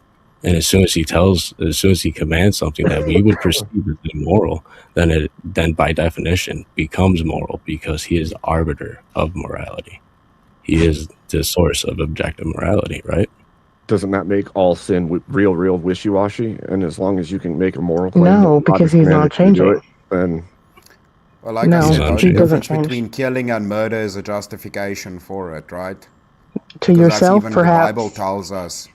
No, even the Bible says Oh, that. sorry. You can No, kill, I you're not allowed to misheard. murder. No, yeah. Like The self-defense, yeah. justification is the Go difference, ahead. right? Yeah, I didn't hear that part. Sorry. Can we justify betraying a spouse because it led to personal growth?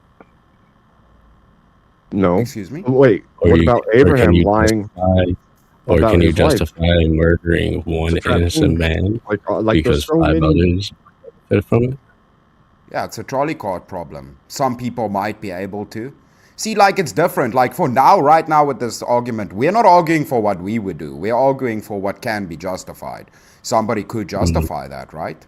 By an It's the trolley objective cart moral problem. framework.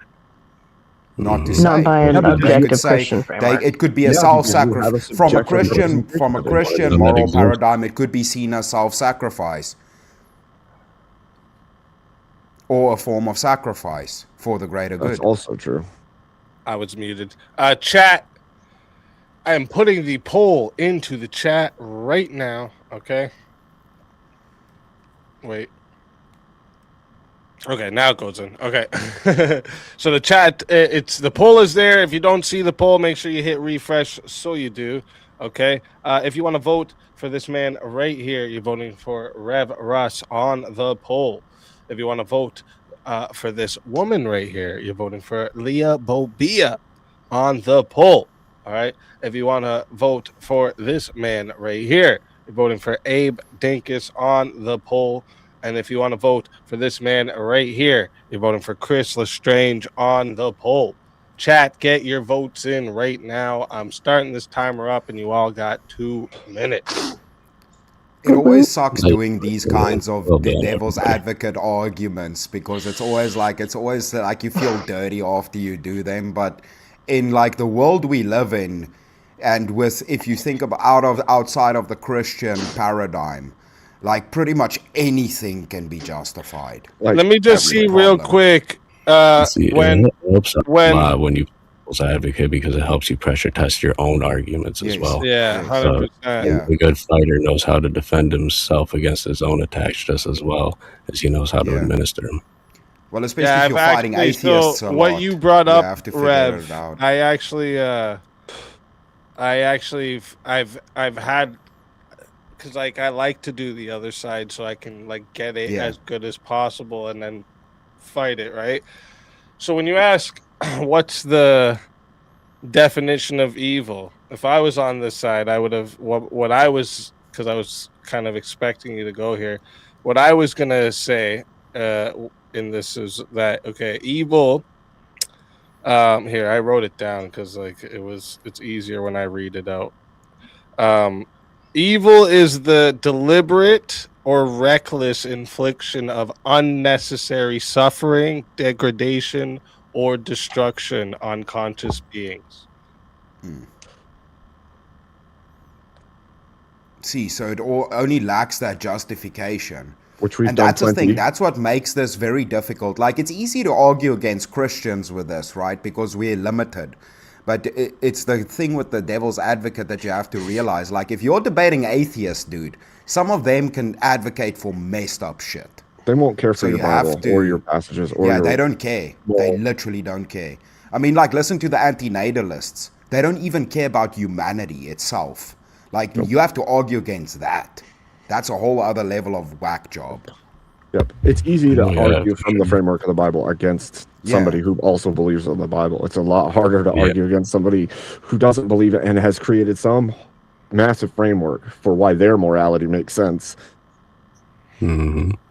I just want to answer too. No, I've already. So I just want to answer H-Man because he said this earlier and he just said it again real quick.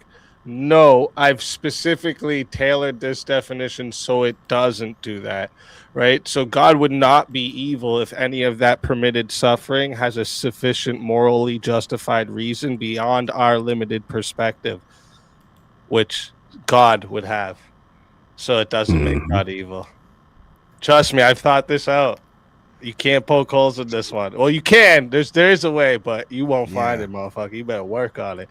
You ain't gonna get it that easy. You ain't gonna get it that easy.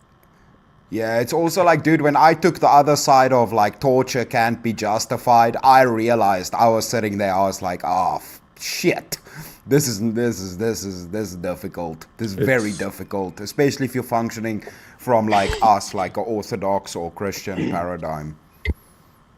I was pretty impressed though with your ability to very quickly come out with but to save the world when I came at you with, okay, explain baby grape, go.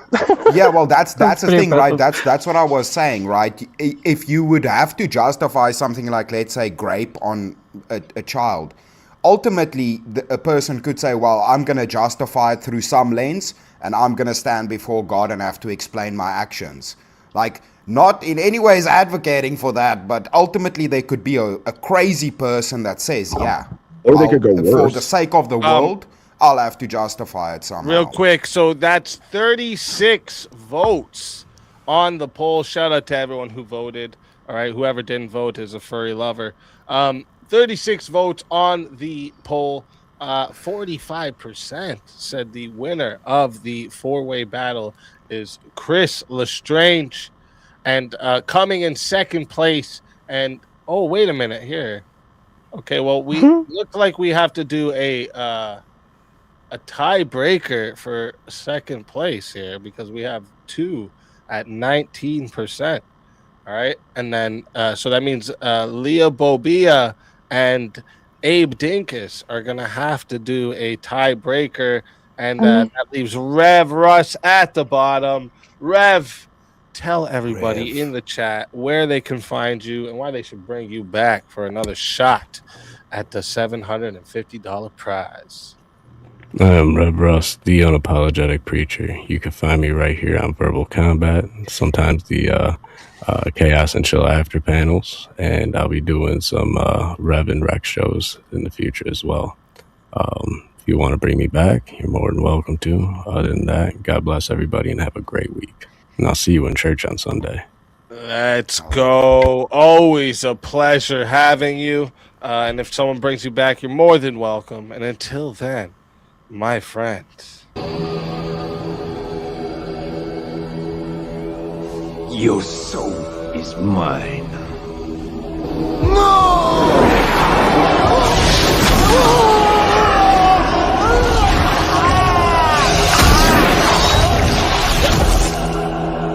Fatality. Another soul added to the safe of souls. And that's how it goes on Verbal Combat Friday, baby. Rev had a sick book collection there. And now we have to do a bound. we have to brother. That should have been I should have did a 1v1 actually. Now I'm thinking about it because two people are gonna be down to 3. So we're gonna have to do 2 1v1s in a row.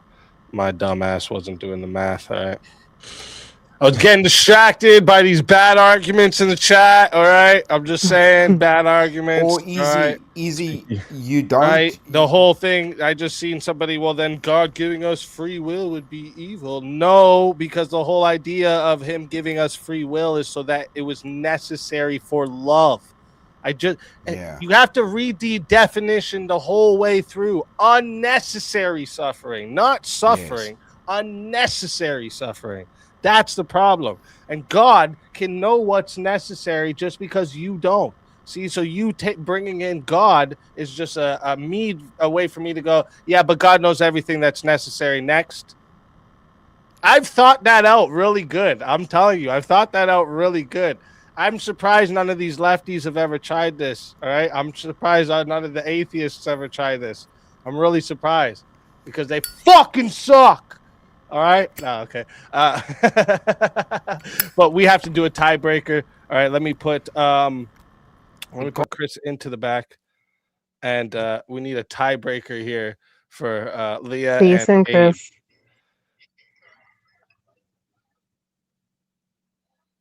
All right. No, you can't say it. Allowing love opens a world to unnecessary suffering. The whole point is that suffering that is risked is the necessary suffering for the love. Yeah, suffering refines.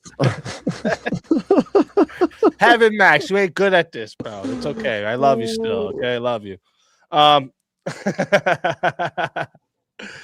Yeah, you're trying to do this in like 5 minutes, something I've worked on for fucking hours, okay? Hours. I sat there poking holes in my own definitions until I couldn't. Well, until there was basically one key. Now he just needs a whole bunch of people arguing with him on the same topic to push it further. Yeah, that's it. All right, let me see here. What's gonna be one for you guys? Let's go back up to the top of the list, see what we got here. Loyalty is often just fear of being alone.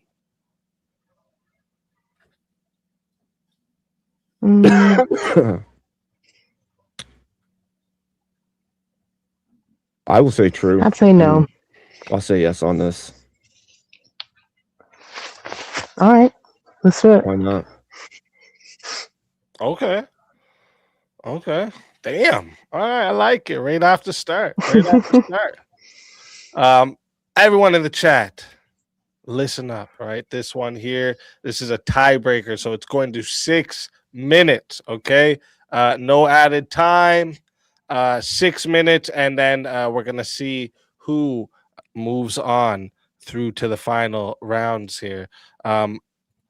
So chat, if you still want to solo judge, you can, but it's 120 to solo judge. Just a reminder. All right. And fighters, good luck to the both of you. Let's get it. All right, I would say it is the case that loyalty is often just fear of being alone because we become comfortable in a situation. And even if it is the case that we should leave, it's not uncomfortable enough to leave. So it's better to just stay put, even though we don't want to, or we want something else. Totally understand that. I think definitely getting comfortable and kind of set in your routine is something that happens to a lot of people, right? I think my biggest argument, which is why I kind of took a second to answer and I was thinking on it for a minute, and that was admittedly where my mind went at first, and then I just remembered, but wait, we have this whole feminism, cancer in our society that has convinced women that they can leave their men and depend on the state, and, they absolutely don't need a man, and that they don't need to be comfortable. They don't need to be, they don't need to go out of their way at all, and men as well. But I mean, mostly it's women who are affected by this feminism generally. And so, why would they stay and be comfortable if they could be uncomfortable and free and happy? Because they're not uncomfortable when they're free. When they walk away, the state then endorses it and gives them a lot more free stuff than they're getting when they're in the relationship. If it was the case that they could not get all of the free things that they have, then they would stay, even if it was the case that they didn't want to. That would be my claim. But you don't think that they are more uncomfortable than they would be with a full-time partner? I know the state supports, but not like a partner. Well, sure, but the state gives them freedom and a complete lack of accountability that the partner will give them. Perhaps in some ways, yes. but it doesn't also it provides like a financial support and a freedom, which is true, but it doesn't provide a body that could be a babysitter or a body to sleep with you at night, or even more financial freedom, right? There are pros and cons, and I don't think that it wins in the list. Yeah, but at that point, aren't you just arguing that I'm correct in the case that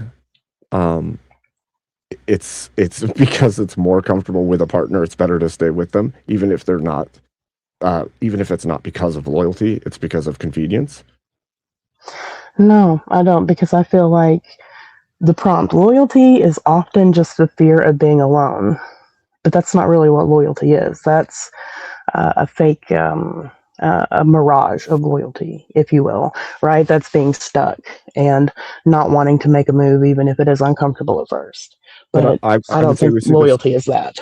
But don't we see this all the time? We see people that are in a committed long-term relationship, but there's the relationship more or less has died. There's no sex life. There's nothing going on, but they stay together because it's what they know and because it's easier to just continue on with that. There's like a whole generation that kind of acts that way at this point. But wait, is that really why that generation is staying, or is it not loyalty? Did they not perhaps take a vow in front of God to say that they would be together through thick and thin, ups and downs, sickness and health, and a little bit of a dry bedroom or an imperfect relationship isn't going to make them turn their back on God and their relationship?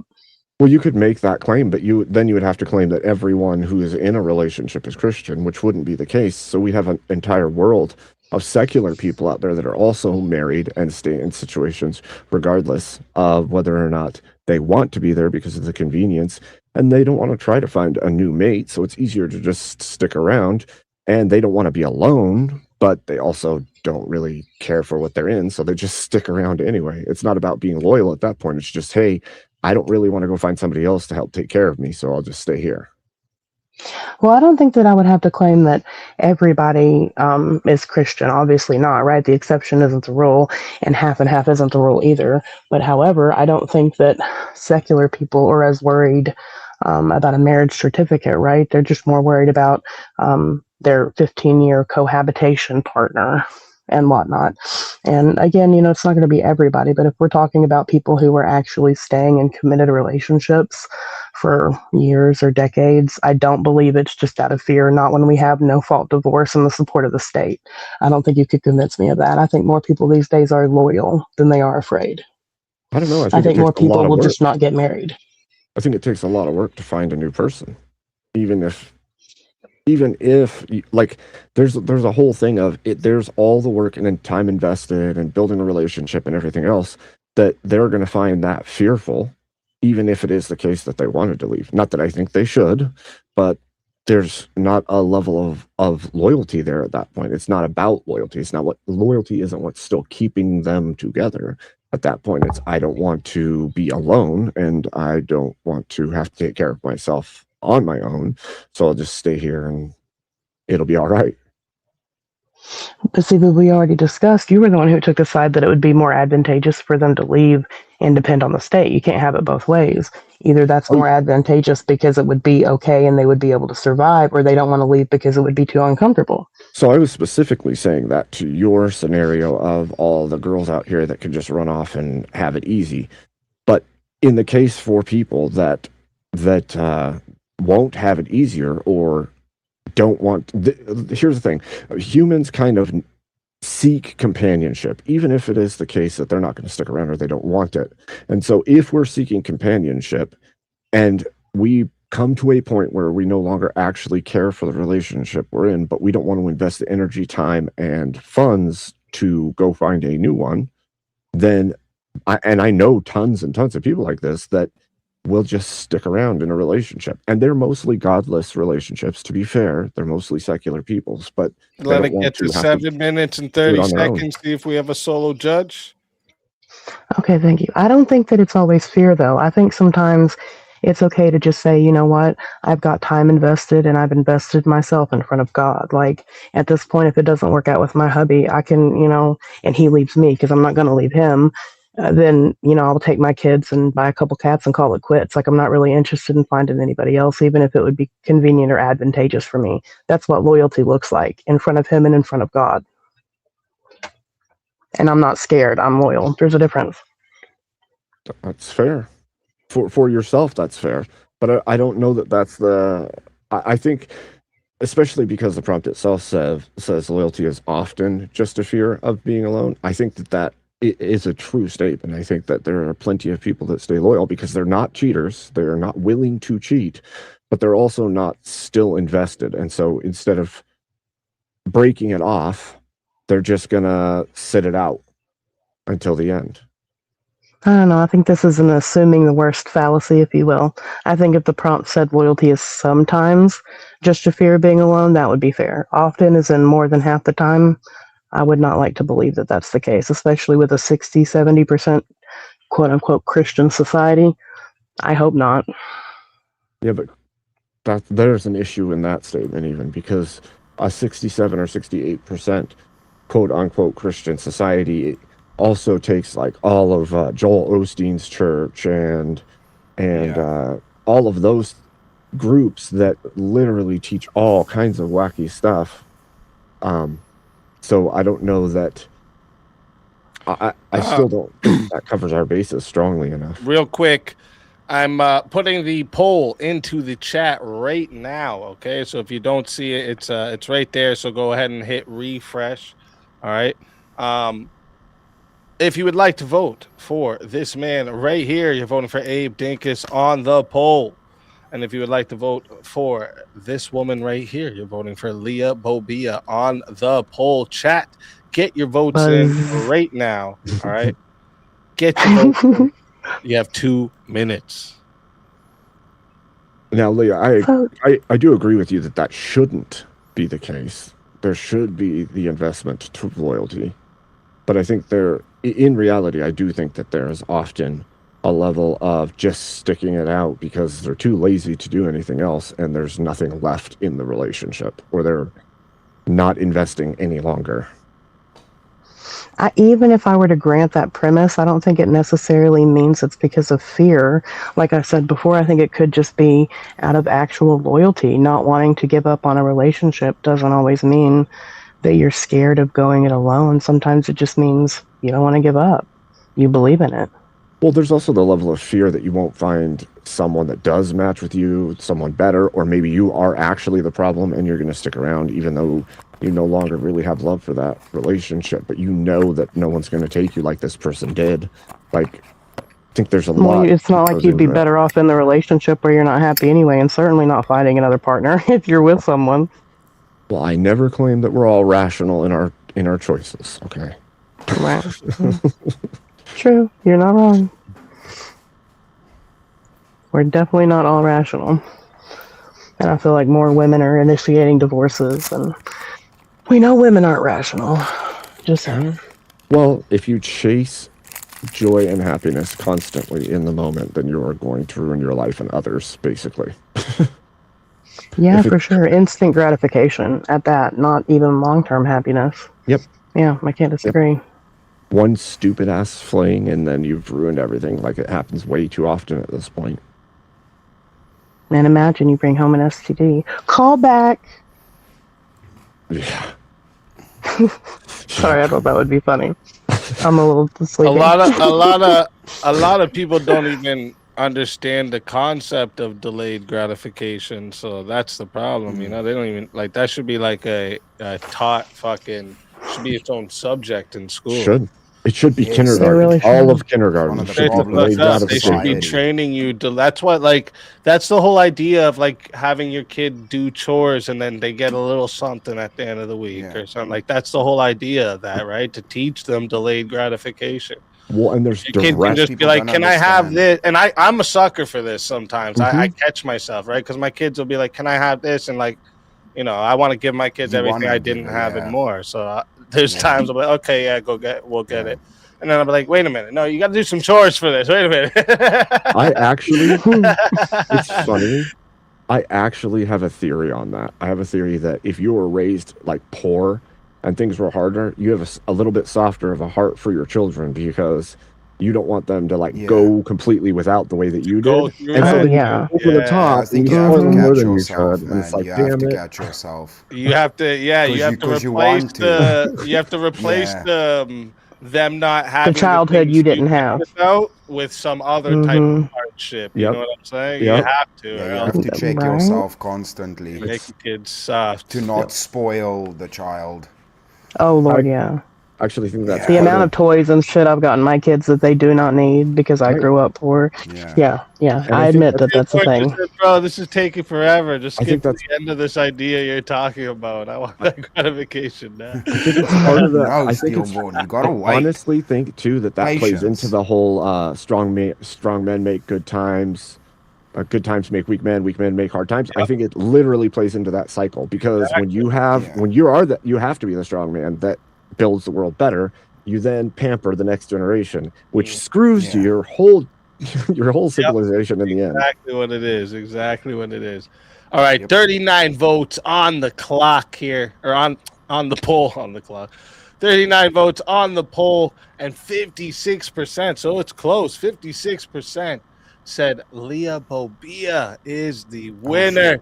Good Abe job, Leah. Dinkus, tell everyone in the chat where Thank they you. It was a good find talk. you and why they should give you another shot at that $750 prize. You can find me at Abe Dinkus channel.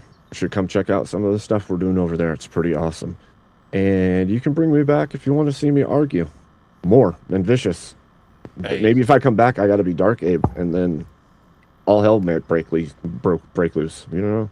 I don't know. Nobody knows. Nobody knows. Always a pleasure having you, and if they bring you back, you're more than welcome. And until then, my friend. Your soul is mine.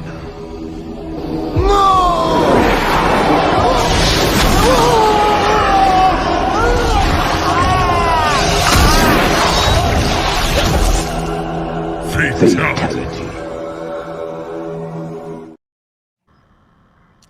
Another soul added to the safe of souls. And that's how it goes on Verbal Combat Friday, baby. And we're down to the final three. I know I fucked it up, so we got to do a 1v1 again, and then we'll get into the final 1v1.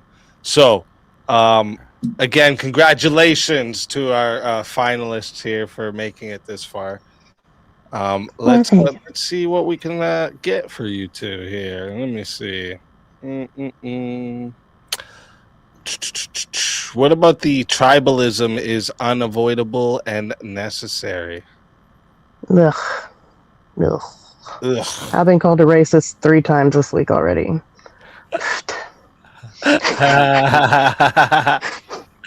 right. We can we can try a different one. Let me see here. Then it's always difficult when you're doing arguments on here. People sometimes think it's like your real positions, and you're like, damn. Damn. Oh well. Yeah, because that's what just said, happened just now. They're like, yeah, but you're defending this definition. you Right. made up. That's wild. I'm like, yeah, but I have to defend the fact that nobody can go use that to say now God is evil with that definition. Nobody can do that. I made sure of that, right? I made sure not to let that happen because I don't really believe in that definition, right? I know what evil is in my worldview, but you don't know those worldviews if you don't poke them apart, Yeah, that's why I stopped doing the medically assisted self-deletion one. I was like, nah, I don't want to do this anymore. I don't want to do this that one's That's a hard position to take, too. Yeah. Yeah, it is.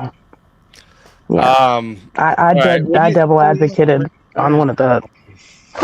Actually, I brought this one up earlier. Let me see what you guys think of this one. People are only as loyal as their options. No, nah. Yeah. No, there's plenty of very good-looking people that. Timberwolf, you only came here because I'm the only one streaming, bro. Give Timberwolf a 24-hour timeout. You can come back tomorrow. You only come here because I'm the only one streaming, bro. Not your last option, motherfucker. Get out of here. Poof. Come back next week. Dang, that's cold. He's like, shit, now I'm not going to watch anybody. Damn. That's it, motherfucker. No, you can still watch. Go watch people. Watch without chatting, all right? There's this guy that makes people's names in sand. I think they're still alive. If you can find them, homie. Oh, what do you guys think about this? What do you guys? Oh, wait, did you guys say you like this one? Sorry, I forget. No. Yeah, No, we agree. Yeah, you agree, right? Okay. What about the one about the love is conditional, not unconditional? I already did that one. Oh, did We're you? kind of in the group. In the group, not like one-on-one. Oh, yeah. And see, you didn't do it yet. What are you talking about? Well, remember I had that whole conversation about mom's love being unconditional, and then the lady that, deleted her child, and that whole, like, 10-minute conversation. What Leah wants, because I can definitely say it's conditional. I do think it's conditional. Here. All right, let me see. Let's get a good one. Let's try and get one we actually disagree on. It's possible. Right? If I let women choose, usually it's never a good one, right? It's like asking a woman if they want lunch. I agreed to the last two first choice. Let me see. No, we did that one already.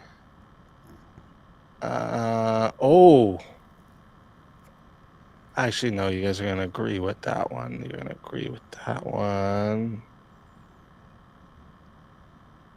If I have to, I'll just take the bad side on something. Ooh, how about this? Romantic expectations are shaped more by media than reality.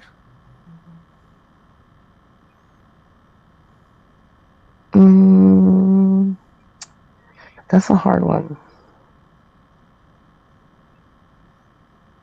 I would say, like, no, if you have two healthy parents in the house that have a healthy relationship.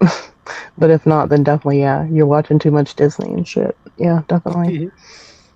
Okay, so wait, what's your position? Because then I'll do, so we don't take the whole night. What's your position? I would say if we'll just go with yeah, sure, yeah. So you want a different one? Is that what you want? It's okay. It's okay. I'm good with this one. We could do a different one. How about this? Truth destroys more relationship than lies. Oh, yeah, I feel like that's true. That's 100% true.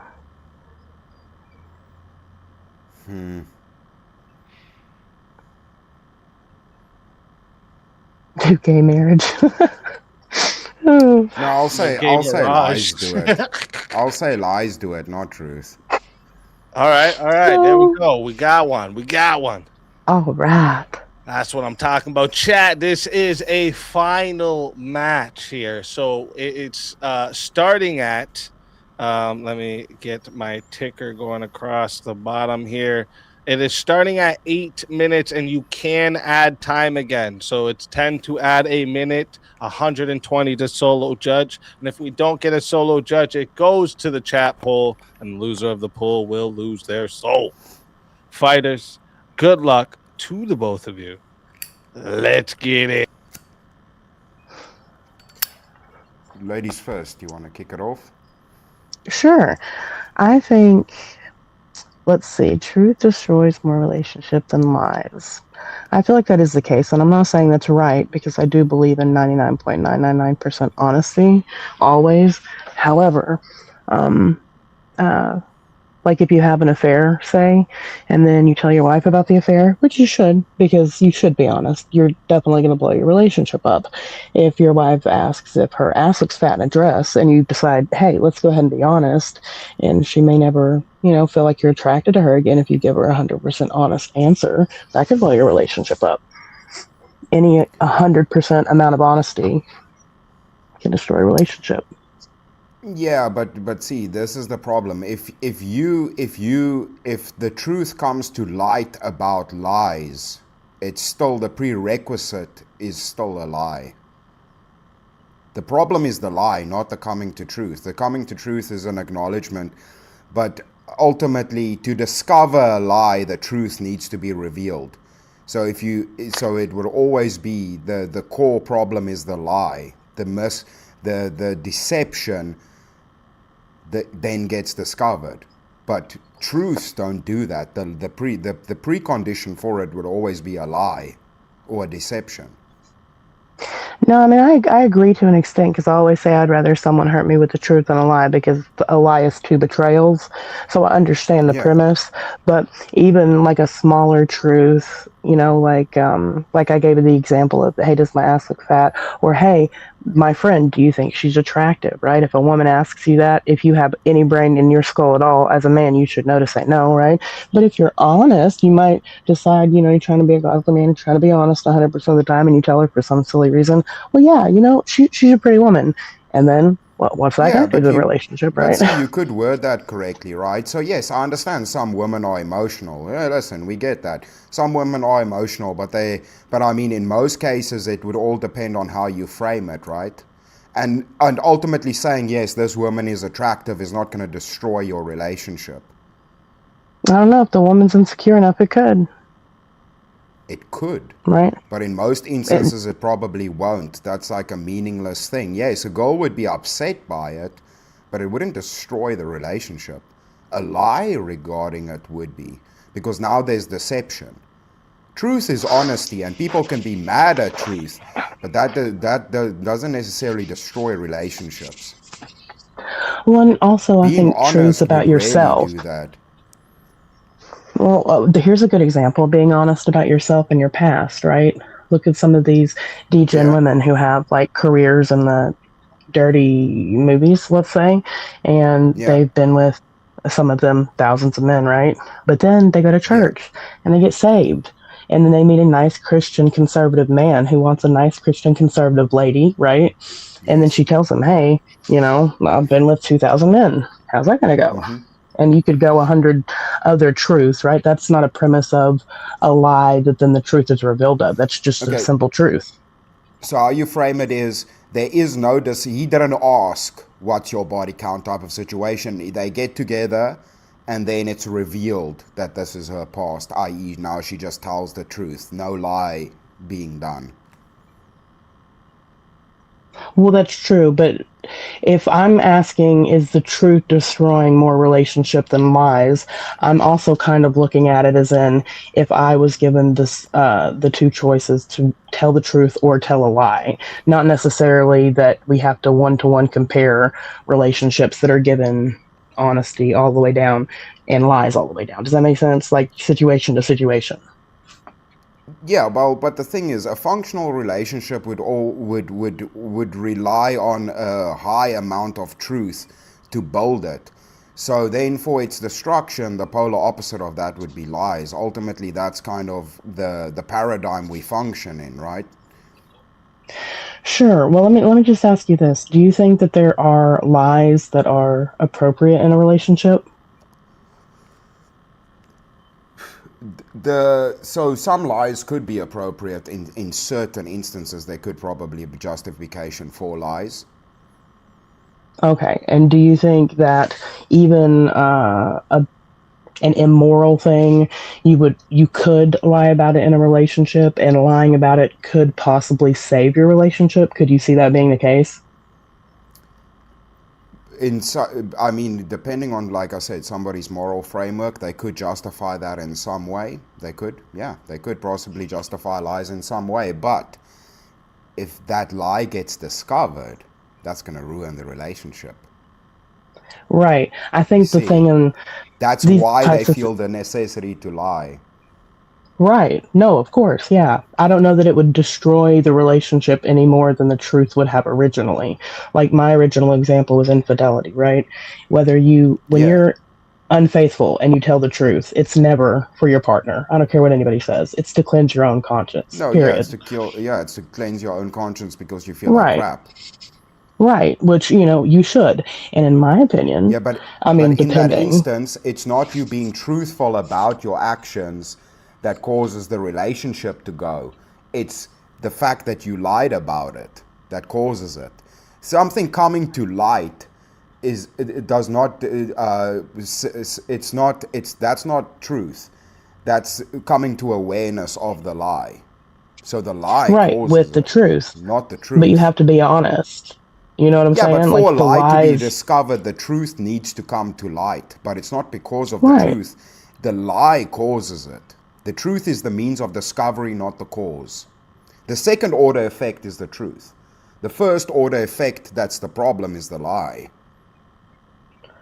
Possibly so in that type of a situation, Because like you in couldn't an know a lie infidelity if the truth situation. never comes out, right? If the truth never Sure. comes out, a lie is maintained. So truth Sure. is a necessity for a lie to be discovered. So, but the prerequisite for truth to be obtained would always be the lie, which is the first order effect. Second order effect is coming to truth, discovery of lie. Cause, initial cause of everything would be the lie. Well, in those types of situations, like I said, there are other situations like telling someone about your past, not that you've lied about it so far, but just that eventually you get around to the conversation, right? Or telling someone maybe a personal feeling that you would not have normally if they hadn't asked you as your partner, right? Telling someone, answering some type of question about a third party, these types of strange kind of, situations that don't require you to first lie to then tell the truth are things.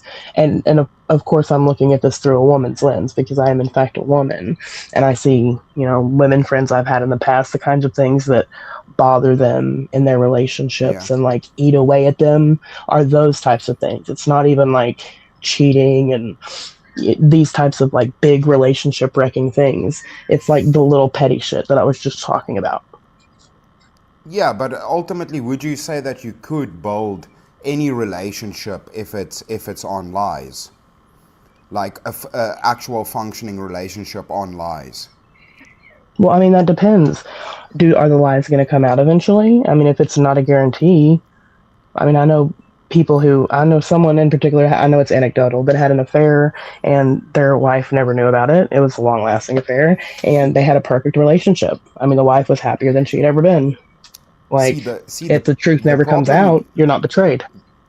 Yeah, the problem that you're sitting with, right, is the maintaining of the lie is something that can break, but building it on truth, there's nothing that can break, right? Because ultimately it's solid foundation versus building it on sand. So yes, it could last on the sand in some anecdotal kind of situations, but ultimately, overwhelmingly, it won't last. But the truth usually will last. That's the thing. Well, You got way yeah. more of the one and way less of the other. Shit.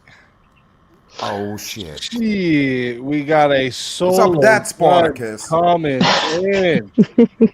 Spartacus, legend, and says Leah W. So, Chris, tell everybody in the chat where we can find you and why they should bring you back for another shot at the $750 prize. Dang it, Spartacus. I was playing here tonight to win. My family and my village needed that money. I'm a broke African out here, battling for survival. I need to take care of the village, brother. What are you doing to me, Spartacus? But I appreciate it. Thank you, Speak. Always fun to come back to VK. I've been gone for a while. It's always nice to come hang out. I had to come back and join the VK family. It's always a fun time. Like I said, I saw I got one subscriber. I appreciate that. If you guys can, I would massively appreciate if you just go sub up. I need like 28 subs to hit 1,000. I'd really appreciate that. That's if you want to support an African, you can claim that back on your taxes. This is not fun. Support an African right now today. Amen. Let's fucking go. Always a pleasure bless, having guys. you. God bless. And if they That bring was you a darn good. That was good. yeah, it was a good one. If they bring you back, you're more than welcome. And until then, my friend. Thank you.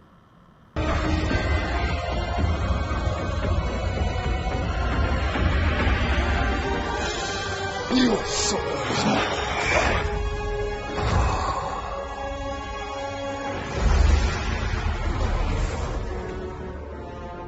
Fatality. Another soul added to the safe of souls. And that's how it goes on Verbal Combat Friday, baby. And now down to the final two. And now we got to find a topic for us to battle it out. All right, let's see. Let me. Oh, if one of the mods want to put in Chris's link in the chat, somebody's asking for it. So if someone could put Chris's link in the chat for anyone who wants to go and give him a sub. He's almost at 1,000, so that'll help him out there. That means go and sub up with all of your alts and tell your mama and your cousin and your auntie. That's right. That's right. All right. Let me see what topics we got here. Which ones? Let me go back up to the top again. Back up to the top.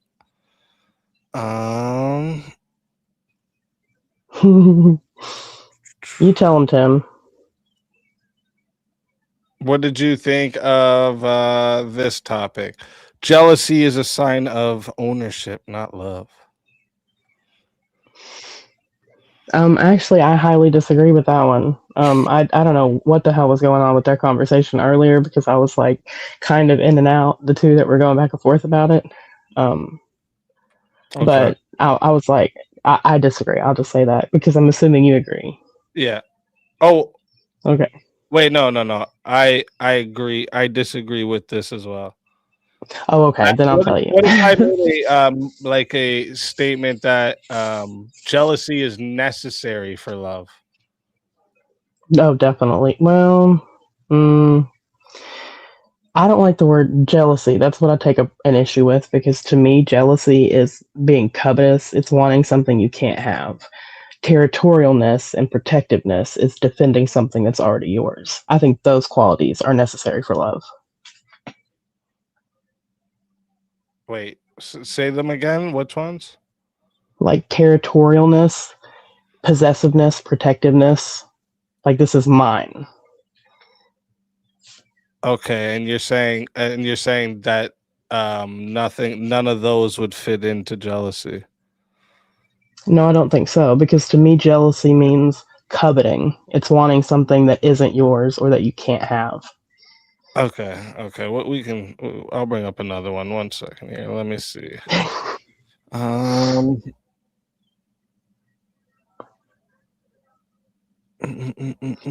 Everybody that's stuck around with us all night is just a G, by the way. Y'all are amazing. Facts.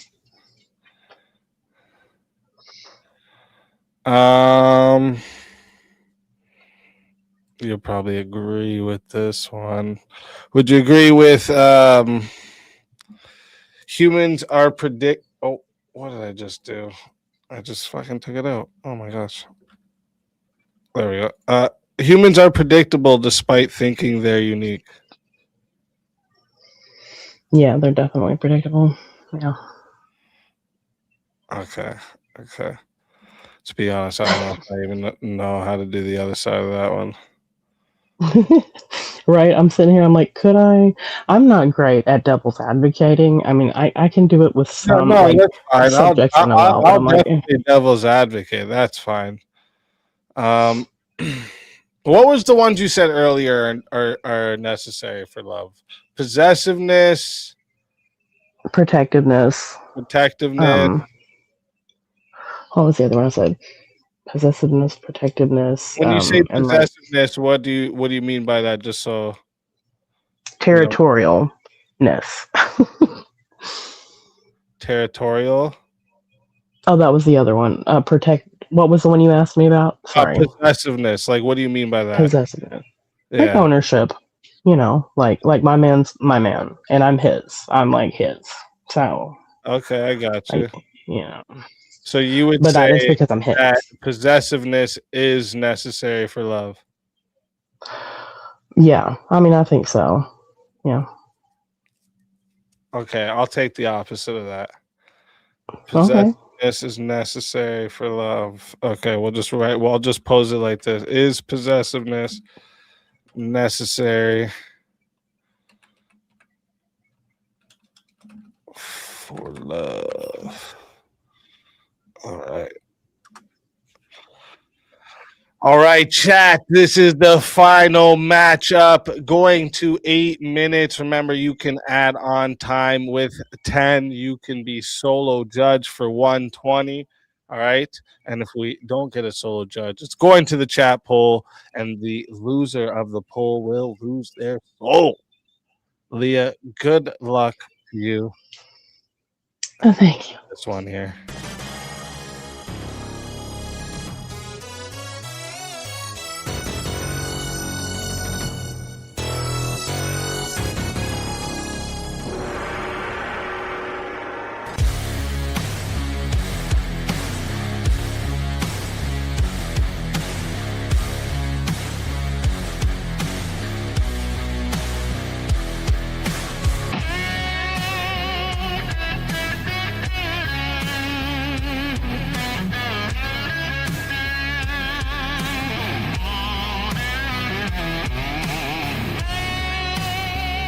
Die without dignity.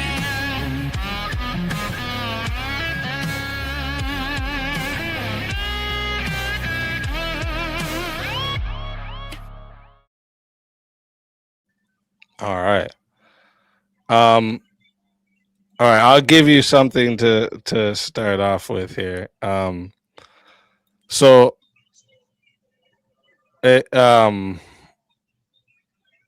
love itself, what love is like a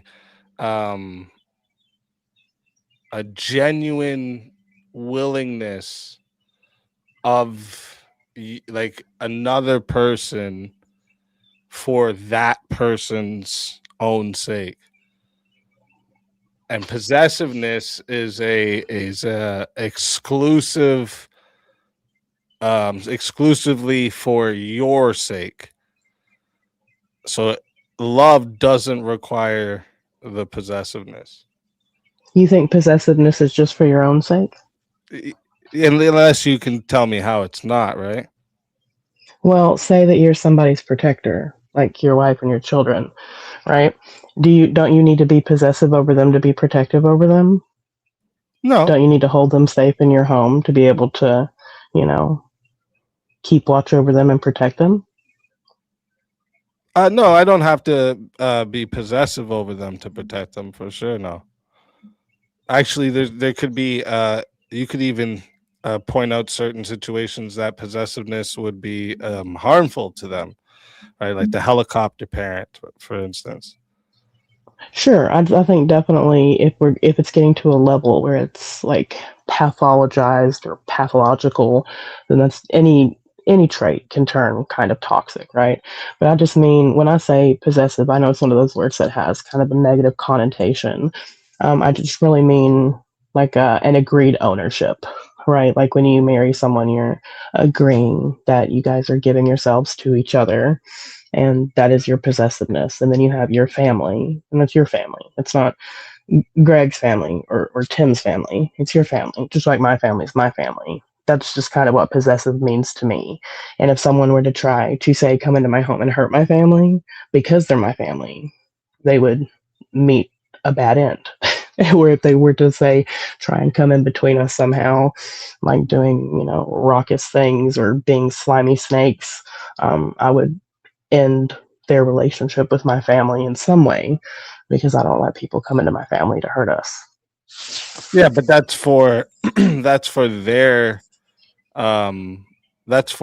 good, right? So you wouldn't need to be like, for instance, if there's people who break up, but they had kids together, and the man will still go and protect the mother of his children if something was to happen, right? And it can be because maybe he loves his child and loves the mother of his child and doesn't want nothing bad to happen to them. It doesn't need any possessiveness. It's all for their good. Well, yeah, that was kind of my point. Is you're coming at it from the perspective that possessiveness is a selfish act, like I'm possessing you for myself, I actually look at it as quite the opposite. Kind of like how God possesses us as his children. I look at possessiveness as an act of protection and love. That's how I'm viewing it. So to me, even in the example you just gave, it would fit. Like, because you can't have, in my opinion, love without that sense of possessiveness. So even if it's an ex or a baby mama and your child, whatever it might be, as long as you love that person, you care for that person, you're still going to have that possessive quality. It might not be a relationship possessiveness, Yeah, but like, right? are you still gonna think like that's my girl, or are you Maybe not in the same way. Well, I don't think at all. Right, like like if I was if a man or a woman's gonna be possessive of their ex, they wouldn't be wanting their ex to be fucking other people, probably, right? Well, like I said, that would be in like a romantic sense, right? Because in my mind, like how I just explained, you can have possessiveness in many types of relationships. We were just using like marriage as one of them, right? I think it's like you could have a friend that you love and you care about that you'd be possessive of, and you wouldn't want anybody to hurt that friend, right? And it could be the same with an ex, or even an ex you're on bad terms with. As long as you care about them and you still have that love for them, especially if you have a child with them, there could still be that, like, it's like that sense of, I don't want to be with you, but I also don't want to see anybody else hurt you, right? Do you think someone can love their enemy?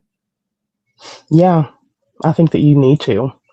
I don't think that the opposite of love is hate, it's indifference. So you don't need the possession for love? I mean, it's your enemy, isn't it?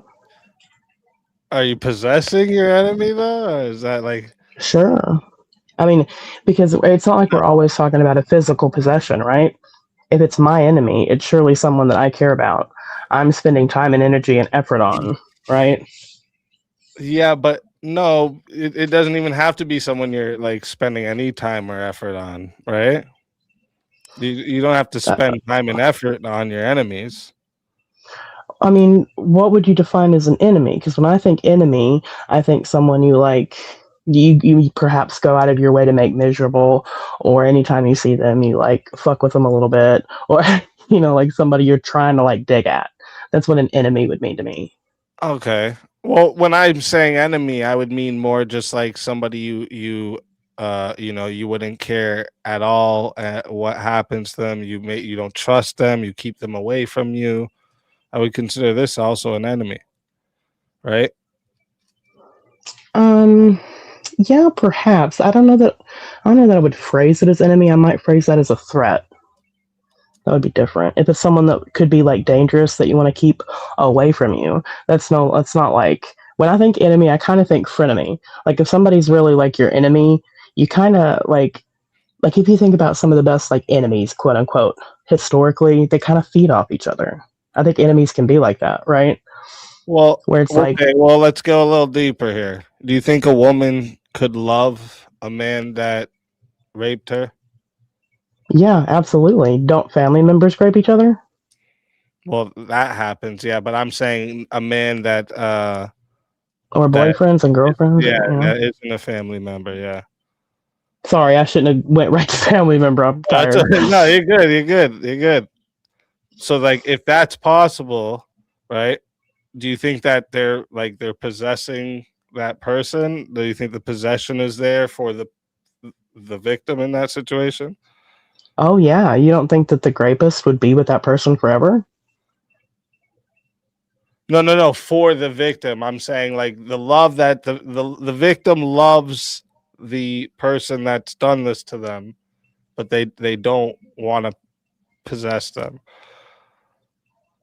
Well, I don't know that it's like with the enemy thing. I don't know that you always necessarily want to. Do you always want to love someone? I don't know that you always want to possess someone either, but you kind of have to if you love them. That's my view.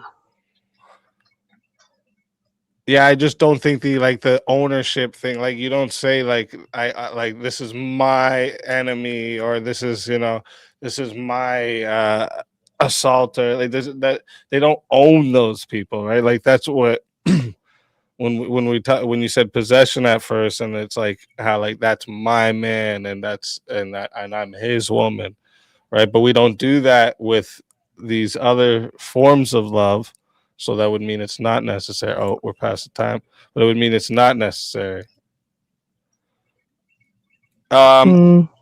Jungle, what are you doing with this? Nothing, just coming just cuz. It says just because it makes sense. Checking in, checking out. Z's. W chat, W mods, W speak. W for you, Jungle. You legend. Thank you very much. I appreciate you big time. Yeah, I should have just stuck with the relationship on that one. Once you drug me down to different relationships, yeah, I hadn't even thought about it. So that's kudos. I had to get it into the deeper waters. Yeah. I was doggy paddling, man. Chat, I'll let it get to 10 minutes because I talked a little bit there past the time. I'll let it get to 10 minutes to see if we have a solo judge. Heaven Max is so angry. Yeah, he is upset. Do you need a hug? He might. Heaven Max? You can't have one from me, but maybe someone near you will give you one. Oh shit. Something right above. Like, really? You know that it's a community that believes in free speech, or you would have been booted about 2 hours ago, homie. For real. Chat, we are putting the poll into the chat right now. All right. If you would like to, if you don't see it, first off, make sure you hit the refresh so you do. All right. If you would like to vote for this woman right here, you're voting for Leah Bobia on the poll. And if you would like to vote for yours truly, all right, I hope you know where you're at, but I mean, you never know. You're voting for Speakeasy on the poll. Chat, get your votes in. We're starting that timer over, and you got 2 minutes. I'm gonna have to make some like huh? I said Tiny said we love Leah, not gay. No homo. I hear you. We love you. No homo. Our tiny pink nuggets of chaos, and Alicia, and all of our wonderful Is that the female version of no homo? Not gay. It's just straight to the point. Not gay. Shit. Barry said I'm withholding my vote for the first person that hugs me. All right, I got you, bro. I got you. Hug. Already done. The bee hugged you already. Hat gay. Come on, chat. Get those votes in. Get those votes in. What are we at so far? 32 votes. 32 votes. And yeah, so chat, we've been talking a little bit behind the scene here too. So starting next week, I'm gonna put a poll up in the posts there. We're gonna either start at 8:30 Eastern time or 7:30 Eastern time. I'm gonna make you guys choose.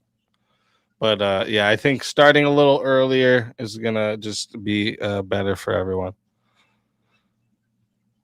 Because especially now with it getting more popular, you know, these might run this far starting at that time, depending on who we get on and stuff, right? It's been, I mean, I waited, I don't know, it had to be over an hour. Oh yeah. But I know I was one of like the last couple that came in, so it gets full back there. When I had to start writing them down, the list was like this: Daniel McCoy, Daniel Ramirez, Leah Bobia, Kieran Markin, Chris Lestrange, J.S. Urban, Life's Good, Darth Jeff, TV, Steelborn, Marte, Dogs, Abe Dinkus. But Abe got pulled in from the talking too much. Abe got pulled in from the back, so he was lucky because he would have been behind a lot of people. But yeah, that's how it goes sometimes on Verbal Combat Friday, baby. Oh shit. 39 votes locked in, and 56% says the winner of the 1v1 is Leah Bobia. What? Speakeasy, tell everybody where they can find you and why they should bring you back. Shit. All right, gotta take my own soul, folks. All right, I get it, chat. I get it. You haters. Damn. You fucking haters. Your soul is mine.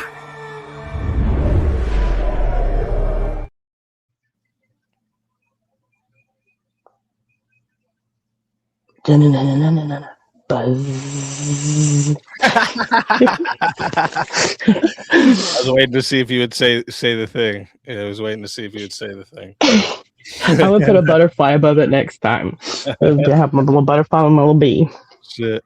All right, so listen up, chat. This is how this goes. We're down to the final person, and you know how it goes. Final 2 minutes is going on the clock. All right, you can pay 200 to also take Leah's soul and put the whole 750 to next week, or you crown Leah Bobia round 117 champion.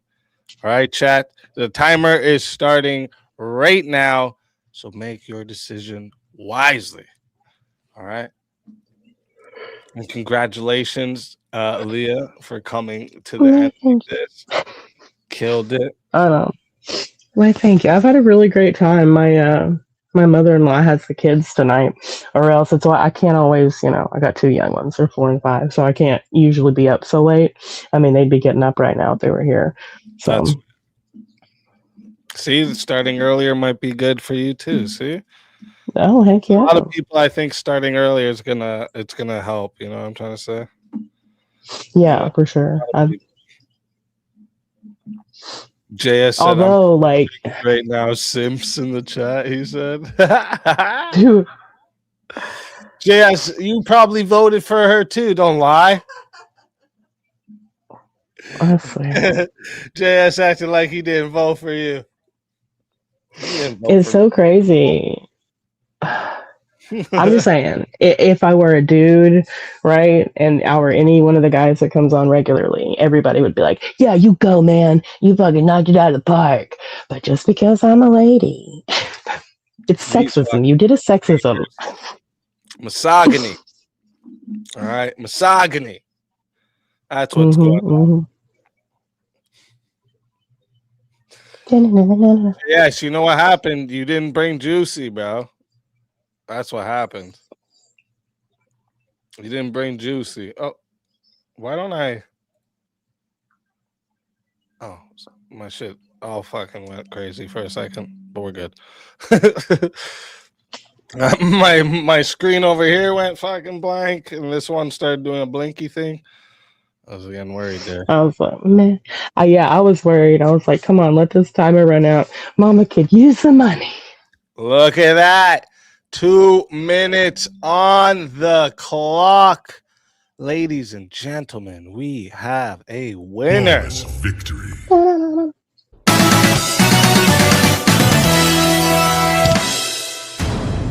have a winner. Are you not entertained? Are you not entertained? Congratulations, round 117 Verbal Combat Champion, Leah Bobia. Tell everybody in the chat where we can find the champ. Well, if you go to bees.com, I have a little channel. Yeah. Leah Bobia, just like my name is spelled. I haven't been going live a whole lot lately, but I'm trying to get active again. I talk a whole lot of shit about random things and police corruption and politics and social events and, sobriety. Sometimes good things, God, sobriety. Just depends on the day. That's what's up. Watch. That's what. Alicia says, "Watch that be a prawn site." Oh my gosh, that would be my luck. Absolutely crying. amazing job tonight. All right. Where am I sending? Do you do Cash App, PayPal, any of those? I have a PayPal. Okay. And then do you want to? I don't know if you don't want to put it in the back chat so no one else sees it. If you're worried about that, if you want to send it like directly to me on the Discord, so Thank you, Pink. send it right to you. Yeah, There we hold on, go. yeah. Tiny's got the channel in there already for everyone. That's what's up. That's what's up. Da-na-na-na-na-na-na. Are you sending it on Discord to me? Yeah, I had it on a little it was like on my tabs. I'm sorry, I am so tired. You're good. You're good. You're good. Like, Good. this is my like Yeah, normal and email. I'm you about to aggressively punch some drywall. know. Oh shit. You're funny. Hey, and great work, Spartacus, who saved my hide more than once tonight. Good people. Good people. And thank you everyone who participated. Yeah, Sparkus made sure to keep you in the game. Heck yeah. Spartacus, hit me up. Are you on Discord? I've got you. I don't forget where I came from. He said subtract my cut. Gonna send back Spartacus's cut. Y'all remember that in the future if anybody wants to help me, okay? I see the system they got going on. You see this chat? Blasphemy. It's a racket. You found me there. Okay, perfect. Let me get it. Make sure.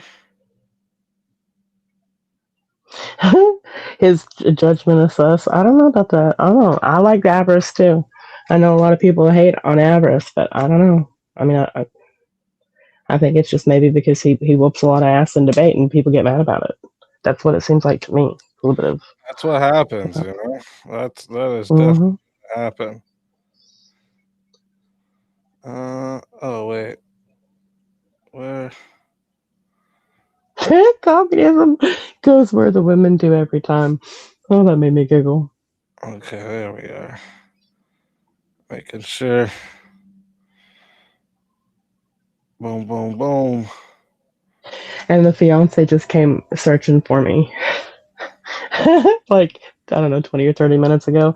And I told him I was going to do a thing tonight. He knows I dabble in debate. He's seen me, like, actually stand up and debate in front of people, you know, when I used to do that. But anyway, and I can't wait to be like, hey, babe, look what I did. I think he'll be happy about that.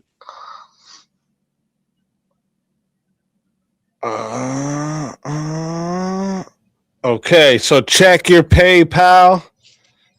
It's just sent now. Just got the email confirming it too. Of course, PayPal wants to be the slowest ever. It's so funny too because I almost like just gave up. I don't know if you noticed before I ended up coming in, but I don't do that to me, PayPal. But I was like having trouble, and so I had to. You had to go out and come back in. Yeah. I didn't know if you noticed that. I was like, he's gonna see this and think I'm a total regard, but with a T. It happens sometimes. StreamYard. Well, it's like I tried to refresh, and it was like, "Fuck you, shut down." Like, okay. Can I? If I like exit out of the bat, like right here where I'm at on StreamYard, will it automatically just like log me out if I just go for a second? I don't. Oh no, I got it. So. Oh, okay. Confirmation. Got it? Yep, I see it. All right. Again, congratulations. Big prize winner. All right. Round 117 champion. And also, obviously, I figured bees are going to be incorporated for your character, but let me know if there's anything else that you want for your verbal combat character. And blue glasses. Also, and blue glasses. Okay, we'll definitely add those. Yep. We'll definitely add those in. And tell everybody in the chat one more time where they find the champion. Leah Bobia at Leah Bobia on YouTube, and I'm trying to get other social media, but I'm a boomer at heart, although I'm only 30 something. So come hang out, and don't forget to sub here. Make sure you help with the grift because he pays all us to be amazing. So thank you guys for hanging out with us. Thank you again so much for your participation and congratulations. Thank you. I had a great time speaking with everyone tonight. I really did. Yeah, it was great. It was great.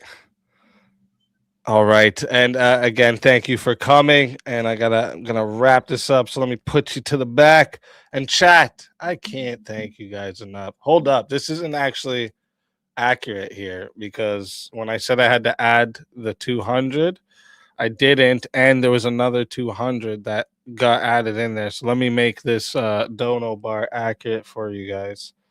Hold up.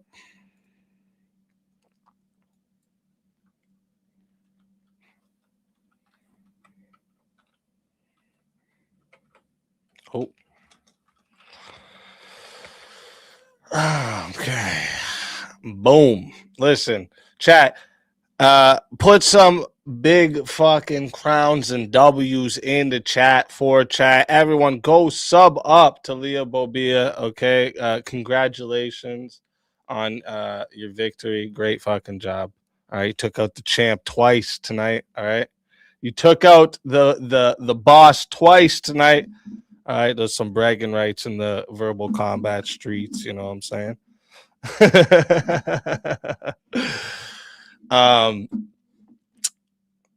Chat, next week we got I already have a debate with Counterpoints and Casey Lee set up.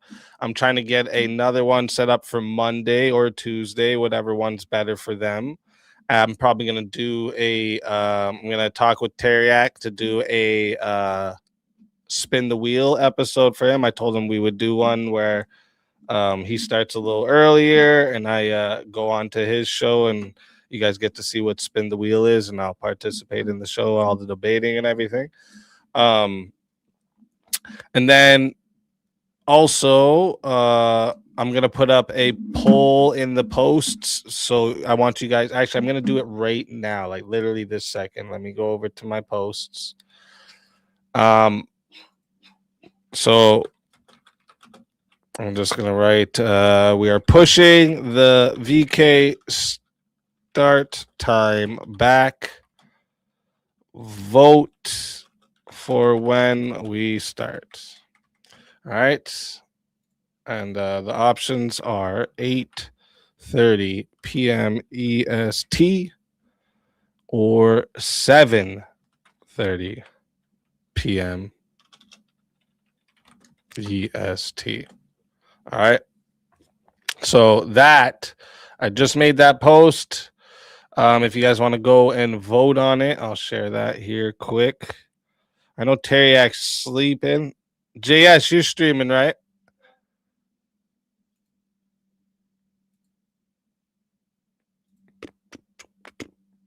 Let me get over here to set up the raid.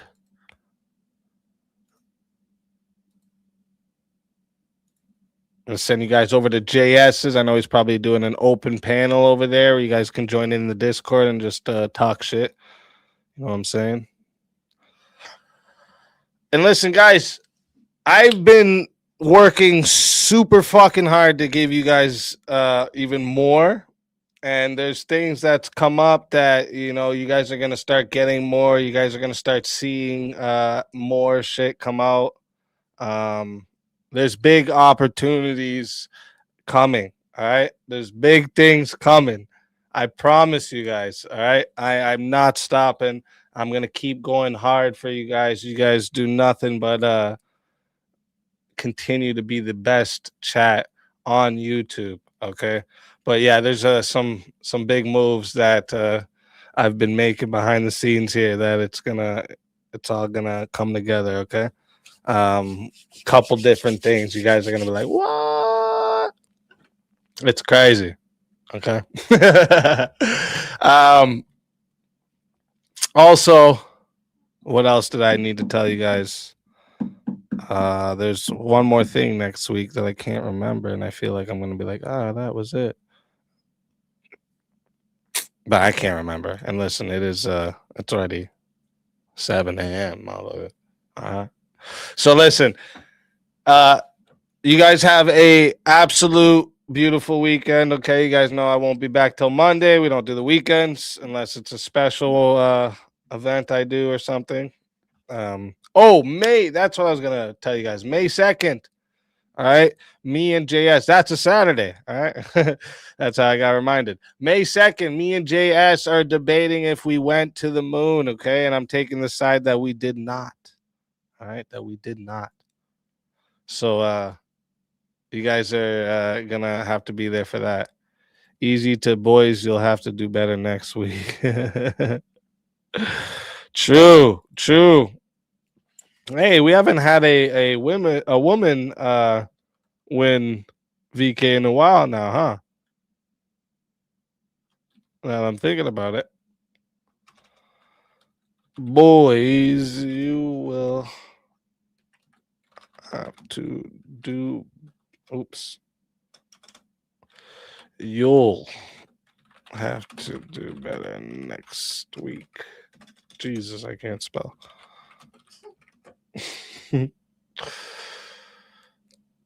All right. Listen up, chat.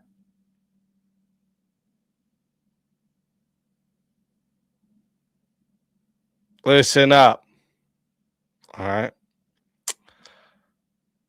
You're going to lose easy. True.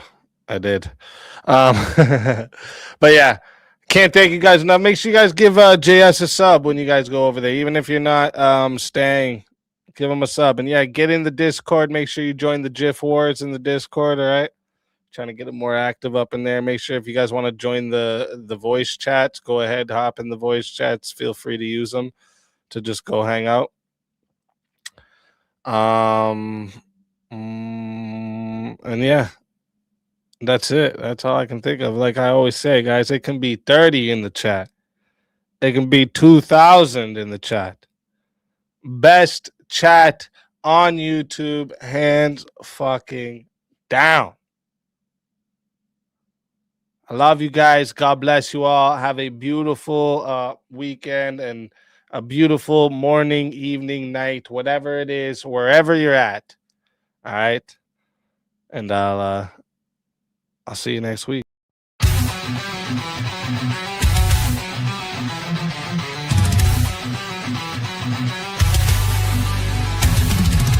Welcome to the show. It's Verbal Combat Night.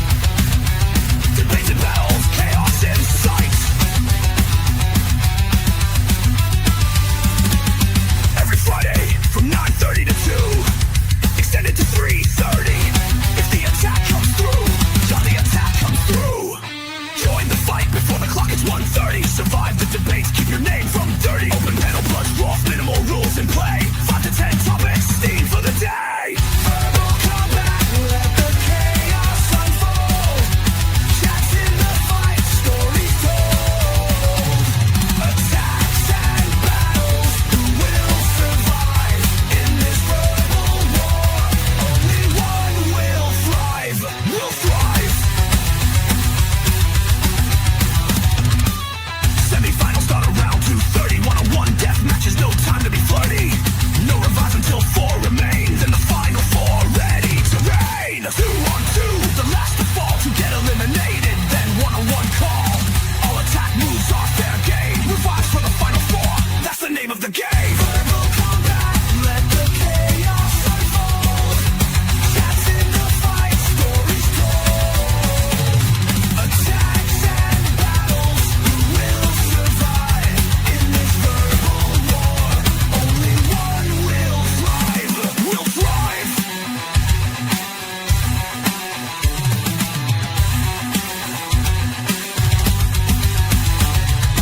Prizes for the winner, cash and fame.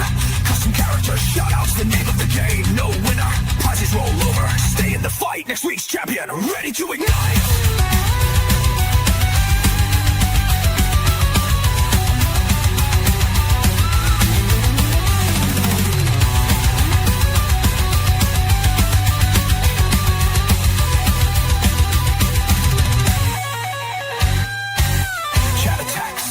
to play, purchase and execute chaos all the way. Disruption, battle or support, soundboards, mutes or a deadly report. Disrupt with a sound mute for minutes long.